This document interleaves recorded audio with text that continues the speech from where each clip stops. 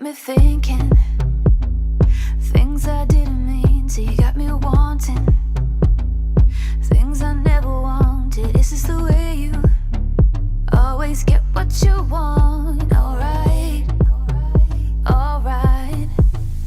You got me right inside of my head. You got me so, so close on the tip of your tongue. This is the way you always get what you want. Alright, alright. Let's do and say that we're done.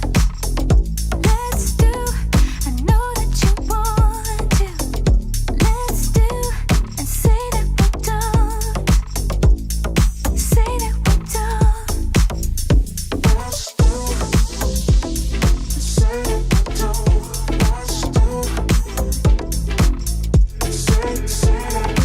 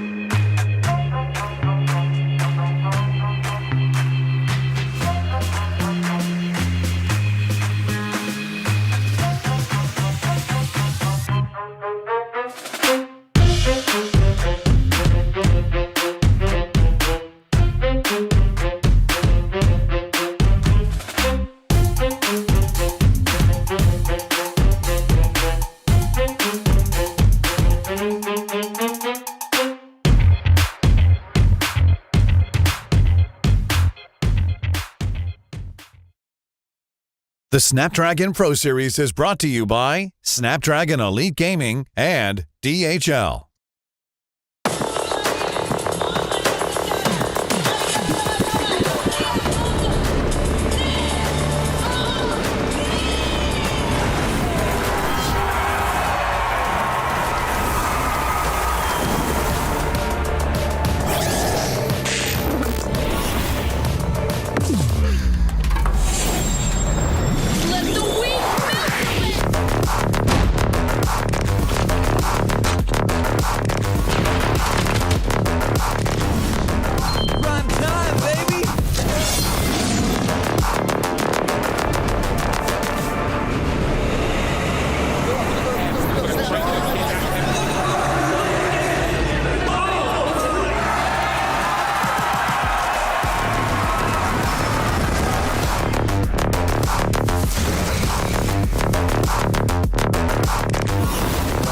Looks like the players are ready. Here we go!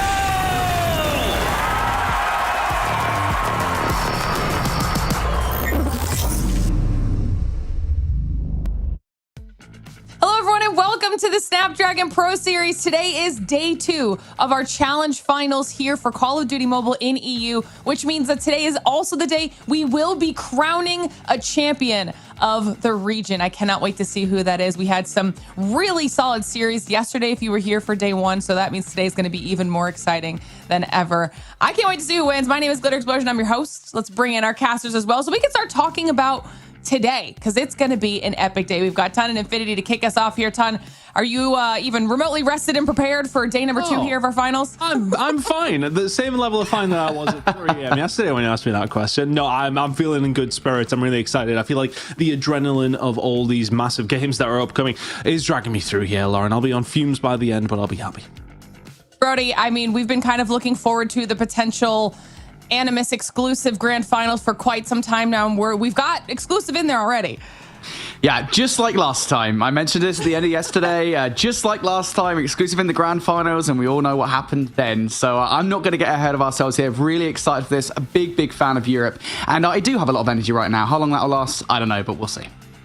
It's going to be, honestly, the games are going to give us the energy we need here today to get through this, because they're going to be really exciting. So for everyone at home, we'll do a quick refresher before we dive into all of our action. First, we'll do socials and Discord, though, because that's what's important. If you're missing anything update-wise, make sure you're following us on social media, whether that's just following along here for what we've got this weekend or for what we have throughout the rest of the year, because we have lots of Call of Duty Mobile in store after today. So make sure you're at least on X, Insta, or Facebook, or just join our Discord, discord.gg/Snapdragon Pro Series. Hang out with our community members, talk all things Call of Duty Mobile, and of course, continue to get all of your updates. And now we're going to walk through how all this works. Hopefully you know how this works by now. Okay, it's been 6+ weeks at this point, but we'll give you a quick refresher. Obviously, we got through our entire beginning when we had our open finals. That was our first thing we had on stream. Moved into the challenge season, which we just did for the last 4 weeks. Our top 8 in the region were whittled down to 4 to make it here to our challenge finals. And we've already whittled it down some more, with one team being exclusive, making their way through to our challenge finals, one of the 2 best teams in the region, and they will be battling it out later on today in a best of 7 grand finals to determine who gets the title, the trophy. It's going to be epic here, Ton. Massive as well. And just to mention, of course, that grand finalist pair who went through the winners bracket side of things, that being exclusive, will have a 1 map advantage heading into that grand final as well, which is massive, especially if they do go up against Animus, which is kind of what we expect. I'm sure we're going to discuss it, but that is a huge moment for exclusive to get that winners bracket win, so that will help them along. Yeah, that's going to be huge for them. Of course, huge prize pool as well. Separate prize pool for what we had during the challenge season, Brody. Even more money on the line. Yeah, even more money. Everybody walks away with something, but the further up you go, the more money that you get. And the grand prize is $7,000, and that is a lot of cheddar. So you want to make sure you can try and win the entire thing, not just to become champion, but also walk away just a little bit wealthier. Absolutely. And when that's combined with the money they got from the challenge season, okay, it's a pretty penny here. So they want to do well. But of course, it's all about the bragging rights as well. But if you're just joining us here for day 2, let's take a quick look back at our bracket so you can see everything that happened yesterday, because it was a great day. We had some really quick 3-0s that went the way of both Animus and Exclusive to kick things off, which we weren't super surprised by. But then we got a little bit of a preview here with Animus versus Exclusive, and Exclusive just looked so dominant, Ton. They look fantastic. I think, when we, even in the game up against Vanquish, we were expecting maybe a little bit more of a spectacle there. Didn't get it. Exclusive came out the gates really, really hot. But just to kind of comment on Animus's win against Special Suicide Squad, that was a 3-0, yes, but they didn't quite look at it, and that was kind of very apparent in that upper bracket final as well. Exclusive finding the win fairly comfortably in the end, a 3-1 victory, an emphatic one at that as well. So they'll be feeling very confident in that grand finals, but I would not count Animus out if, of course, they get there. Absolutely, which means, of course, we will be focusing on the lower side of the bracket now. From here, our teams that lost yesterday were knocked down, and that's who we're going to be watching to see who makes their way through into that second spot in our grand finals. So you saw it on the bracket. We're going to be kicking things off with Special Suicide Squad versus Vanquish. Whoever wins will then move forward in the lower bracket. Whoever loses will be eliminated from the competition, but whoever moves forward has to face off against Animus. That will be the last stop before the grand finals. Those two teams will battle it out, and whoever wins moves forward to face off against Exclusive, but with a disadvantage, like Tun was saying, because Exclusive have the one map advantage from making their way through the upper bracket. So lots of things to be keeping track of here today, and it'll be interesting to see how our storylines go, because like Tun mentioned, Brody, we'll start talking about this first matchup here between S Cubed and Vanquish. Special Suicide Squad put a better fight against Animus than Vanquish did against Exclusive. Yeah, and I don't know if that's because Exclusive were just having a much better day yesterday. I mean, it's kind of the best look we'd had from Exclusive pretty much all season long. They'd come in looking totally diffy in challenge finals. With that said, though, I think, SSS, they put up, I think, a fight against Animus only really in the hard point, and only really because I think Animus weren't really doing all that much of note. I don't think I got a chance to cast this one to start off the day. And, sitting there watching it, you could kind of tell that Animus were making a ton of clear errors that SSS kind of rarely were able to actually capitalize on. I think Animus were kind of lucky to actually walk away with a victory here, but as we got further and further throughout the series, as Animus did walk away with that hardpoint victory, the rest of it was totally convincing. I mean, it was a 7-2 search and destroy, I think, to my memory. It was like a 3-1 in the control, a crossfire control as well, which was an important pick. I thought that was the way into the series for SSS, and it turns out it just was not. That wasn't the only series, of course, we had on the day, though. You mentioned the fact that Vanquish, unfortunately, did end up losing to Exclusive, and I think that the biggest shocker in that series was that 250-35 hard point. Losing a hard point is one thing. Losing a hard point and getting 35 point clubbed is another. So for Vanquish, I think they're going to come in today feeling not so great about yesterday's performance versus Exclusive. And the thing I want to see coming in today is a small change to the roster, because yesterday I think they were sorely missing Kuda. That definitely didn't help. All right. I love that. We'll have to pay attention and see. Those roster changes do sometimes completely impact the outcome of a game. For example, if they didn't have Shark yesterday, then that crossfire you were just talking about there, Brody, might have gone the opposite direction, Tom, because there were some insane clutches on behalf of Shark. There was, and he did really well for the opposition to finally get it over the line. But if we're talking on Special Suicide Squad, though, two players that I really enjoyed watching yesterday, Chuso and Caruso, were fantastic up against Animus. Obviously not able to get over the line, but they seem to be the ones who were really leading the way. They'll have to be good again, of course, up against Vanquish. But interested to see what the roster is going to look like. I think, it depends what Vanquish are going to sort of say from that. Are they going to feel despondent about it and be like, oh, we choked, or we just didn't play to the best of our ability? Well, now you've got nothing to lose, because you can't quite possibly be as bad as you were yesterday. So you're going to be going up against S Cubed. You have it within you to beat them. I just want to say, I feel like I may be being harsh on them with that statement, but at the same time, we've seen so much positivity from Vanquish over the season. We absolutely loved watching them play. They've got better and better and better, and then fallen at, not quite the final hurdle. This could be that, but realistically speaking, we need to see a lot more from them than we did yesterday. I mean, we've seen this happen with Animus in season past. Sometimes, they do much better in the challenge season and then stumble right at the end. It happens to the best of the squads, and it's not indicative of their overall ability. Like you're saying, we have seen some really strong performances from Vanquish throughout the season. Same thing with S Cubed. So I think this is still going to, they had a night to reset. This will still be a good match between these two teams, and they both want to continue on in the competition. They're both going to be fighting very hard for it. So we'll take a look at their picks and bans here, see what that last piece of this equation is, see what they decided to go with as far as their series sounds or looks here, Brody. Starting off with the Slums. Yeah, Slums is an interesting one. I think we saw this from SSS once during the season, and that was a loss to Exclusive. Looking across then, like, really quickly here, the big thing that jumps out to me is actually going to be that raid control. I think this is a bit of a misfire on Special Suicide Squad's part. I think you're not likely to get the crossfire, and I know they lost it yesterday. I got to imagine that was probably a straight ban coming through from Vanquish, but if you have to pick between Takeoff and Raid, I take Takeoff all day long, because that is where Vanquish have looked weakest this season. I think allowing Raid through was kind of an error there from Special Suicide Squad, though that might be important looking at that one. Tunisia, not a surprise for either of these rosters. They've played a lot of it this season, or a lot comparatively to how many search and destroy maps we've just seen either team play. So not a surprise to see Tunisia in there, but Raid for me, I think, is the big one that Special Suicide Squad let through.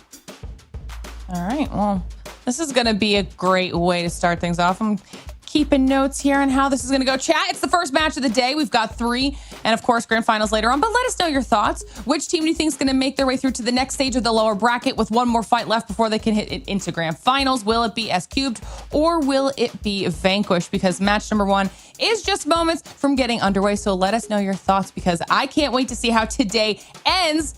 First step, though, is the first match. So, guys, let's dive into it.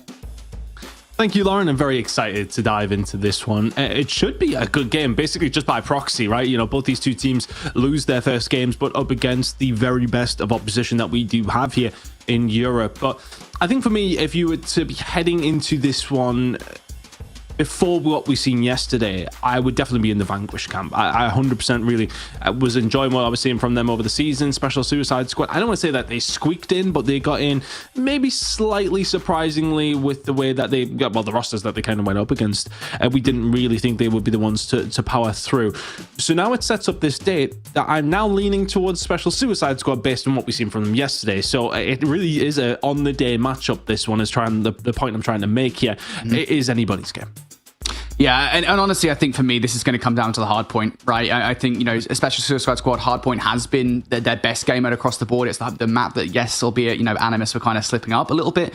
Yesterday versus SSS, I think it is just generally speaking the map in which they've been able, or the mode in which they've been able to push teams the furthest. That was true versus Exclusive as well when they played them in Challenge Season. So for me, if you start this series strong with a hardpoint victory, you're going to have a chance if you're SSS. But all of that depends on how they perform as we get into Slums. And again, I'm going to have to bring it up. It is a question for me of what the roster looks like for Vanquish here. Maybe not so much in the hardpoint. I think it'll be more important for Search and Destroy sniper play, whether or not Cuda is in the lineup. But for me, if he's there, maybe a little bit more firepower. I think we definitely saw that. I think it was versus, I want to say it was RHH was the team they played in their final match of Challenge Season to actually qualify for Challenge Finals. Definitely added a lot to the team. So we'll see whether that's the case. But to me, hardpoint Slums is a big start to the series for Special Suicide Squad. They win this one and they find a way in towards this best of 5. Let's see how today is going to go. Well, it's not going to go just loading in shortly, but we'll get a restart on that one. Just teasing us with Slums, getting me all excited for this final day with the Slums ticket. Yeah, well, no, we're just teasing. We hope they're going to be jumping back into that one pretty momentarily. But I think for both these two squads, they know they've got a really tough matchup coming up next. Special Suicide Squad didn't do too badly up against the side of Animus, though. There was some close rounds in that control. The S&D, okay, was one-sided towards the side of Animus. But the hard point was what, like a 20-point game or something along the lines? It wasn't really much at all. Yeah, what was it? It was a 250-210, I think was a scoreline yesterday between Animus and SSS. And, you know, I think it kind of does show just how good of a hardpoint team SSS actually are. They're a really solid hardpoint team. And actually going back to, you know, albeit it was their matchup, I think it was, I want to say, versus PBM? No, that can't be right. It was against Hexad. It was against Hexad in Challenge Season. There's a lot of teams. It was a Hacienda hardpoint. And I think it was one of those moments where I think it was Bobby and I casting it. We were like, actually, like, this is the first time we're seeing, like, kind of elevate level play inside hardpoint. And I know it's very easy to say that with European teams. You know, you're up against a roster like Hexad. It's not like you'd be able to pull that same kind of thing off against any team outside of Europe. You certainly wouldn't even be able to pull it off against the best teams in Europe. But the way in which SSS play Hardpoint, I think is really interesting to look at. Like, they are constantly trading off inside the hill, constantly looking at 3 or 4 players inside the hardpoint at all times. And that kind of chaos is so important, especially with where the hardpoint is played nowadays, which is, I think, comparatively to maybe a couple of seasons ago when you and I first started casting the Snapdragon Pro Series ton, there's now a lot more smokes in the mix as well. So getting bodies into the hardpoint is a lot more important, and I think SSS have kind of clued onto that a lot more than maybe other teams have. Will that help them into this series? I don't know. Well, let's see how it's going to go down. It's already immediately a good start for Cuban. You can find 3 off the rip. Vanquish going to answer back, but I think Vanquish on the other side, we spoke a lot on Special Suicide Squad. Vanquish were kind of like, I want to say I feel like I have a bit of a soft spot for them. They kind of came through Open Finals in not necessarily an unexpected way, but they were under the radar, so to speak. Come into their group, don't do too badly, obviously advance on through in fairly speedy fashion outside of their game up against Animus, of course, which was always going to be tough. But other than that, you know, they looked pretty solid throughout their group, and it just feels as if they have been getting better as time has gone on. And something you were looking out for was if Kuda was on the roster. He's absolutely not. But irrelevant of that, it has been a good start for the side of Vanquish. Yeah, I believe they had actually kind of had the discussion about whether or not he was on the roster, and in the end they have ended up going for a different lineup. Again, that I think will be more of a concern in Search and Destroy when we start to discuss the sniper prowess of losing Kuda in the lineup. But again, we'll see when that Search and Destroy happens, whether or not things will change for Vanquish. For the moment, they've had a pretty solid start to this hardpoint. Already starting to see them set themselves up for new as well. That's a wave of gunfights in favor of Vanquish. And now you can hold on towards this hill. You've got those back spawns. I love this play from Fahim with the Tempest out, but you probably wanted a little bit more value with that, because now SSS can hit this hill. Can defend the breakthrough. 2-pronged attack. They are now pushing over towards this backside as well, but the gunfight's all going Vanquish's way. It's been a really good start from them.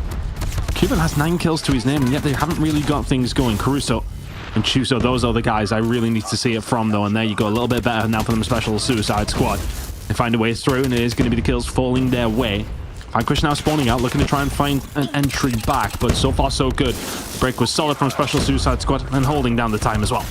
And now you flipped out the spawns. Really well played from SSS, and you're starting to see that hardpoint play into action again. Look at 3 players inside the hardpoint right now. They're going to be translating themselves in towards a potential rotation. Early hit from Ameri through Graveyard is going to get shut down, and if I'm SSS, I'm necessarily thinking the hitting the hardpoint straight up is maybe the best idea in this situation. You're running right into players that are sitting there watching for you. Axis firing down range with the War Machine now, and they're already starting to take an alternate route here. Potentially looking to try and alter those back spawns through. Maybe some smoke coverage would be good, but Vanquish and Wide Split right now, they're doing a solid job of watching every single point of ingress. Operator usage also on point, and now everything coming out to play too. Vanquish know how important this hardpoint is. Yeah, it can be a really mixy hill, but it can't be mixy if everybody on the opposition are dead. Chuso, the next one, gone. And now the spawn's over towards the backside. He'll flip it back around. The rest of the team doing a good job at holding things from the other side. Axis can't quite find that gunfight. Bruce is able to find one, but it's all the kills going over towards the side of Vanquish.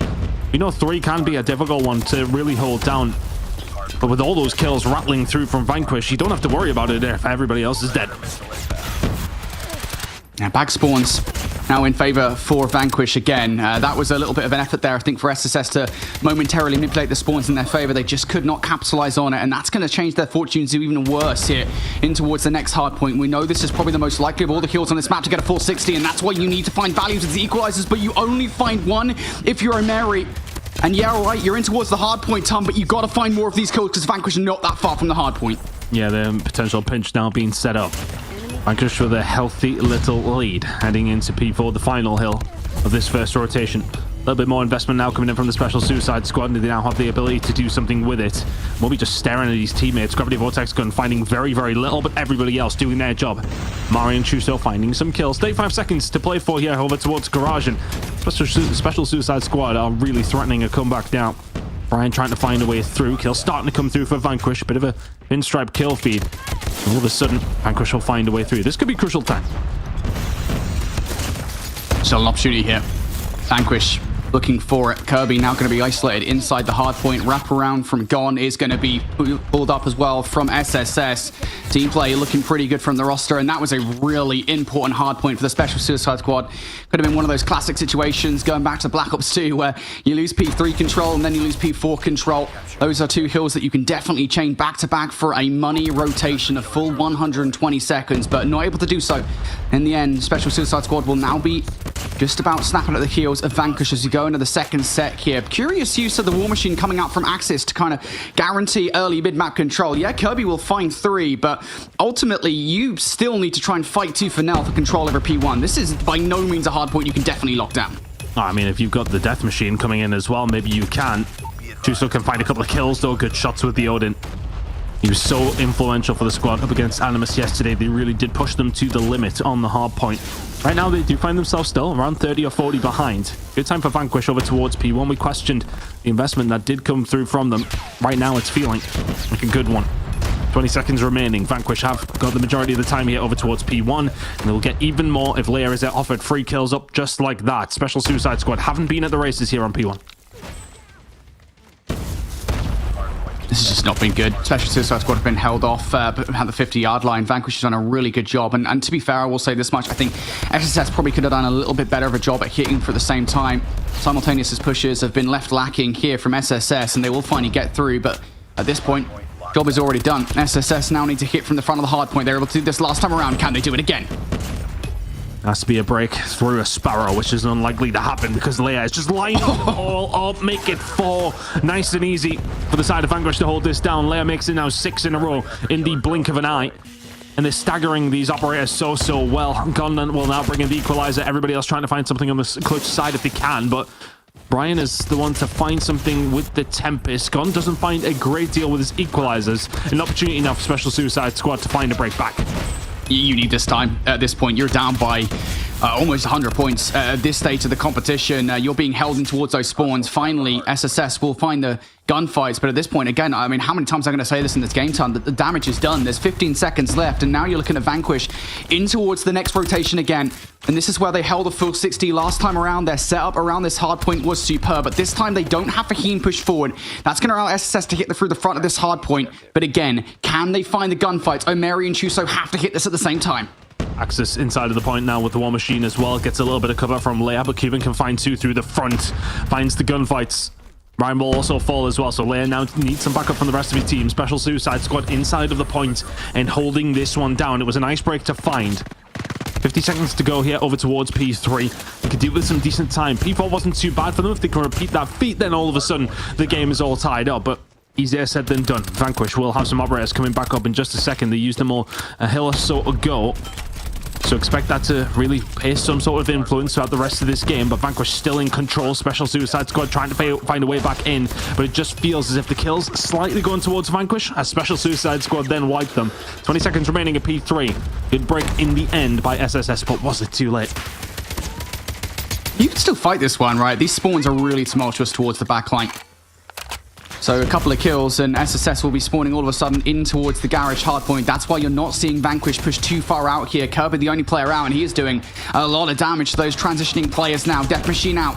How much more damage can you do? Gets cut down, and that's a big cut down from Omeri. Now SSS have players on both sides of the point. They want to break through. Let's see if Axis can hold it down. He cannot find anything.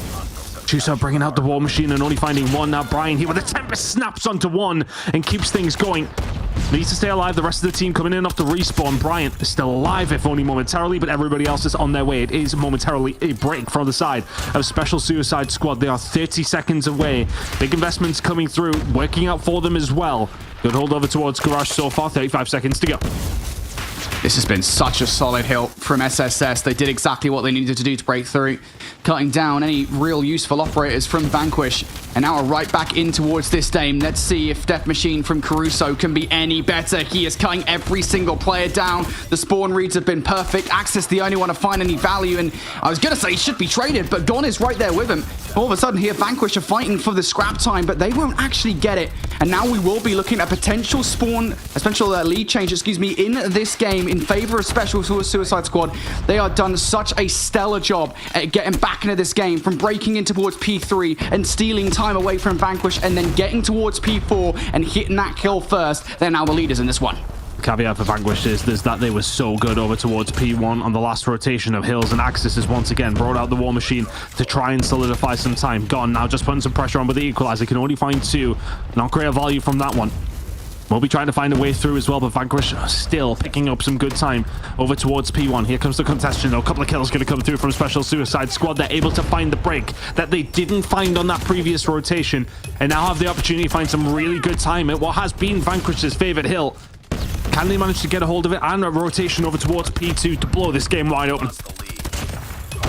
20 seconds left at this stage of the game. You kind of have to hit for it. Spawn out comes through from Chuso. That's the player you want involved in the mix, and that's a big gunfight to lose. Trade is good from Moby, but Caruso now has to flip through towards those rotational battles. Cuban a lot towards the backline as well. Coverage of the smoke won't be good enough, so Vanquish will touch first towards Nu, but it is such a tentative advantage right now. Just 2 points to the good, and we'll be all even Stevens going into what could be the final hard point of the game. Vanquish looking to hold. Well, it'll be a surprise to me if it ends over here because of how mixy it's been between these two teams towards this hill, but it's going to help you out if Vanquish find kills like that. Brian now bringing out the Tempest after finding 2, 3, 4, 5 for Brian, lighting them all up, lightning across the map. Sensational work from Vanquish, everything being brought in. The Sparrow being worked here from layer towards the backside. Chuso can bring in the War Machine as well. Special Suicide Squad need to find a break here. Vanquish can absolutely win at P2. Evidently, you've got Fahim on the map right now, a multiversal variant of Thor, the God of Thunder, taking these guys out with the Tempest. And now SSS looking to hit this one from the backline. You still have to hit this hill. You need to play your life with your Caruso around the back. Those spawns have been influence. Now through the front, perhaps Moby can come through for a couple of kills. SSS will survive with that push, but Vanquish could still technically, if they want to, invest into this scrap time, and the decision has been made. Just move towards Nu. Do not go for that. You can win it on the rotation. Oh, Brian and Kirby finding 2 rotational gunfights that may well have just sealed the deal. Gravity Vortex gun is out from the side of Moby. He brought that out to try and hold down what they could over towards P2. You could have done with something to try and find a break over towards P3. But that's in the hands of Cuban. He now, of course, has the Sparrow out, but can they find anything? They're all just getting cut to absolute shreds on their way through. Axis will pretty much seal the deal here. War Machine is out. Special Suicide Squad have got to try and find a way through. You're 2 seconds away if you Vanquish. You secure game 1. Some huge moments coming in with the operators towards the backside of that game make the difference. It's Vanquish who dropped first blood. Man, honestly, I thought that game was going to be significantly more severe than it was looking at the end of the first set, I think it was, right? Where we had basically, I think it was a 50-point advantage to begin with. Then we got into the second set, and I think it was over a 100-point advantage at one stage in that game for Vanquish. At no point in that game did I feel like SSS really had any foothold on it. They got themselves close at multiple points, but never really felt like they were the ones driving the game. And, I think so much of SSS's firepower has been down to kind of that ability to play so well inside the hard point, but I never really felt like they got in any position to do that. The only time we saw that from them was that phenomenal garage hold on the second set. Outside of that, it was pretty much all Vanquish all the way throughout the game. Operators looking pretty good every single time as well. This is Vanquish playing at their best. Just the way in which they're able to play as a roster, the way in which they're able to kind of rotate and manipulate spawns correctly. This is what I think we desperately needed to see yesterday versus Exclusive, because it just was not there when they got 35-point club. But again, I mean, you just look at these highlights and it's just constant operators. And I'll give a shout out to Fahim towards the back half of the game. I'm still not entirely sure why he's on an O'Brien account. Somebody has to change that. But Fahim towards the back half of the game, right? I mean, he goes absolutely huge for the first few kills inside the new hardpoint with the Tempest, and then finds a couple of kills on the rotation as well towards P3. I mean, just he's doing so much towards the back half of that game that he doesn't necessarily guarantee the win solo. The rest of the team have to do their part, but he does so much in those closing moments. Big game from Kirby as well. I always forget it's Fahim. I'm always calling him Brian. I think Fahim would sound better when we're calling it out when he finds 5 or 6 in a row to, as you said, pretty much solidify the game. Vanquish finding that one 250 to 220. Will have themselves a lead in this series, and we said the hard points are going to be really important for both these two teams. And Vanquish finding that one on Slums is going to give them a lot of confidence heading into the rest of the series. And for Vanquish, and I mean, look, it's their first map of finals that they're going to get. It would have been the case here for either one of these two teams, but they're able to get this first blood. It sets them so well now for the rest of the series. Yeah, and it does, right? I mean, honestly, I would go as far to say this might well set up Vanquish for a 3-0 in this series for a couple of reasons. Search and Destroy for SSS has been pretty abysmal this season. Like, straight up, it has been the worst of the 3 game modes for Special Suicide Squad. Their team play in Search and Destroy was lacking even against the lower-end teams within their group. And then you look towards the control, and they were mentioning kind of the fumble, I want to say, that they made in the veto process, allowing the strongest control map through for Vanquish is something I think they're going to regret when it comes down to it. So I think this is definitely going to be an uphill battle for SSS here for sure. We look at past Fortune on Tunisia, Search and Destroy. They managed to just about edge out Hexad on this map 7-5, but versus a top squad and exclusive, they got dominated. It was a 3-7 loss. So Vanquish here, I think we want to see some solid team play, and that is a pretty solid start from Chuso. Now we're looking to try and get the hell out of Dodge. We'll actually find some more value. Vanquish just full-heartedly running in towards the site and hoping that that wasn't going to happen, but Fahim can answer back with 2 of his own. Moby's there for 1, but all of a sudden it is a 1 versus 2 for Gon to try and figure out how to pull off. Does have the bomb. Does have a little bit of control. Everybody else is pushed away, and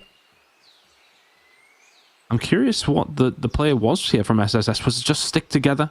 Let's wrap around, get around behind the backhand side of B, but Gon has played an absolute blinder, really. He probably will have a free plant over towards this A side, but it depends. He's going to probably check a couple of corners. He'll be taking his time, and in that time, SSS are probably going to make their way over towards B. Middle of the map may well be the more sensible play. Bomb will go down, and we'll be... Oh, will it? Gon's thinking about it here. I think it's hard for us because we can see exactly what's going on in the minimap, but Gon apparently can as well. Reads it. Bomb will now go down. 1 versus 2 for Gon to try and hold down.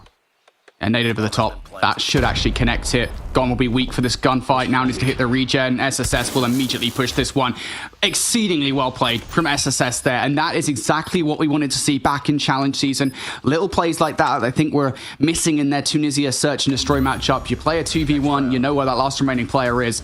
I think Gon, to be fair there, maybe just double-guessed himself a little too much. I don't necessarily think he got an audio crew through the middle of the map. I don't think he would have done at that distance, but I just wasn't entirely sure whether or not the best decision was to plant that bomb, and that double guess that was the thing that ended up befalling him. So big plays in the 2 versus 1 from SSS as they close things out. Just a good start from SSS, wasn't it?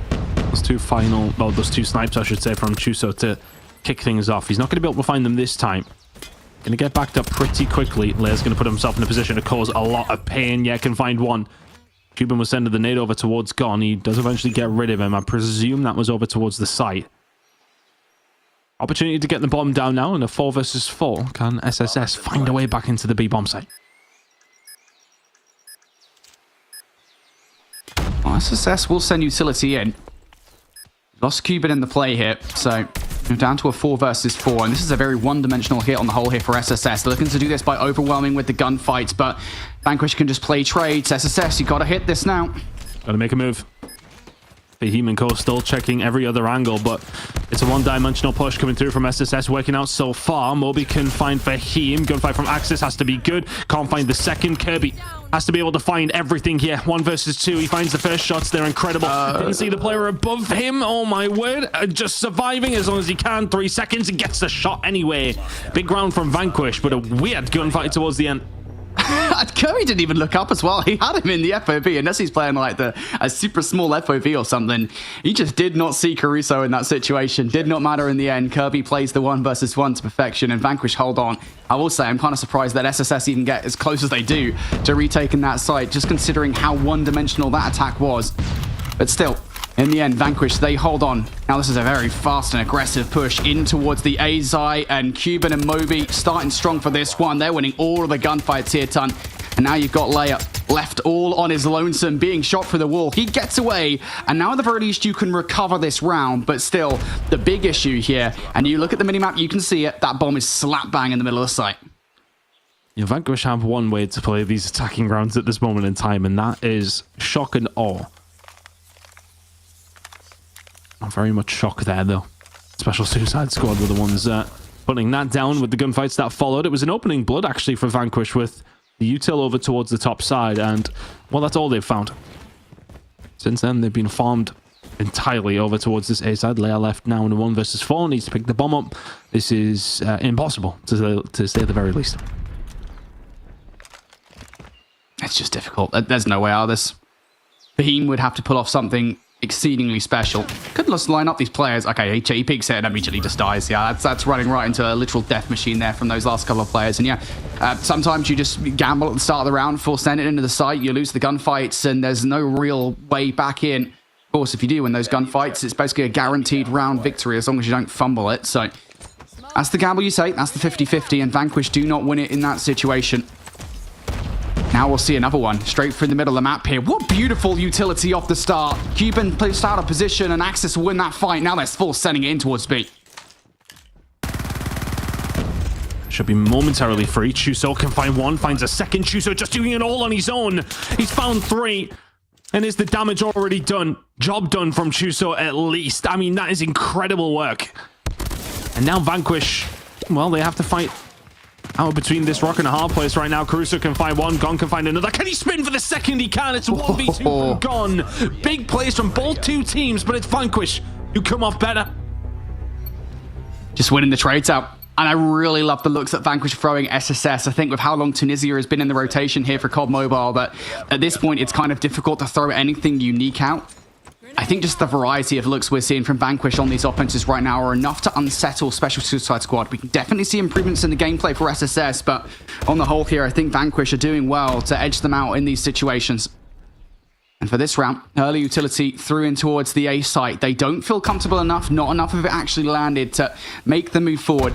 And this is one of those adaptations you love to see from Vanquish. They recognize that last time around, they forced it in towards A site and died for it. This time, they have to be more prodigal, but it just doesn't happen. Omari takes a couple of kills down. And that push, I think, just kind of pushes this whole round away from Vanquish because now you have to rethink what you got to do. I mean, they both slid in there considering that a player could be kicking about and going to cause them some issue, but I don't think either one of them checked that singular corner. They both flew in, checking different angles. Not that one. In the end, the gunfights all go the way of Special Suicide Squad. Big 2-piece comes through. Option for Vanquish over towards B, of course, but this time around Chuso has got aggressive. He's holding the angle, doesn't hit the shot. Fahim punishes him. And now all of a sudden B is wide open. 3 versus 4 in the favor of Special Suicide Squad. They're on their way over towards B, but Vanquish may well have time to get this down. And they should do, and that is the way to get back into this round, right? You're a man down. Get that bomb down. Effectively adds an extra man on the map. Facility over the top. Will not connect. Long flank coming through here. This is very different from SSS. It all relies on whether Cuba can find some value on this flank. They're waiting on it happening. And if you're Vanquish, are you aware of this? Nobody is making you push, so are you watching a different angle? Gon can find one on the front side, though, but Cuban from behind, that's going to cause a lot of havoc if it possibly can. There you go. Cuban on the flank makes it 3. It's 3 rounds as well for the side of SSS, as the flank is just everything for that round. Got scary after what was a really nice opening for the side of SSS. They will eventually find the round as well. Yeah, solid play there from Cuban. And that is, again, an adaptation that we're seeing from these teams in Search and Destroy, right? Last time around, SSS did it all through the back line. This time they recognize, hey, we've got a man advantage. Let's actually use that to the best of our ability. We've got time to play with here. And Cuban's flank, even though it probably could have been a little bit cleaner, doesn't matter. He gets it done. So that's just 3 defensive round victories in this one. Now they want to make it 4 before we see a switching of the sides. Vanquish, once again, going for the preferred hit in towards A. It would have been nice if Kirby could have found the opening snipe, but it takes a few shots. Doesn't matter. He will find it on the 3rd. Trade is good, though, from Moby, and again, that slows things up for Vanquish. Moby's kind of caught, though.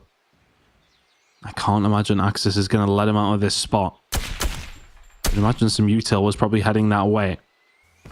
We'll have to reload at some stage, but it's going to allow Gon a little bit of presence in towards the site. Amari, though, finds 2. How's he doing this round after round?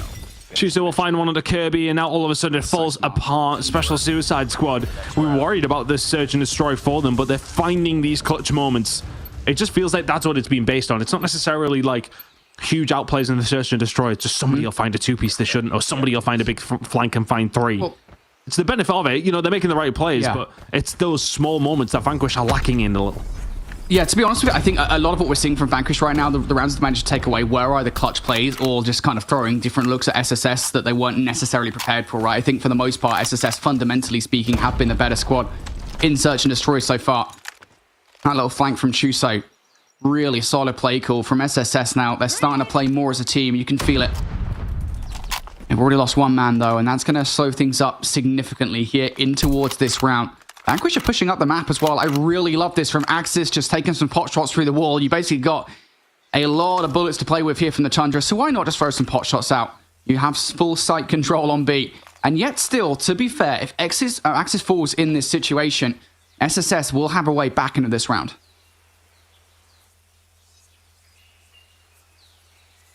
Taking their time. Nobody wanting to blink here. Losers bracket final place is on the line, and it's a massive game up against Animus, and both these two teams, well, surprisingly, do want to play up against Animus. Chuso, yeah, he was looking for the angle, finds it. There is the one to drop.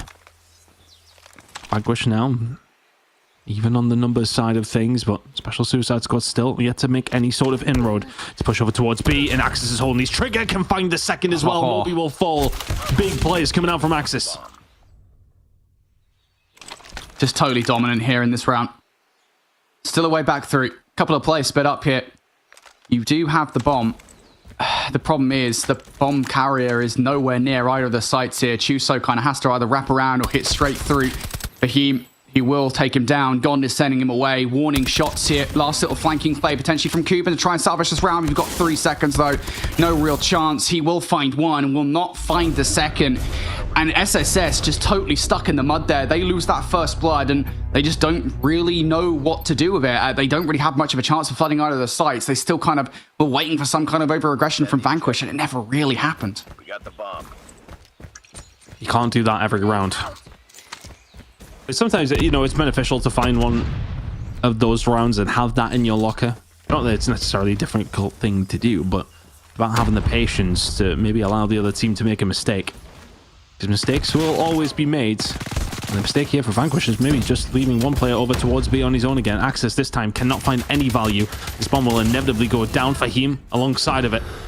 Cuban finds the kill, and all of a sudden a 3 versus 5 retake is going to have to be on the cards here for Vanquish. Kirby can find something back though. Makes it a 3 versus 4. To be fair, having one player towards the site is a pretty standard approach. It's how quickly you can get players in for the trade, and I don't necessarily think Vanquish has been quick enough here on it. I was dramatizing. It's fine, mate. It's fine. A couple of players down in this situation for the retake as well. Vanquish are hoping for some kind of flanking play. 20 seconds on the clock here, Ton. I don't think they're going to get it. It's difficult. It's a very hard retake, especially with all these scopes staring at you if you're there. Can't find anything, gets taken out of midair, and Special Suicide Squad now with a 5-3 lead. This series, so far, just... Can you smell it? Because I can smell it. Stinks of a map number 5, doesn't it? Defend the objectives. I think that might just be my slippers, mate, to be honest with you. They smell like map 5s, do they? What do map 5s smell like them? Because other than this series, I would know. Do they smell like cheese? I feel like they would smell nice, though. Maybe a little sweaty. Something nice and sweaty. I'll let you decide in the chat what I'm talking about. Chuso looking to try and find an angle. Can't quite get anything here yet. Axis once again on his own over towards B, looking to maybe not be quite as aggressive this time. He got caught out last time around and is now very much holding firm. That's a big first blood from Axis. What worked for SSS in the past will not work here. Now you got to reposition. Cuban, I feel like, is definitely the playmaker in this round. If he can draw first blood by 8, it will open up a lot of opportunity here for SSS, because there is technically only really one player you got to deal with over here. Can they find a round through? Kirby holding some angles, gets a bit of barcode timing there as one player jumps across. He's not able to punish. He is now butted up a little. Moby is able to find a kill onto Gon, and now the side of Vanquish have that advantage. 4 versus 2. Chuso is able to find one. Fahim can find one back, but Chuso now left out on his own. 1 versus 3. Not necessarily in the best of spots to be able to do it. Are you going to offer the angle? If you are Axis, you find the flank instead. 5-4. Vanquish will get one back, and it's a convincing one as well. Yeah, just Vanquish there. just doing a really good job at kind of reinforcing the A site when required. SSS, they did have one player isolated in, but they're just not quick enough to capitalize on it. As soon as Vanquish realized what SSS were up to, they adjusted well. So back and forth we go in this S&D. The stench of around, I was going to say round 11, God, that's cold brain coming through. And overtime is potentially upon us here. Nice first nade, though, from Kirby. That's going to slow things up for SSS. Fahim also in a very far pushed up position here. I don't think this is necessarily something that SSS will check. And I still think, for the most part here, despite having a man disadvantage, they do want to get this bomb down over by A. Feels like they are committed now. Although in these rounds, on COD Mobile, obviously lasting a fairly lengthy time, Cuban can actually just walk out of top wine there. That is free onto Kirby. Zero cover. Fahim on the flank, though, is going to be able to find one, finds two. Good shots coming in from Leia here as well. Now 3 versus 1. Cuban. It was a free entry onto the site, but it feels like it was a bit of a trap. Vanquish have set themselves up so well here. Cuban now having a look in 3 different directions. Can find the gunfight onto Fahim. And Leia may be the next one there. Misses the shot. One other player on the flank. Leia, what are we staring at? Cuban? Oh my God, Cuban, that's a freebie, mate. Come on. He's got 2 free looks at Leia. Question on Honestly, both sides. What has Leia got his headphones on the wrong way around? What are we doing? Yeah, I think Leia was kind of having an existential crisis or something. He was just staring into nothingness, thinking about the inevitability of death. But yeah, just, I don't know how you whiffed 2 snipes like that, Cuban. Come on, pal. That's not great. Solid round, though, from Vanquish. Fahim's positioning wins that one for sure. Yeah, you get another sight if you're SSS, but Fahim is the reason that Vanquish do end up winning in the end, get the man advantage. A couple of players cut the reinforcements off, so now SSS here. Aggressive to start this round, and they don't deal with a sniper rifle. Instead, they're using the coverage of the smokes to get this rock down, but now you're losing the players, and that's why you need to take the kills before getting that rock down. Everybody from Vanquish over here as well, apart from one player. Chusa's going to find that player on the flanking Kirby. So all of a sudden, a 2 versus 2. A lot of aggression here from Axis. Moby was able to find another, and all of that transpired. Axis, though, will find Moby. Trade's not going to be there either. Vanquish get out. And on the defensive side, is 6-5 lead heading into the final round of normal time. We got the bomb. Be a wonderful position for Vanquish to be in.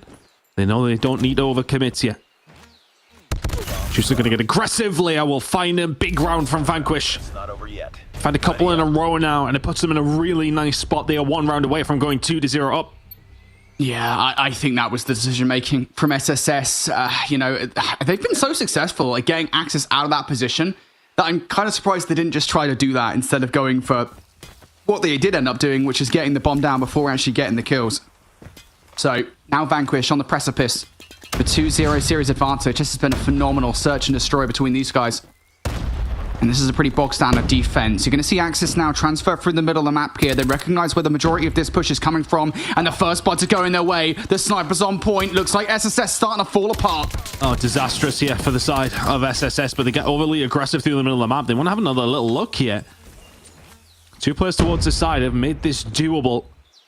Special Suicide Squad as they find one back on Fahim, who maybe just got a little bit overzealous. So 5 versus 3 is a nice position to have yourselves in. Now, it's 4 versus 3. Vanquish. Still in a good spot. Still holding defensively.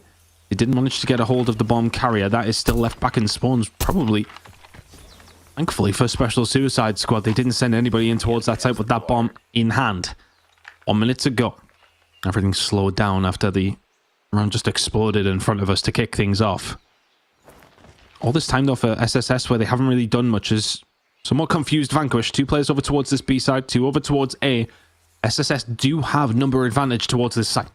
Yeah, you got to make a decision. SSS, you got to go now, because once again, you're in a position where you had a player isolated towards A. That's no longer the case now. You're starting to be shut out of decision-making this round, because now Vanquish have the information. They've seen a player top wine. They've got the numbers to deal with this push. The push is going to have to come in sometime. They're going to have to do it soon. Here they come. First gunfight's going to go down. It's going to be Kirby who wins it. Axis will find another. And now Cuban with 15 seconds left. And not a hope or prayer. Vanquish. Map number 2 goes their way. Ready up. It's a big clutch up from them. It felt like, well, they were 4-2 down heading in towards their defensive side. A wonderful defensive hold from them, though. They will lock it in and they will find map number 2 and a 2-0 series lead here. Yeah, and if I'm honest, I will say I think, I kind of criticized SSS in the past for their offenses on this map. I know that Tunisia Search and Destroy offenses are very difficult to pull off, but they're kind of decision-making, I think, in the back half of that Search and Destroy from SSS that I think left a lot to be desired. I think especially the reactionary gameplay, right? Just not all that great. Phenomenal start from the likes of Chuso, and I think that's just owing to the fact that fundamentally everything was pretty solid from SSS on their defensive rounds, but when they did get to their offense, again, just, late round adjustments, not that great. We saw a multitude of occasions where they'd be a man down, and normally what you do in that situation is you just try and play the numbers focused on one area of the map. You rotate towards one of the sites and play that for a 3 versus 2 because the defense is rarely going to be in a position where they've got players stacked up on towards a site. SSS, I think, just kind of took too long to ever do that, to the point where Vanquish are always in a position to adapt, always had time to adapt, and that was, I think, down to SSS's slowness. So individually, great, but as a team, again, SSS on their offenses are something they're going to be looking at and thinking, damn, we definitely could have done better. And now Vanquish 2-0 up, looking significantly better than they did yesterday. Heading into a control. We've got a potential date on the cards with Animus. But they still need to find one more map. It's a final day here in Europe of the Snapdragon Pro Series season, and what a season it has been. We've had our upsets, we've had teams kind of come out of the woodwork a little bit, but we have had the old classic matchup between Excellence and Animus, which may well be resumed at the latter stages of today. But we still need to figure out who is definitely getting there, who's going to be facing up against Animus. Right now, it's looking more and more likely that it's going to be Vanquish. They are going to be heading now into a raid control. It's got to be feeling nice for them at this stage. I mean, we talked about at the top of the show how we felt about the raid control. We still feel that way here, buddy? I'm in two minds about this. The raid control is successful, and I don't think they've even lost a round on it. I think it was like 3-0, 3-0 both times that we've seen Vanquish play raid control. So from that perspective, it's like, why would you choose raid control, right? The other thing I'll say though is, does the map really matter when you look at who they beat and who they got their victories on control versus who they took their losses on? They went 2-0 on raid control, and both of those matches were against RHH and PBM respectively. They took 2 losses on other control maps, and those were versus Animus and Exclusive. So is this a situation where Vanquish are a really strong raid control team, or is this a situation where Vanquish just kind of pooped the bed against anybody that's even slightly competent in control? A lot of questions, a lot of answers that we're about to have here in this map. Was this a good choice in the map set for SSS, or should they have probably just played takeoff? Let's be honest, I think they probably should have played takeoff. Regardless, we'll see whether or not that's the case here. Vanquish 2-0 up in the series ton, 1 control win, and they'll be facing Animus for a spot in the grand finals. They're kicking things off with a big push over towards A. It's quite often the best time. Let's try and find the opener. Axis will find a gunfight over towards Moby as well. They can do with a bit of kitchen or money control, but to be honest, actually, they're just stacking it. No gunfights went Special Suicide Squad's way, and this is wonderful. They won out of the player book from the side of Vanquish. This might be gone before Special Suicide Squad can even do anything about it. Third tick over towards A is locked in. Wonderful play from Vanquish. Special Suicide Squad sleeping. And the decision was made here, actually, I think, for SSS. They've given up A. They've gone for an immediate spawn trap, but I think this is a bit preemptive, and you've already lost the players in said spawn trap. You've got very little presence over by B. Gone manipulating the spawns here, actually kind of against Vanquish, has allowed a couple of players to spawn up by Laundry side, and that's going to strengthen the defense ever so slightly here for SSS. They have a chance to defend this point. It is one that can be defended. It's just not quite often that you see it be the only one, right? And well, if you're going to lose those couple of gunfights as well, it doesn't bode well. Vanquish can now start to stack this as well. They're checking every single angle because they know they haven't dealt with everybody. Chuso's the one who's on the flank. Can he find anything? Needs to find more than one. Gets taken down. Vanquish taking up towards B very, very quickly as well. SSS have just been brushed aside here. This has just been wonderful control from Vanquish. Contestation comes in. Is it going to be enough to try and find anything in this round? It may well be. They find a way through, but by the skin of their teeth. Yeah, how about that for a real close one? That one would have been a round number 2. They had even one more player on the point, but Vanquish, I think, had a couple of players off, and that's going to enable SSS to capitalize here. They were stabilized. Caruso for 3 kills. More kills being found now. All of a sudden, you're looking down the barrel of a 4-life advantage, and yet still, you have to stress just how tentative this advantage is. It could all fall apart with one good push from Vanquish, but they are just not finding it right now. SSS have players in every single corner that Vanquish, frankly, are not checking. They cannot get past the driveway at this point. I mean, it was looking, I was writing Special Suicide Squad's obituary here, like we were done in round 1. And now all of a sudden it's a 13 versus 5. I don't think Vanquish have had a kill for about 20 minutes. Beam will find a way through. The benefit that they have, yes, okay, it is a 5 versus 12, but it takes one decent wipe. Even with 3 players here, if they can find a couple of kills, they may well have an opportunity, but with 2, it's a bit of a stretch. They can find Amari, and now all of a sudden he's left on his own.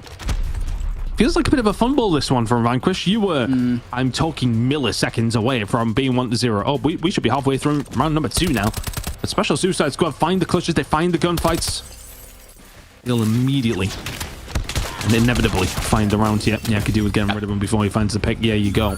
SSS, find round number 1. I'll be honest, I don't think it's necessarily a fumble from Vanquish. I describe that more as a clutch from SSS. I think it was Caruso that came through for 3 kills. That 3-piece basically guarantees control, and you got to give a shout out to SSS, because for all be it, I think their decision making to even allow those 2 ticks through on B, that spawn trap off the back of losing A, not a great decision from SSS. Still, their ability to clutch and then actually follow up with solid map control was, well-deserved round victory for them in the end. And now they're starting pretty strong on this one as well. Split push here, 2 players over by A, 2 players on B. A lot of the Vanquish roster are dealing with the latter of those 2, so SSS here have a couple of chances to do multiple things. Predator missile coming down, it's going to hold Vanquish in towards Laundry as well. This is a lot of free map control here for SSS. I mean, a couple of free kills falling their way as well. All of a sudden, Axis is left all on his own over towards this B side. The ticks are in, and that is job done. Just as convincingly, maybe as Vanquish got a hold of A in the previous round, B is done. SSS can now start concentrating their efforts over towards this A side, but it feels like Vanquish just started that previous round so well, and ever since then, they have just not been on the map. Cuban now starting to line players up here with the Annihilator. Complete control over towards this A side. Vanquish are being wiped. This is going to be a second round for Special Suicide Squad, barring a miracle from Vanquish. Oh boy, I mean, how about this? We were looking down the barrel of a 1-0 Vanquish start. Now we're looking down the barrel of a 2-0 from SSS. Vanquish have to go towards the point. Omeri is keeping an eye on both points of ingress towards this point right now. He's dealing damage to every single player. It's so difficult to get through the equalizers at the best of times. Even through small points of entry like that, it gets worse. SSS, how about that? An immediate transfer from B towards A, and to be honest with you, I'm not happy with Vanquish's defense there. That could have been a lot cleaner. You have to give up B.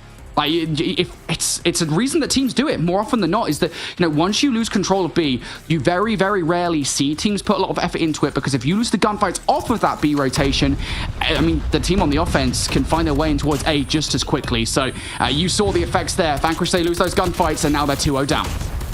You find something, though. I think for Vanquish, the benefit is that you were milliseconds away from finding that first attacking round. If you find that, you feel very differently about how this map is currently playing out. If you can find this one, you head over towards defense, you hold that. There's plenty of times we've seen 2-0 leads on control be wiped off the face of the planet, and as have the rest of Special Suicide Squad. The Purifier is out from Axis, and that should be B. But Vanquish are not struggling with getting a hold of 1 point. It's been both. And then right now, it is going to be the option of pushing over towards A. B is pretty much locked in. Special Suicide Squad aren't going to give this one up. And Vanquish, a hefty lead on the life point as well.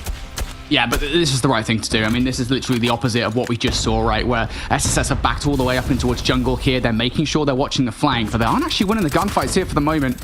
Trades in favor from Chuso with the sniper rifle, has the information. There's a couple of players there. You've got Cuban around the corner with an eagle eye on this play, while the rest of SSS keeping an eye on the push through Paul and through Money window. But Gon wins a crucial engagement. Vanquish are poking holes in the defense here, Ton. There is a solid chance for them to go towards A now. This feels like there's no staying power. There's no solidity to any of these defenses. Special Suicide Squad getting picked apart now as Vanquish starting to run through them. They have got a 10 life lead. Predator Missile's not going to find a great deal, but I don't really think it matters. A now going to start taking in. Special Suicide Squad have just been dealt with. And for me, if anything here, there's maybe been a slight overinvestment from the side of Vanquish. They've been in a really good position. We've seen a couple of operators come out at this stage. Okay, it's put Special Suicide Squad not necessarily in an unwinnable position, but it will be very difficult to do a 15 versus 6 up against Vanquish. They have forced them back a little bit here, but a massive investment from Vanquish to make sure that they get this round. Yeah, there's a flanking play coming through from SSS, though, so even if Vanquish do move forward here, this has to be the play call. Just get your players on all the point, get the capture through. They've got players on the point here. SSS trying to make the flanking play to stop it. I don't think they're going to be able to. Chuso will find one. Chuso will actually double up. It leaves just one player on a potential point. Omeri finds another one here. SSS are winning the gunfights, but in the end, it is just batting away SSS, dealing with the last couple of remnants of the push, and it does go awry. So the good news for SSS there is that Vanquish do not win that by ticks. They don't get that tick through. So that is potential conversation to be had later on for a round number 5 defense. But Vanquish will be very happy with that one. Phenomenal transition, and it has to be said, they earned it as well. They didn't just get given that transition for 3. They won all the gunfights through jungle, through kitchen. That was beautiful map control from them. Much better from Vanquish to actually be able to solidify that round.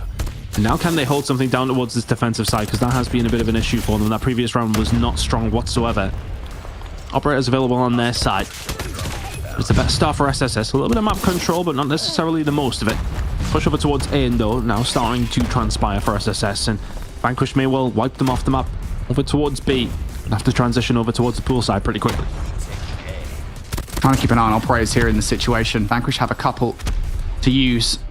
Get out of jail free cards if they require them. SSS have got a lot of presence over by A here. Late flank from Gon. I probably wanted to see him play his trigger to spin a little bit better there in that situation. The shots being put out from basketball as well. Vanquish are giving an idea of trying to put a stop to this one. This is a lot of effort through, and I think fortunately enough they do that at the same time as gunfights being won over by dry wave for Vanquish. That's why you can get away with that. You don't lose any map control towards B, and now we're looking down the barrel of a potential spawn trap here from Vanquish. Axis just going to hold this angle. There's very little you can do to find a push up against this Purify now. My curiosity now lies within what do Special Suicide Squad commit to. They have 4 operators here. It's still a very winnable round. They still have plenty of time. But do you consider that 5th round? Do you think about it? Push over towards B. Has to start coming through. Chuso and Amari can start to get something going, and now this is the time where you may well bring in these operators. You can see already Cuban's brought in the Annihilate. A couple of kills coming in over towards this B side. Big flank going to be coming through from the side of Gon, but he needs to get there pretty quickly. Special Suicide Squad bringing everything and the kitchen sink into this one. Amari and everyone combining well. Later can find 2 though, and that's going to slow things down. One player inside of the point, one pushing Laundry. Really good job from Vanquish to hold this down so far. They red Gon. That's so unfortunate. Now you've lost it on the flank here. Now Vanquish have to push this through. Second tick through time. They got to go. They're going to get a touch. Are you going to bring the investment? You're going to need to do something because SSS are on the point. Gon, you need to get a touch. You get their layers here. He brought in the Sparrow, can find a couple. Moby's the only one who can answer, but Chuso and Caruso are here. Omari gets himself inside of the point. The contention comes through. Brian has managed to find a way through. Kirby, you need to get rid of Caruso as quickly as possible, staying inside the point. Now the player's pushing through the middle of the map, starting to find the kills. And is that going to be it unless Gon can find a way through? What is going on? How on earth are they getting in? Where are Special Suicide Squad pushing from? Vanquish don't get inside the point. It's a crazy end to the round. Special Suicide Squad will find the pick and find the round. That was a bit of an odd ending. I almost felt like Special Suicide Squad had the numbers. They were finding the kills, and you see them all pushing through in the middle of the map. Not going for that one-dimensional push inside. Eventually, they will get it over the line, but it was precarious to say the least. Man, yeah, I'll be honest with you. I think it was just kind of a lot of panic there towards the end from Vanquish on the defense, right? As soon as they lost that flank, I think it was Gon that was making the flanking play, they kind of realized, all right, we kind of just have to full send it to the point. And fair play to them, because they were holding on for a really long period of time. They were winning a lot of individual gunfights and constantly stopping that capture from coming through. But as soon as they lost the last couple of players, it was done. Fair play to SSS as well. I think they had more operators in that final play, owing to the fact that we saw a couple of usages from Vanquish where they probably didn't need to on the prior round, and that gives SSS a huge advantage. I mean, you could see it, right? They had 4 in the bank ready to go. All it took was one good push and at least 2 or 3 of those operators coming out to play, and that is exactly what happened for that control. So fair play to SSS. Good operator utilization coming out in that final round, but what a weird control on the whole, right? We see that round number 1 where Vanquish arguably should have won it. They were just a sliver away from capturing the point. Had they done so, we would be looking down the barrel of a round 5 right now instead of being looking down the barrel of a game number 4. Then we saw that dominant control round offense from SSS. Got into round number 3, saw the same kind of dominance from Vanquish. They earned the rotation through towards that A zone. Fair play for them to hang on in the game, but when it came down to the final round turn. Again, we look towards the life disparity between the two teams. SSS, they pull out their operators at the right time. They get control of the B zone and they call game. They stay alive in this series, and it's down to the likes of Chuso, Omeri, Cuban, and Caruso. All of them having a phenomenal game. I think Vanquish will be kicking themselves, though. That first round felt very winnable. They lose that, and then all of a sudden, okay, we could be heading now to a round number 5, but those are the very, very small margins that we do kind of play with here at the top level in Europe. Vanquish will lose that map, and we will be seeing an Apocalypse incoming in just a second, but that will be a disappointing one to lose for Vanquish, especially with the start. I think you're 2-0 up, you get a hold of A of that first round, you get that first round in the manner that it was looking likely.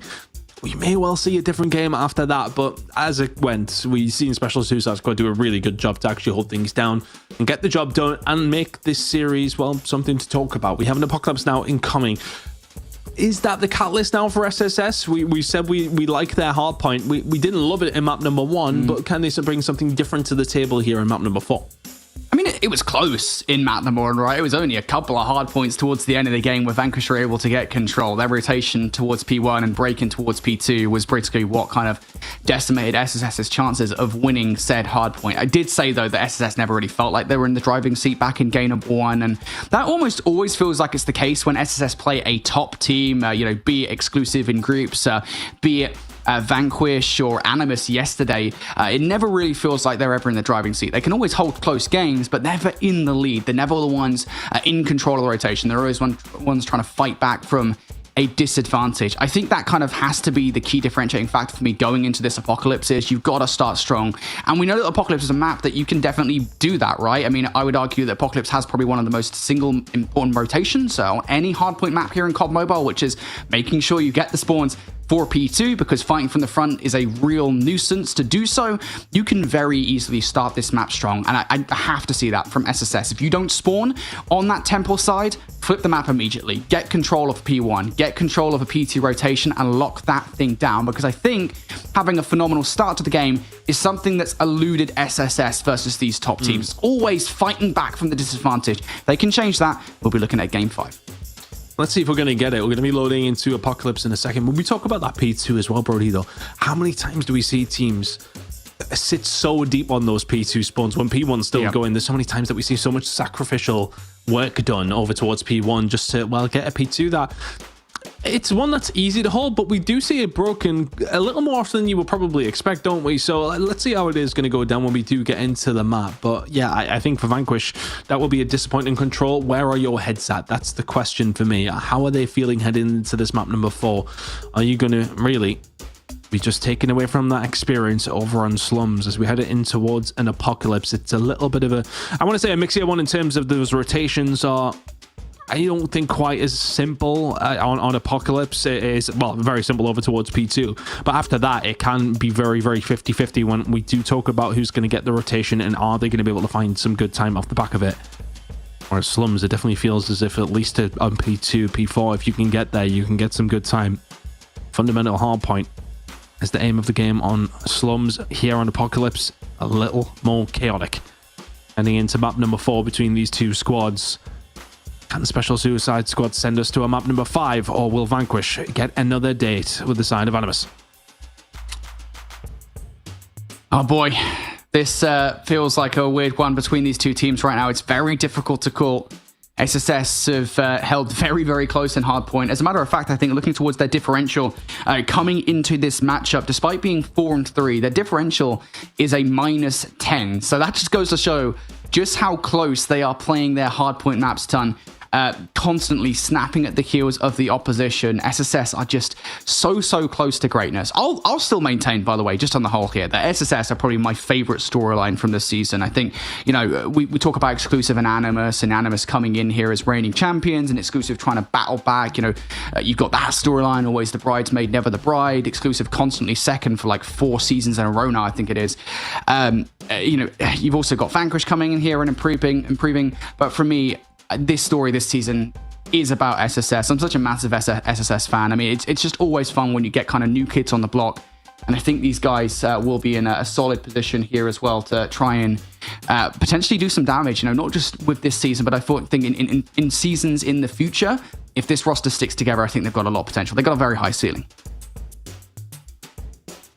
Let's see if we can actually get into map number 4. I was on we are just got a very quick reset, but we'll let you sample the delights of Apocalypse rather than our faces. I think I know what I'd rather be doing at this stage, but relevant of that, definitely Apocalypse, definitely viewing. It's one of those maps, though, I've really enjoyed it since I came into the map pool. I mean, it's been here for a decent amount of time now, but it's a great map. Plays very, very well on Hardpoint. Kind of know what you're getting with Apocalypse, don't you? Everyone knows exactly where they need to be. Knows that if they're not exactly where they need to be, they can be punished, but if they are able to fight back, it's not necessarily a position where you can't find a break over towards a hill, and you know there's multiple different angles you can find. Operator usage seems to be massive on this map. It's massive on every single map, don't get me wrong, but it definitely feels like you see plenty of a pop-off play on Apocalypse, and hopefully we're going to be getting that case as well. Hopefully we're moving in to this one eventually. Series right now, Vanquish still in the lead.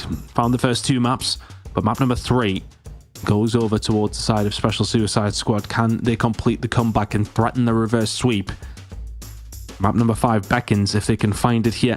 And map number 4 as well. I don't know, Brody. I'm still feeling Vanquish in a certain kind of way, but SSS, are they going to be able to offer anything here on Apocalypse when we eventually load in? Oh, we had our own podcast going there for a second. Absolutely crazy. Anyway, we're into it. Let's see who can draw those first bloods, not just for this hard point, but for those P2 rotations as well. Keep an eye on Leia. Aurist immediately wants to influence those spawns, and there is that spawn flip right off the rip. Vanquish now in control of the P2 side of the map, and now they can fight for some time over P1. Oh, I mean, if you are SSS, that's just not what you want to see to kick things off. But Cuban now finding 3 in just the space of 0.5 seconds. Line up for him.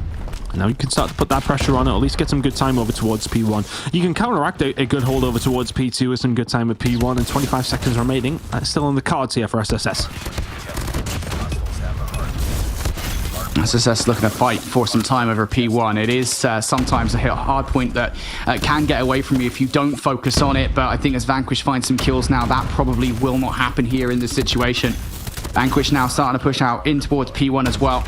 SSS going to have to fight really from the back foot here with the way this hard point has gone thus far. Now, the good thing about P2 here is that for the first set, at the very least, there aren't really going to be any operators to speak of. So Vanquish won't have anything to hold this hard point through, but on the other side, there won't be anything for SSS to break with. They're going to have to do it with their gunnies. And as I say, Fahim's had such a solid start that he's already got a Tempest out for the play, albeit it doesn't really do that much. So Vanquish get a hold of those spawns pretty much off the rip. Are they going to be able to make the most of them, though? Everybody here from SSS pushing through one-dimensionally. And, well, getting away with it right now. Right now, going to have to find a way through. Fahim and the boys, can you find a way back inside of the point? Because, you know, we talk about those P2 spawns, but you still need to hold the point. 35 and rising now for Special Suicide Squad, who are fighting off the back foot here over towards P2. But Vanquish are really struggling to find the kills and get themselves back inside the point. The Sparrow are going to come out from both sides of things, though. Leia can find one, as can Cuban. And every single arrow already fired out from both 2 sides. Vanquish will find a break back. But that's some nice time from SSS. You know, you deny a lot of time there, and that is the aim of the game. When you're on the wrong side of the spawn, you may well deny a lot of time. You may well have got more time, to be honest. Yeah, I mean, they fought it from the front really well, right? I mean, it's something you don't often see teams do that much, right? Is where you kind of just sit at the front of the hard point instead of pushing back for the spawns. And I think the decision-making ultimately from SSS to not push through for the spawns actually benefited them in the end. Big rotational battles now going down. You're starting to see investment coming out from both sides. Axis with the War Machine will find some kills, but Chuso on the other side needs to try and find some value here. Death Machine now up from Kirby will not do that much, and Chuso's War Machine does find that value. So now SSS through, but those close ones for Vanquish is going to be a nuisance for SSS. Well, big gunfight's going to come through from Amari and Cuban, though. Gone though, Equalizer, and he's just ran straight into a Gravity Vortex gun. Really good usage from Special Suicide Squad. Moby gets him down, zones them away, and gets some more time on the board for SSS, who have looked the more convincing of sides here on this map so far. It's a nice wipe from Vanquish though, and it's a potential good time on offer. B3, you can find some quality time, but this one is just ticking by ever so quickly. 13 seconds remaining here for the side of Vanquish. You would quite like this remaining scrap time. It looks like you're going to get it. P4 beckoning, already a rotation there for them, but gun out of their socks over towards the old side of things. But Vanquish can rotate. They have the numbers here. Not necessarily the worst result. Capture the objective. I'm just 10 points behind right now for SSS. This is not the worst position in the world. You start to win some of these rotational battles as well. Push from Leia, who has had a phenomenal start to this game with 14 frags to his name. That's a bit of a miscommunication there from Omeri, I think. Just wasn't aware of the fact that Leia was towards the hard point. Leia finding those gunfights now is going to enable Vanquish to hold on early towards this time. What was such a solid push from SSS around the backline completely fizzles out of play. And now Vanquish an opportunity to get some time on this hill. Well, here we go. This is the first opportunity now for Vanquish since P2 that they have had to find some really good time. Operators up and running here for Vanquish, and they find a great deal with them. Well, Fahim can find 1, 2, and the temp is just chaining away and causing so much havoc. It feels like Vanquish, you know, when they have been using these operators, well, that's where they start to find some good time. It's not necessarily a unknown recipe for success, but they are very much cooking right now with everything they possibly can. Over towards P4. It's going to be the end of the first rotation, and it is going to be a lead for Vanquish. It feels like they've been the first ones there on a lot of these rotations. Have they been able to make it count as much as they would have liked? Probably not. But irrelevant of that, they will hold a lead heading into the second rotation and just about hold on to P2 spawns. I will say at the moment, I mean, Vanquish's lead is a small one, but they have made the right decisions, I would say, I think, on the whole versus SSS, right? I mean, beyond the operate usage, which I think has left a little bit to be desired from Vanquish so far in this game. I think just, you know, spawn control has been better from them, but they aren't really seeing that much for it. We look towards P1. Now we're starting to see operators coming up from both sides. Caruso bringing that Predator missile down will not just be good for a frag, but should be good for some information as to where Vanquish is located on potential spawn control. One more player to contend with will be Fafim, and he finds a couple of kills here. Now starting to cut the problem off at its source. Will not find the third. That is a huge win from Cuban. That keeps those spawns in control for SSS.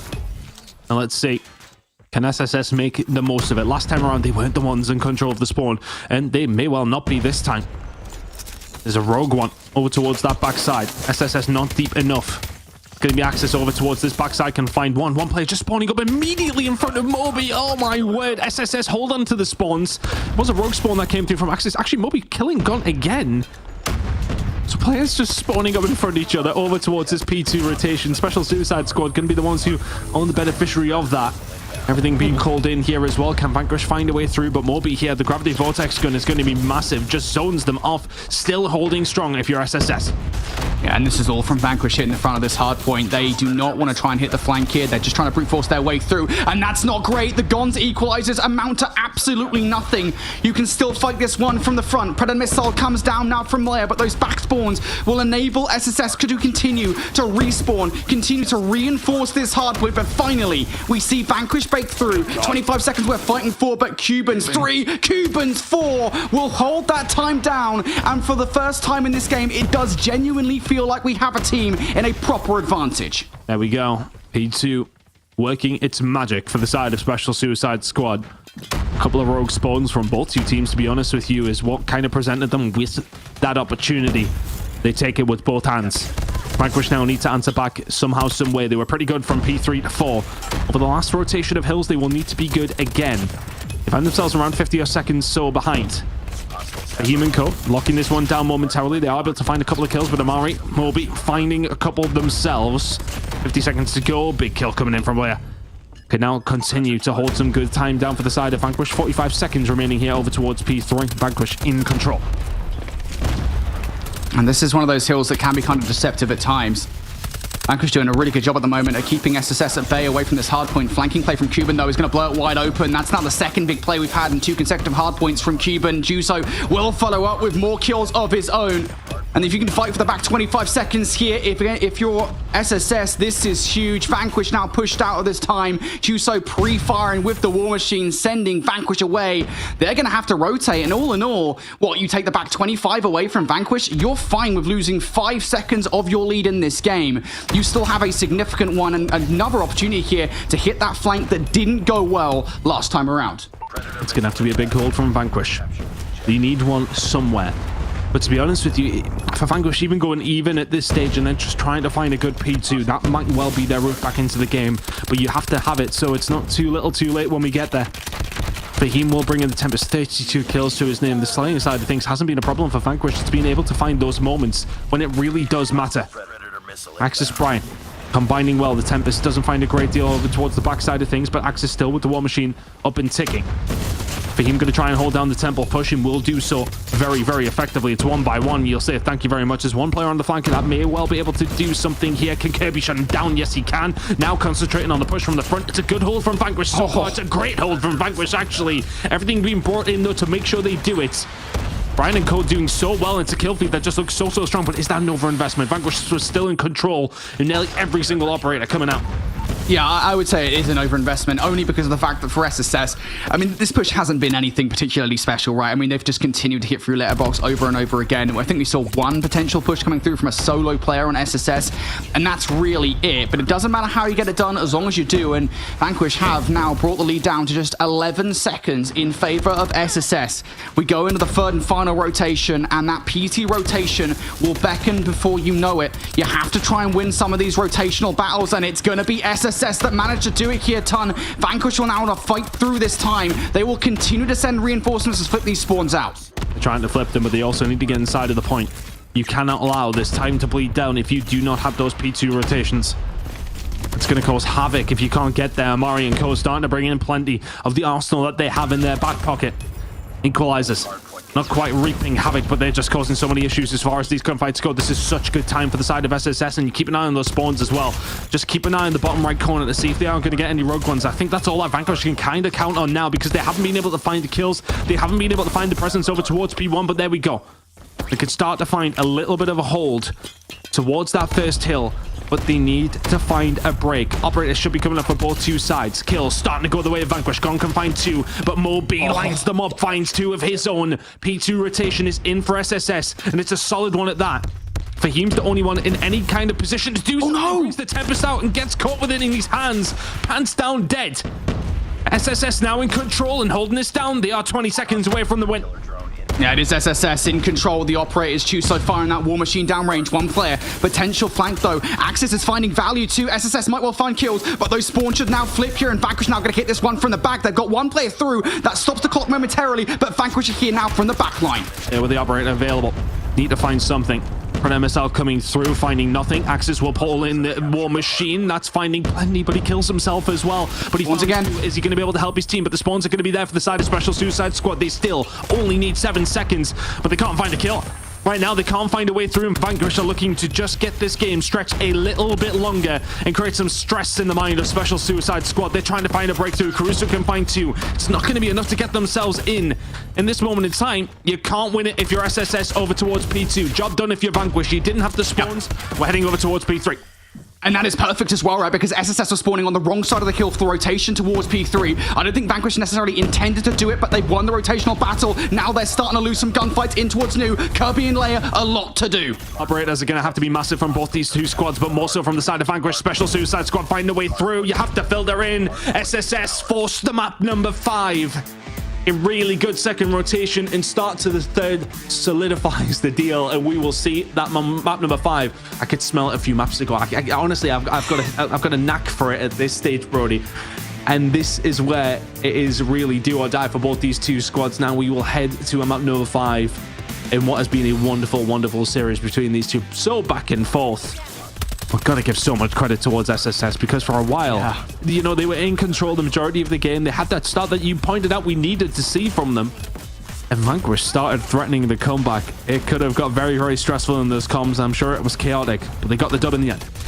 Yeah, I mean, if anything, right, the first set of rotations was pretty bog standard. I will say, I think Vanquish probably could have got a little bit more time for having the control of the spawns that they did over and over again. But SSS were constantly snapping at the keels. But I think the first time it really felt like SSS were in the driving seat of the game was when we got to P2 the first time of the round. SSS did such a phenomenal job at fighting it from the front. Vanquish never really felt like they were doing anything of relevancy to threaten those back spawns. They just kept on filtering through and, frankly, feeding SSS.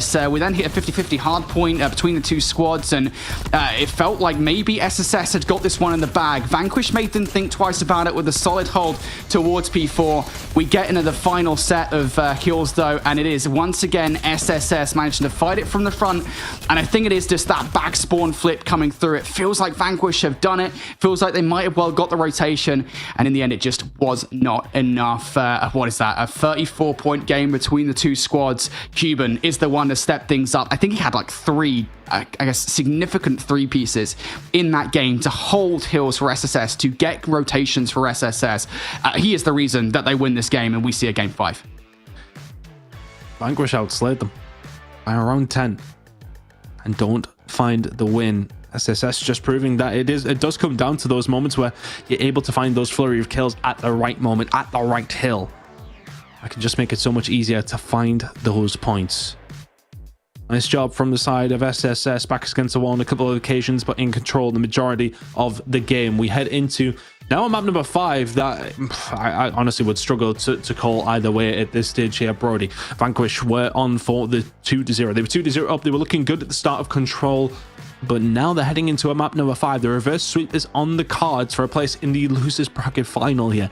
So this is now getting very, very tense. It's going to be a Kurahana to kill things off for one of these two squads in their season, or to elongate there's, well, at least another series. And you will have, well, the delight of facing up against Animus if you win this S&D. So whether or not that's a prize in itself, I'm not too sure, but a bump up in the prize pool, of course, finishing in the top 3.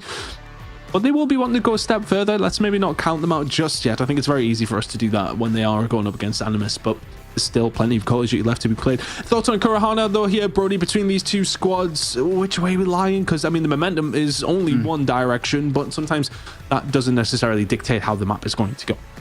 I think Kurahana hasn't been a successful map for either of these two squads this season. We've seen it, I believe, once from Vanquish. That was a straight-up loss, and then we saw it twice for SSS. Now, they lost both. The first was an overtime versus Hexad. That was a 10-8 loss, so they only just about lost that one. The second one was yesterday, and it was significantly more convincing. It was a 7-2 loss versus Animus, and I think yesterday, just losing the first battles over and over again, I mean, it was pretty obvious the way in which they just could not deal with the sniper pressure from Marvel and Kairu.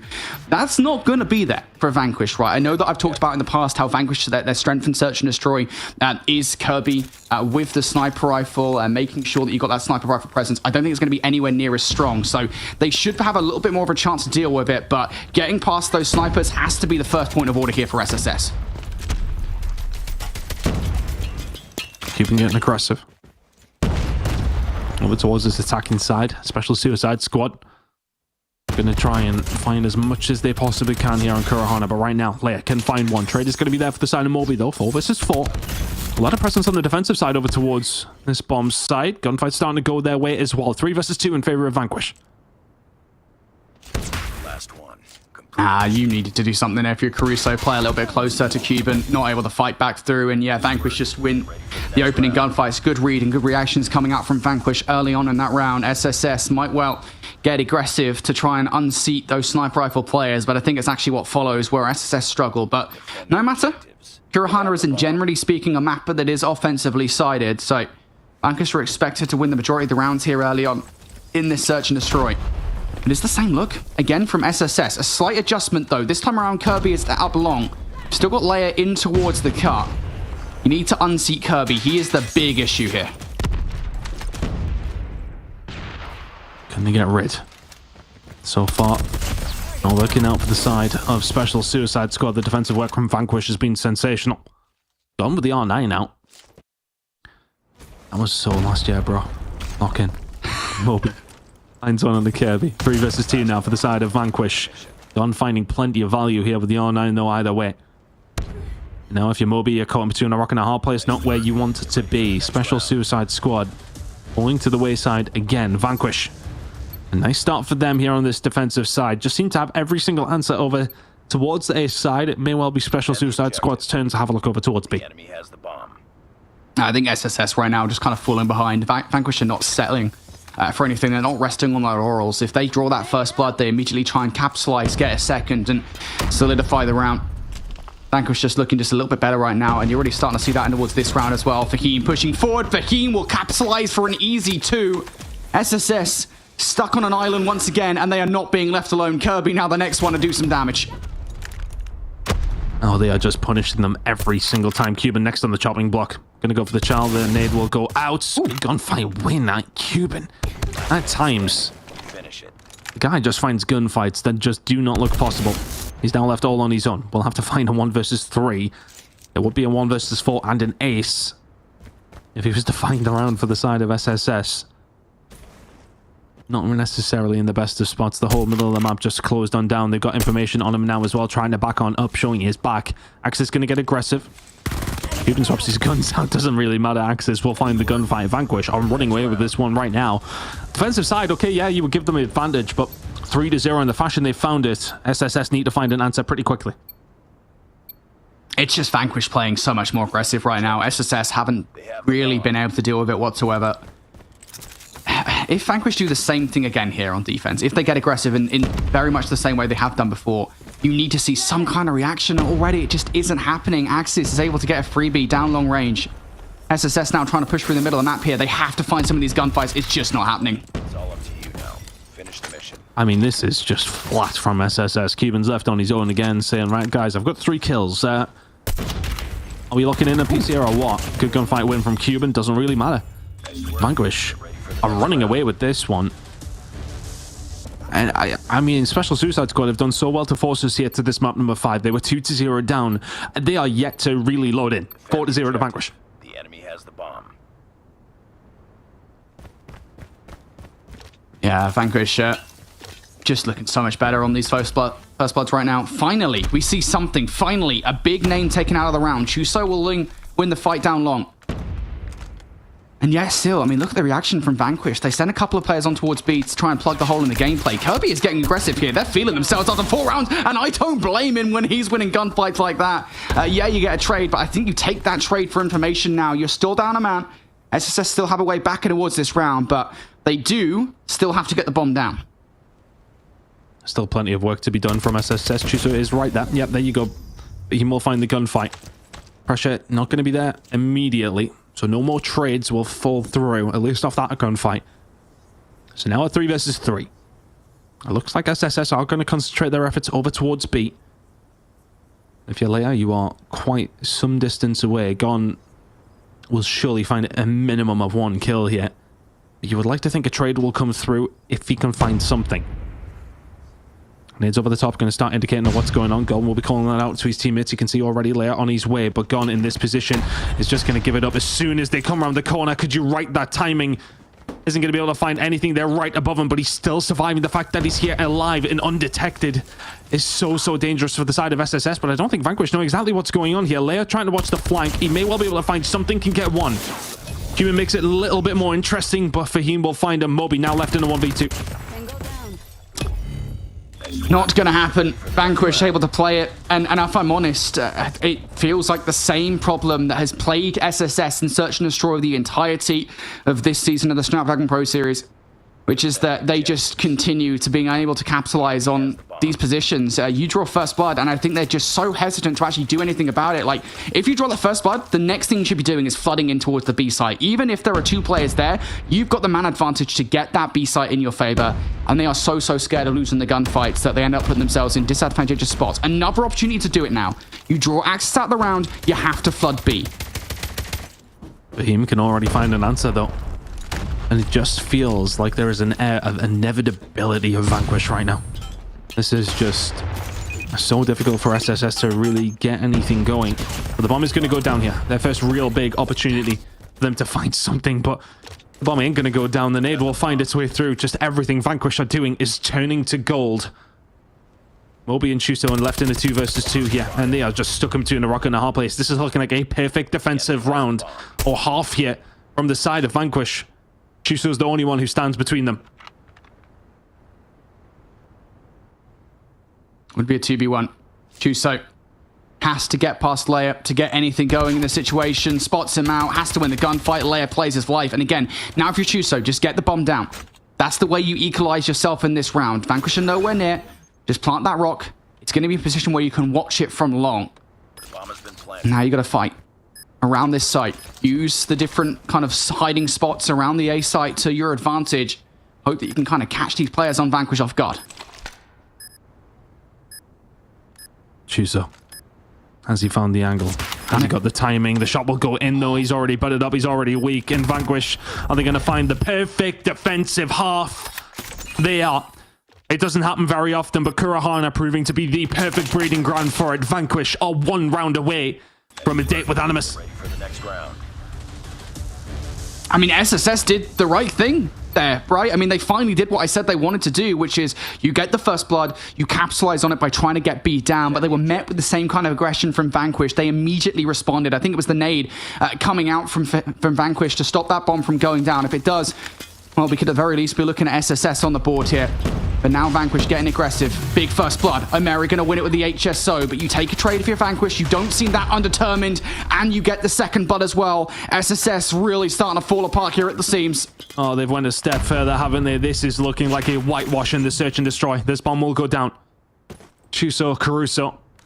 The bomb has been A duo that we really did talk up heading into this series. They've performed valiantly, but this search and destroy has been flat from them, and that will be a disappointment.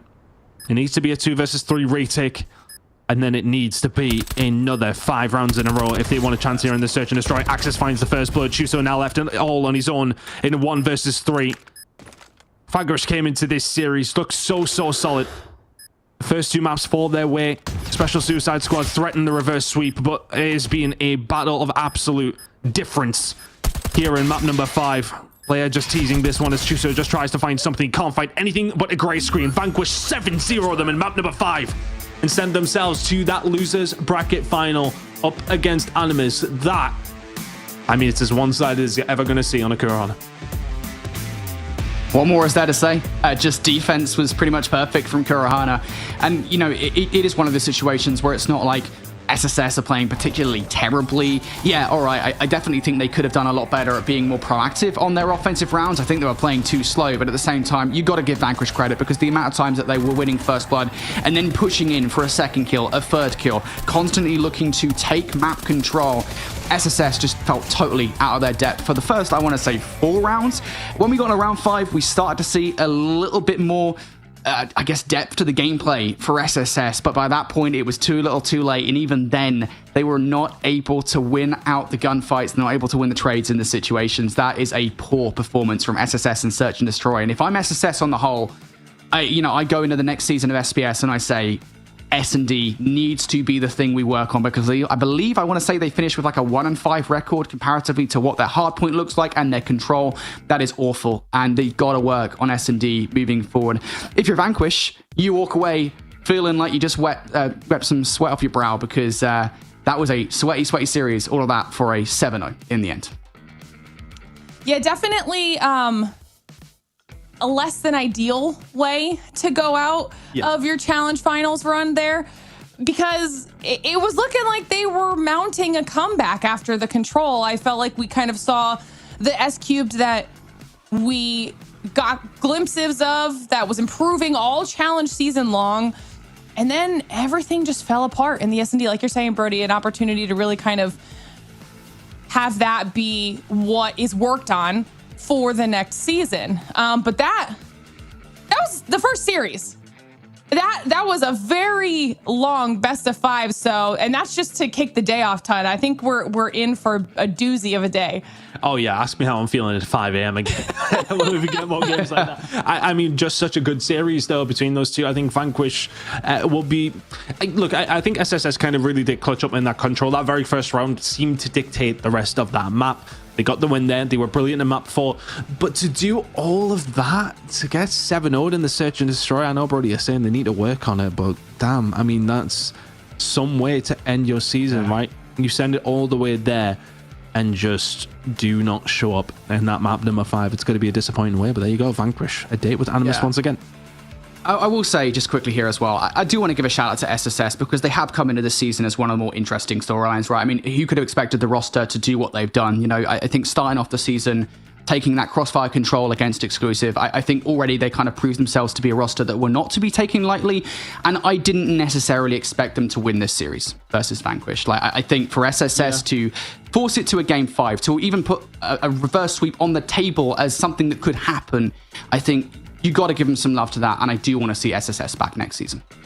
Yeah, absolutely. 100%. I think they brought a lot to the region this time around and kept a lot of teams on their toes all season long. So I'm excited to see if this is kind of like their base, what they can do to improve from season to season, because like we've mentioned a few times, we watched them improve from the beginning of, you know, even going back to Open Finals all the way to what we saw here now in the Challenge Finals. So commiserations, but also congratulations to S Cubed on even having made it to this stage of the competition. But it is Vanquish who stay alive in that lower bracket, which means they now have to face off against Animus. I think we're in store for another difficult series coming up around the corner, but of course that means our teams now need a little bit of time to get themselves settled, ready, and get through their picks and bans as well, so that we know what maps we're going to be seeing in this next series, which means for us it's time for a short break while we prepare for match number 2. So don't go anywhere, we'll be right back.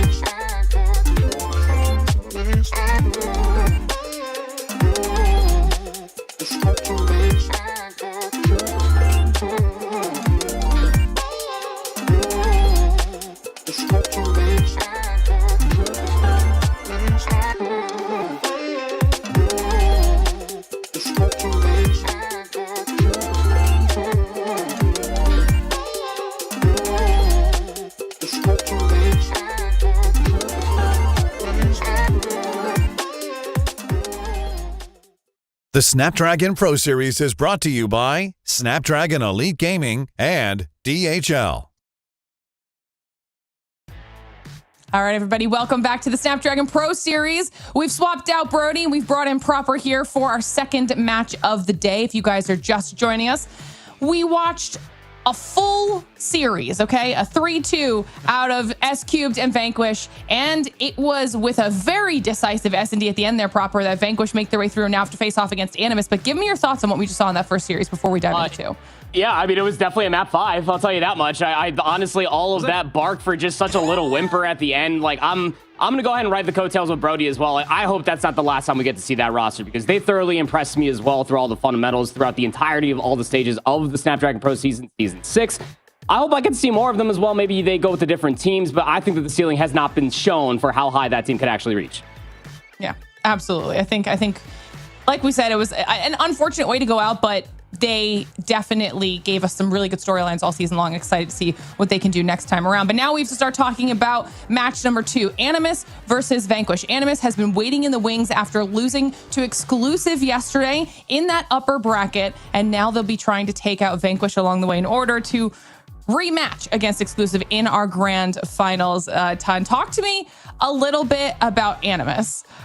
I mean, they will be disappointed to be down here. Look, they went up against Exclusive yesterday. Yes, okay, they have been down here in situations where they have went up against Exclusive in winners bracket finals. They have lost before. They have been here before and won. They'll be disappointed, but they know they have the experience of being able to battle back. They absolutely have the talent as well. They are still the favorites, I would say, in a certain kind of way. I think a lot of people wouldn't be surprised to see Animus come back here, even with Exclusive in that winners bracket final.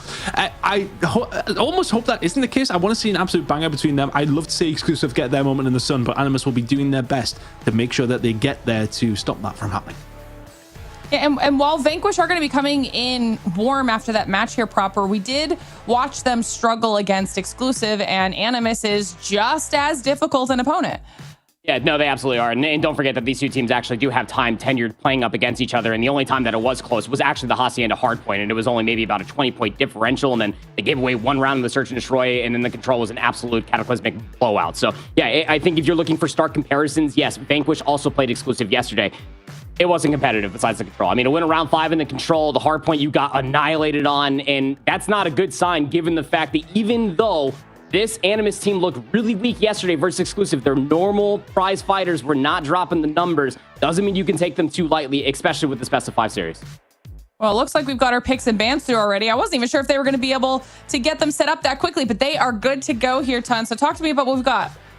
Slums Hardpoint going to be coming through again. That's going to be an Animus pick. We just got to see it in that previous series as well. So I think one caveat I want to say, but actually just outside of the maps, is we get a couple of very similar to what we just seen in Vanquish's previous series.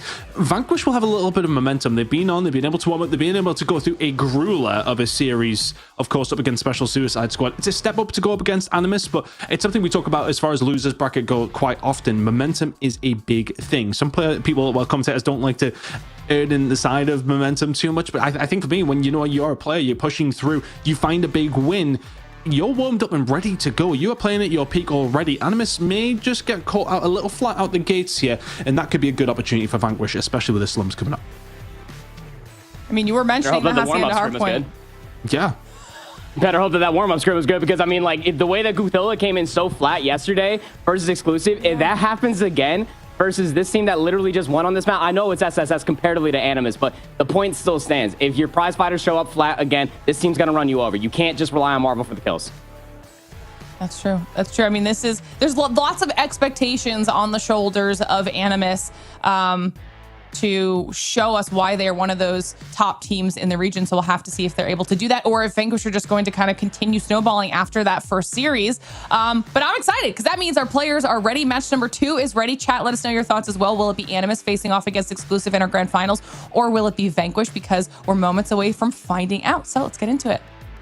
Well, here we go. Losers bracket final. Only 2 more games to go here in the entirety of the EU season. I mean, we have somehow got here as fast as we have done. I have no idea how, to be honest. Proper it has went by in the blink of an eye. But we're at the stage now where it really does come down to the nitty-gritty. You need to find wins up against teams who are extremely strong, and that's going to be the objective here for Vanquish going up against Animus. And as we mentioned, they have history already this season. A 3-0 win for Animus will give them a lot of confidence, but as we just previously mentioned, that Vanquish are going to be coming in nice and hot. It could set us up at least for a very good map number 1. Especially for how they did look. I mean, through the respawns for Hana map number 5, like the aggression was certainly there, and you're hoping that that is a continuation going in towards this series. But it is Animus. This is Europe's number 1 for a reason, and I know that they are not in grand finals yet. They did lose to exclusive yesterday, but the ranking still stands. They have had exclusives numbered time and time again, barring that best of 5 yesterday. And Slums Hardpoint was actually the final venue for these 2 teams to face each other yesterday as well. Ton, they lost 250 to 197, so maybe a little chip on their shoulder comparatively to what they might be expecting should they be able to make it to grand finals. But I'm in the realm where all of the stats and everything is going to get thrown out of the woodwork until I see this P1 to P2 rotation. P2 is your first money hill. P3, very difficult to try to hold on, but if you get early operators, you can snowball that in towards P4. It all happens on the left side of the map, but Slums can both get away from you as quickly as a team can make a massive resurgence on the mode. So all of that in towards the bag. Let's shake it up, see what we get. Well, here we go. The losers bracket final incoming. Animus taking on Vanquish. We'll get those team names flipped over nice and quickly. And, well, I mean, if you're Vanquish, you need to stop worrying about those grenades that are coming in pretty much off the rip. Good start from the side of Animus as far as these kills go. But I think for Vanquish, what is their route into this series? It has to be the hard point. That's where you potentially did shove Animus as far as possible and see what you can do on the controller search and destroy. But hardpoint is going to be a route through. Have Animus got any weakness there? I'm not 100% sure, but Vanquish could definitely find something. They are going to be able to try and keep this close as possible. If they come in flat in this series, it could be over before it even starts. Yeah, very much so, Mike. And you see all the blue arrows still on the better side of the map. Got 25 seconds left to fight over on P1. And I don't think that Animus are going to be feeling too worried about their current positioning on the map, given that they can still break through the front of this hill. They're doing it right. You get bricks control first, try to get all the way over towards the L, and then you brute force your way a little bit further forward. They're doing all of that, plus some more Animus in towards the time they flip the lead, trying to threaten the spawns anew. Animus in control. P2 rotations, though, are going to go over towards the side of Vanquish. in a good spot. Shock fight's a gunfight you shouldn't know, and that's the kind of moment that you're going to find as a Vanquish player. Gunfights that you think should be falling your way do not. Seizenko now trying to get something over towards this backside and will continue to do so. Spawns are in their favor, and P2 control belongs to them right now. All right. How do you break up the stickiness of these spawns for Animus? Team names may be flipped on the back, but we know that Animus are definitely anchoring onto the spawns and towards the back. And Marvel was, again, he was the cornerstone of brilliance when it came out of the respawn. So many slaying was missing yesterday. Versus exclusive, Marvel stepped up in a massive way, especially in the map 1. The Phil also showing up the kill feed is a bright sign of life for Animus. Animus in complete control. A lot of operators available, and right now they are making sure they do the best with them. And I think if you Vanquish, this is the kind of game you come into and you just hope for this not to happen. You coming off the back of a big series win to send you here. Getting bodied like this off the first 2 hardpoint hills is not necessarily ideal by any stretch of the imagination. It's going to be about a 70-point lead by the time we head over towards P3 4 on the side of Animus. 20 seconds to Vanquish his name. And Fahim and Co just need to find something here over towards P3, but it's a mixy one. The spawns are very difficult to deal with.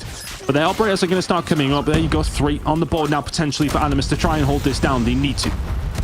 Yeah, they sure do. Especially how the spawns can work from 3 all the way in towards 4 is exactly what you need to have happen for yourself if you are Vanquish, as they are trying to hold it from the back. There's a lot of time to fight for here. I wonder if you are Animus, once you start getting these operators online, do you try to brute force your way back through P3 and wrap back around over by P4? They're trying to do it the old-fashioned way, ton, and it just ain't working out because, well, Vanquish got all the operators. They're doing a good job with it. And holding it down so far. Shark can find a way through, though. He's got his equalizer as well. Will not find that gunfight gone. Gets the equalizer out and will be able to shut him down. So Vanquish finding a big fight back here, and it kind of has to be that to and fro that we do expect when it comes down to operators, but Vanquish really doing a good job to bring this one back after what would have been a very shaky start, and that's a good couple of gunfights going to go their way as P4 about to pop in 5 seconds. We will have that transitional period as we head over. Animus over towards these back spawns. We'll be able to cause some havoc, but that's a brilliant hold from Vanquish over towards P3. That sure has been. And you rotate over towards this garage P4. Final hill in this set. Predator missile going to be yeeted on in from the sky just to try to shroud these players, trying to push a little bit further forward. There go the team names. They are flipped. Animus are in towards the hill, and Vanquish from the outside looking in. They use all their operators over by P3 and don't have anything for this breakdown. Yeah, it's kind of going to be one of those games you feel like, isn't it, when it does come down to these operators having the most amount of usage possible from both these 2 teams. Kyrio can find 2 with the Gravity Vortex gun. Everybody else filtering through and doing their job, but so is Fahim. He can find 2. Shark is there to answer back with 2 of his own, and it's the kind of point that you would just expect somebody like Shark to thrive in, but so can Kirby. 13 kills to his name. Vanquish will find a way through. Operators be damned to a certain degree. You're not able to get anything done on that side of things if you're Animus or if you're Vanquish, but it doesn't matter. Kills just flying through for both these 2 squads. Ultimately, it is Animus still in the lead. Vanquish, though, with some good time underneath their belts. P4 coming up now, or into the second rotation, I should say. And Animus still, I mean, you would have expected maybe a bit of a better lead after that storm. Vanquish kept this close. This is a damn good game of Hardpoint, man. Damn good. And again, Vanquish coming in hot off of their previous best of 5. Fahim up to 17 kills, 15 for Kirby. Marvel's up to 17 on the opposite side, but I mean, you're just hoping for that influence out of Shark. I mean, 14 kills is not a small number, and Guthil is also up to 18. The slays are there, but Vanquish's ability and grit to play for P3 the way that they did and keeping P2 contested as long as they did as well, Ton, they are right in this game. They flipped the lead. And if you would have told me that Vanquish would have had a lead after, well, what we see... I call you crazy! Hills, you would call me mental, mate. Brian can find a few, though. Fahim has been doing really well with 10%. And remember, Vanquish actually started their previous series with a map win here on Slums. And this has been much better over the last 3 hills than what we've seen in the first 2. Animus will start to get a little bit more control, though. They can find 3. And it's going to come down to a little bit more of a, well, maybe efficient operator usage from the side of Animus to get themselves back into this one, because Vanquish are held down a good 30 or 40 seconds there over towards P1. P2 coming up, and Animus will be the first ones there. But they need to lock in here. They've been slow since P2. Animus per usual. Playing for the future, play for the spawns. You're trailing by 30, but hey, a full 60. Quick maths, then you'll be up by 30, right? Here comes Gondo with the equalizer, is able to find 2. What an emphatic break. They got spawns in towards the brack. You're spawning into death. Luckily enough, they all had enough spawn protection to stay alive, so they still have those sticky P2 spawns. And they have a couple of operators coming in as well. The Sparrow, the War Machine, all being brought in and just completely just nullified. Everybody else on Animus, though, doing their job. Doesn't matter so much if the operators don't work, if everybody else has got the gunny running hot. Gravity Vortex gun out from one side of things. Can't quite tell where it was coming from, but irrelevant of that, it's not going to be that effective either way. Players pushing in from both sides of the alleyway. Says towards this backside, though, is just going to have 3 kills there. He's the only one who can really answer. Animus finding some more good time over towards P2. Shark with the equalizers. This spells trouble. And now the rotation over towards P3. Shark's probably going to make his way through if he can. Fahim maybe the next one on the chopping block as Shark just looks to try and rotate for his team with these equalizers in hand. Perfect kills along the way and will find those flips as they start to find a way over towards P3. Vanquish spawning towards the backside. It's a perfect, great exit. Look at the spawns. They flip now for Vanquish. You still got one player hanging around for all the scrap time. Lead has now been flipped for Animus. And then most importantly, Guthilla held on to that death machine. He was getting closer and closer towards the end of P2. But then you had the push through from the equalizers, and it meant that you can set up with the death machine inside the hill. This is brilliant from Animus. And they continue to get some good work done over towards this P3 side. This is where they really did suffer on that last rotation, I should say. 50 seconds to go. They're in control. Death Machine finds absolutely nothing, but Axis finds plenty with his War Machine. Marvel, though, going to be able to answer back with a couple of kills. Leia now with the Sparrow finds very, very little. And Animus holding on. I don't even want to say by the skin of their teeth. They're doing very, very well considering what Vanquish are throwing at them. But still, it is going to be a break coming through for the side of Vanquish eventually. 30 seconds had already gone. Animus had found themselves a lead again. But these spawns are struggling to be broken here. Animus are fighting off the back foot. Have a couple of operators to work with, though, Prabha. That was the utility that they really had to lean on in the first set of hills, right? Just to try to break all the way from P3 into P4. I'm talking about Animus, of course, and they're trying to do it the old-fashioned way. Fahim does have an operator online. You have one on the opposite side if you are Animus. You even need it, though. Gunfights going down over by the garage. What the spawns just happened in between 3 and 2 in between 2 different teams. You got one player just spawned behind everybody. Guthilla has a perfect flank, and it sets up his teammates to pinch from the front. Oh no. What? Worked out perfectly for Animus. Oh, the spawns over towards P3 and 4. Be damned. If you're Vanquish, at least anyway. Animus thanking their lucky stars. And that little rub of the green that they just got says in code, though, they need to make sure that they execute as well. Spawns towards this back statue are going to be beneficial in terms of Vanquish getting there quickly. But the setup here for Animus is going to be hard to break. Irrelevant of that. Shark can find one. Say's finding the job done as well himself. Death Machine out from Kirby, though. He can start lining them up. Finds 3, but does fall. Is that the break that Vanquish need to get some good time? They never broke the spawns. Animus never broke the spawns, so Vanquish can still try to reinforce. They finally dealt with the one player that was in towards the back, but Animus still have the numbers over by bricks. So it was always the team in blue. It was always their spawns in towards the back. What a wonderful reintroduction in towards the garage hill. Down to 15 seconds. The lead will flip. We go P1 again. Animus just trailing by about a handful of points or so. And something's got to give. The slaying, you can't even say is too far gone. It's just 2 teams playing miraculous, fundamental Slums Hardpoint. You got good money positions coming through from P2 out of Animus. P3, P4 contesting from Vanquish. This is looking like a photo finish, brother. Vanquish, though, did find a lot of good time over towards P1 on that last rotation. Looking to try and find a way in right now. Death Machine is out. Oh, sorry, the War Machine is out. The Death Machine was gone, actually, immediately from the side of Animus. Vanquish starting to find a little bit more luck here. We said the hard point could be their route into this game, and if they keep finding kills like this, it very well could be. Shark will pull out his equalizers, and Gon will get dropped with his own. 4 kills for Shark, just turns this one on its head. 35 seconds to go over towards P1. It felt like Vanquish would find the break. They may well do on the second time of trying. There you go, kills starting to fall their way. Leia spinning on towards teammates. A bit of a split spawn here for Animus, so they may be able to find a way back in, and there come the kills, falling their way again. It's so to and fro. This is anybody's game.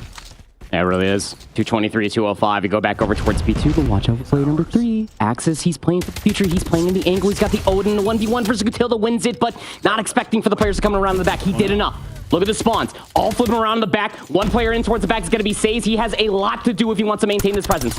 He's trying to stay alive. Gunfight goes Kirby's way. That should be the spawns alongside of it here for Vanquish with 14 seconds to go from a map number 1 win, but it's Animus inside of the point. The Gravity Vortex gun is out from the side of Animus as well, just trying to zone them off, and they need to clutch up here, but they can absolutely win it here also. Vanquish towards the backside, trying to find something, trying to be methodical about their push. They know they only need 14 seconds, but right now can't find a way through. No, they can't. War Machine's going to get popped just to try to work their way in towards Marvel, though. His War Machine's going to find a couple more kills. Just 25 more points are all that's required. Kairu also has a Pred missile to seal the deal. Fahim spawns out, gets dealt with almost immediately. Still spawns coming out from the backside as well. It's going to be a slight pinch being set up for the side of Vanquish. Gone Leia combining well. The gunfights, the trades. Which way are they going to go? They're going to go the way of Vanquish. Animus got it within to a tie game. And now all of a sudden have to find a way to break back through. They can absolutely win it here. Animus bringing absolutely everything. Kyrie here with the Predator missile. Brian can find a couple. Vanquish inside of the point. The kills all going Fahim's way. He's the one holding it down. Can he continue to do so? Stays inside of the point. Can't get it done. Vanquish 3 seconds away. Contestation comes through. It's all about the rotation. But who is there and who is going to close the game? It's going to be Vanquish in 6 seconds time. Can Animus get there? Can they transpire? Can they get there? Can they sprint? Can they run as fast as they possibly can? The answer to that question, absolutely not. Vanquish do one better than yesterday. It's a map on the board. Animus dealt that first blood. Vanquish find map number 1. A cracker to kick things off here on Slums. Dude, what was that, Pete? Man, what a great map. Boy, I don't have enough time to fully break down all the nerdiness that just went down in that map number 1, but that was slick, dude. P2 always felt like it was Animus's side of the map. P3, P4, it felt like a toss-up, but P3 always felt like it was Vanquish's hill, and then P4 went back and forth. But as you were saying, a lot of that time, and it felt like a lot of the lead through the early get-going of these sets of hardpoints came through from P1. Vanquish's setup on P1 in the second and third set were so good. But even more so, you talk about keeping your head on a swivel, playing for the future.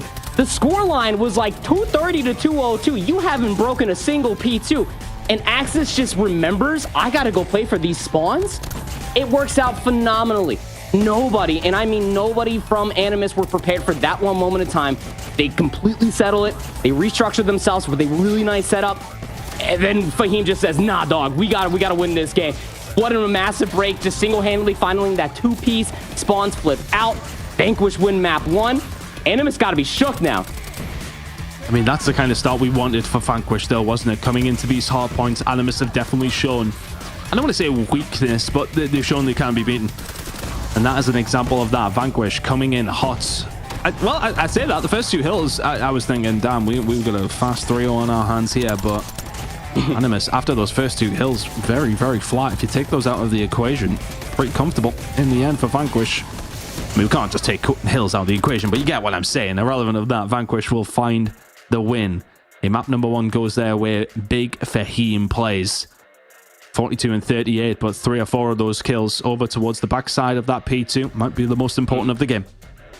And you go back to even that Hacienda and the Slums versus exclusive from Animus. Marvel was leading the way, especially in that Hasi map number 1. Guthilla, Shark was nowhere to be found. And I'll even push the argument that much further that Shark without the equalizer, he was not doing anything. Like it was mostly just the equalizer plays. Probably why Shark has as many kills as he does. But the influence on the map from Animus was mostly from Saze, Guthilla, and Marvel.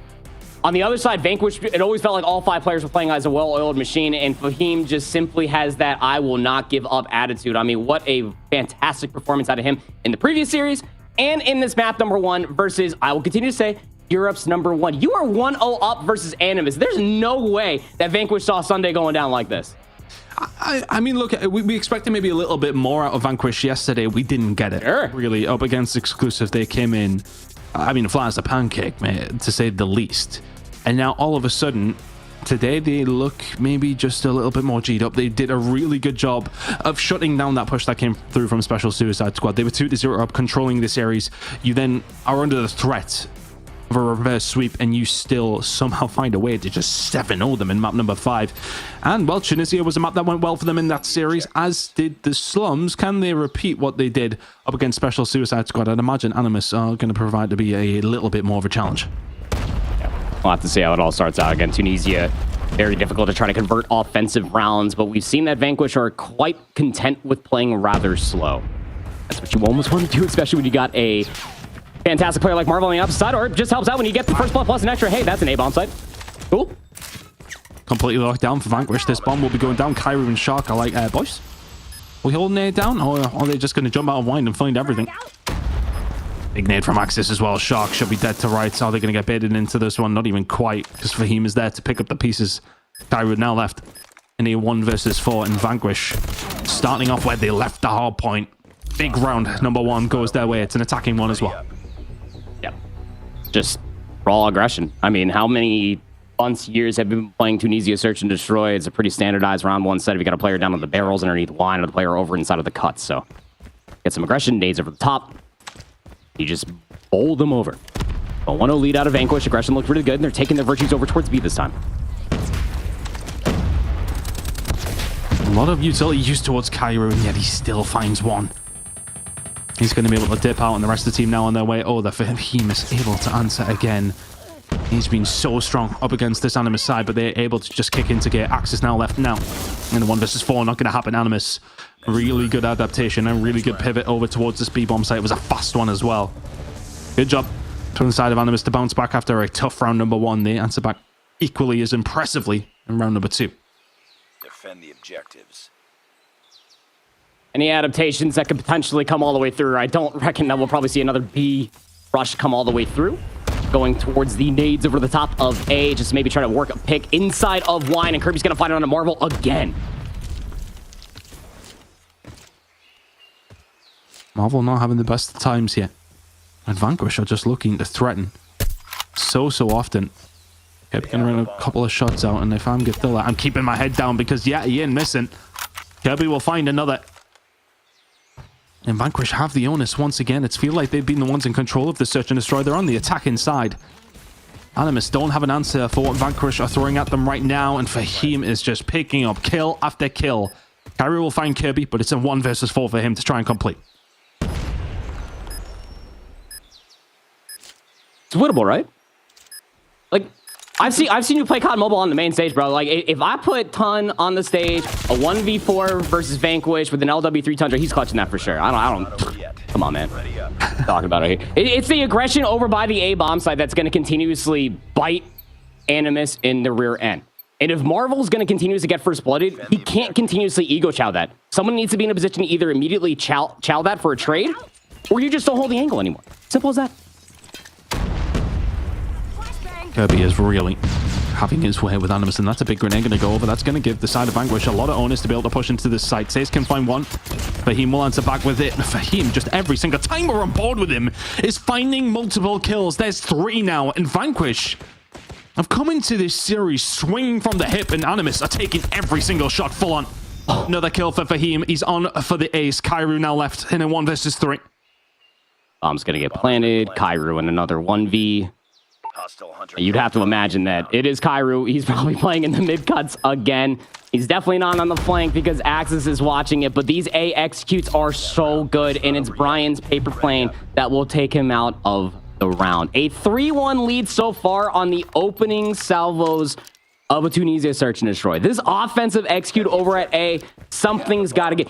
Somebody from Animus needs to start getting aggressive in the middle of the map. If somebody's not going to start denying space, we got to stop giving them easy first bloods, but this might not be the round for it as Vanquish are going back to B. Kairu this time takes down Kirby, and that may well be the catalyst for a round for Animus, but once again, Fahim, he's got 10 kills through 5 rounds right now, and there are more on the board potentially here in round number 5. The bomb has been planted. I'm down. Me hit. Dude. Yeah, that's a big kill from Marvel, though. That might give them the onus. But nobody's going to be setting up on a pinch, and that's exactly where the bomb's planted for. So you can cover all the space in the backs of the site, but time is of the essence. Can you find it? Get the Marvel doing well, and yeah, there you go. It's enough to get the retake. Animus do a really nice job. Vanquish will fall from... Well, it feels like the first time in an advantageous position that they have fallen. Good job from Animus to be able to find those picks from the outside. And the job will be done. You get one back on the board, but it just feels like this is all extremely scary for the side of Animus. They've had to clutch up there. Vanquish could very well be 4-1 up. So as tight as this entire series is, got to start getting some adjustments going if you are Animus. Vanquish are going to slow roll this opening. Got 2 players body stacking to the bottom side of the barrels. And there comes the wine peak out of Kirby. And not this time around. Marvel's going to get the first blood.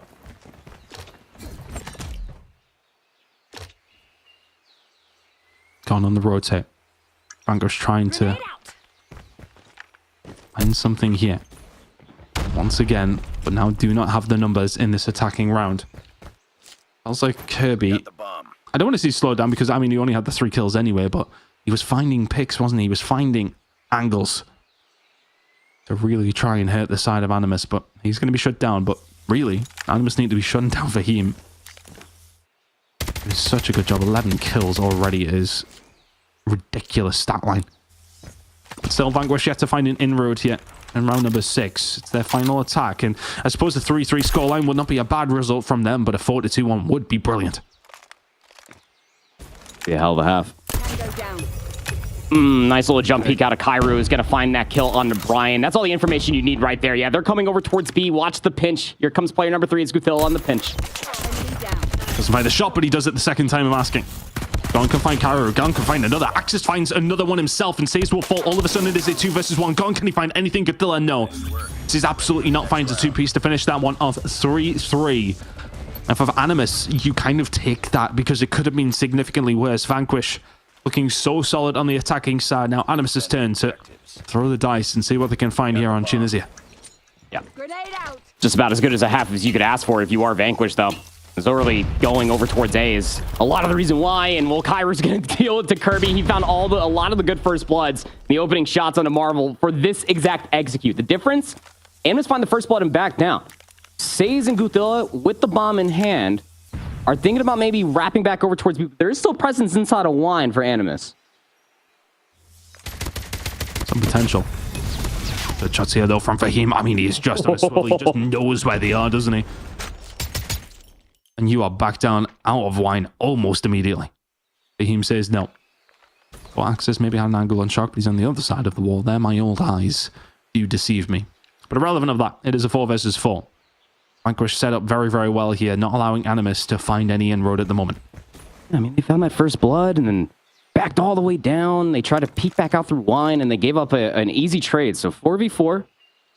It seems that the final call is A.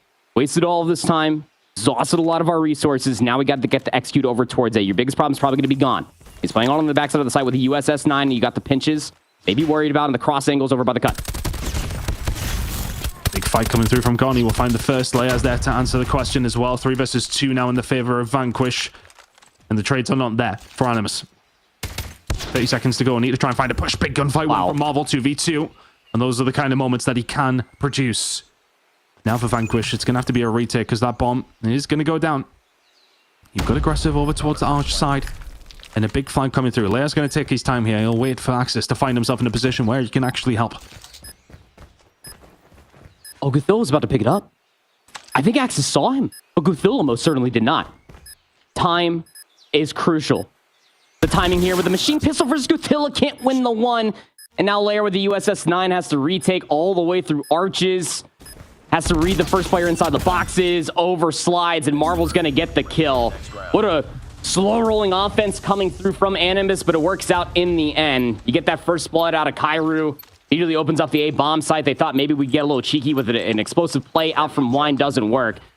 They slow and steady their pace. If Lair has any other gun besides the USS-9 playing inside of arches, that probably goes down differently.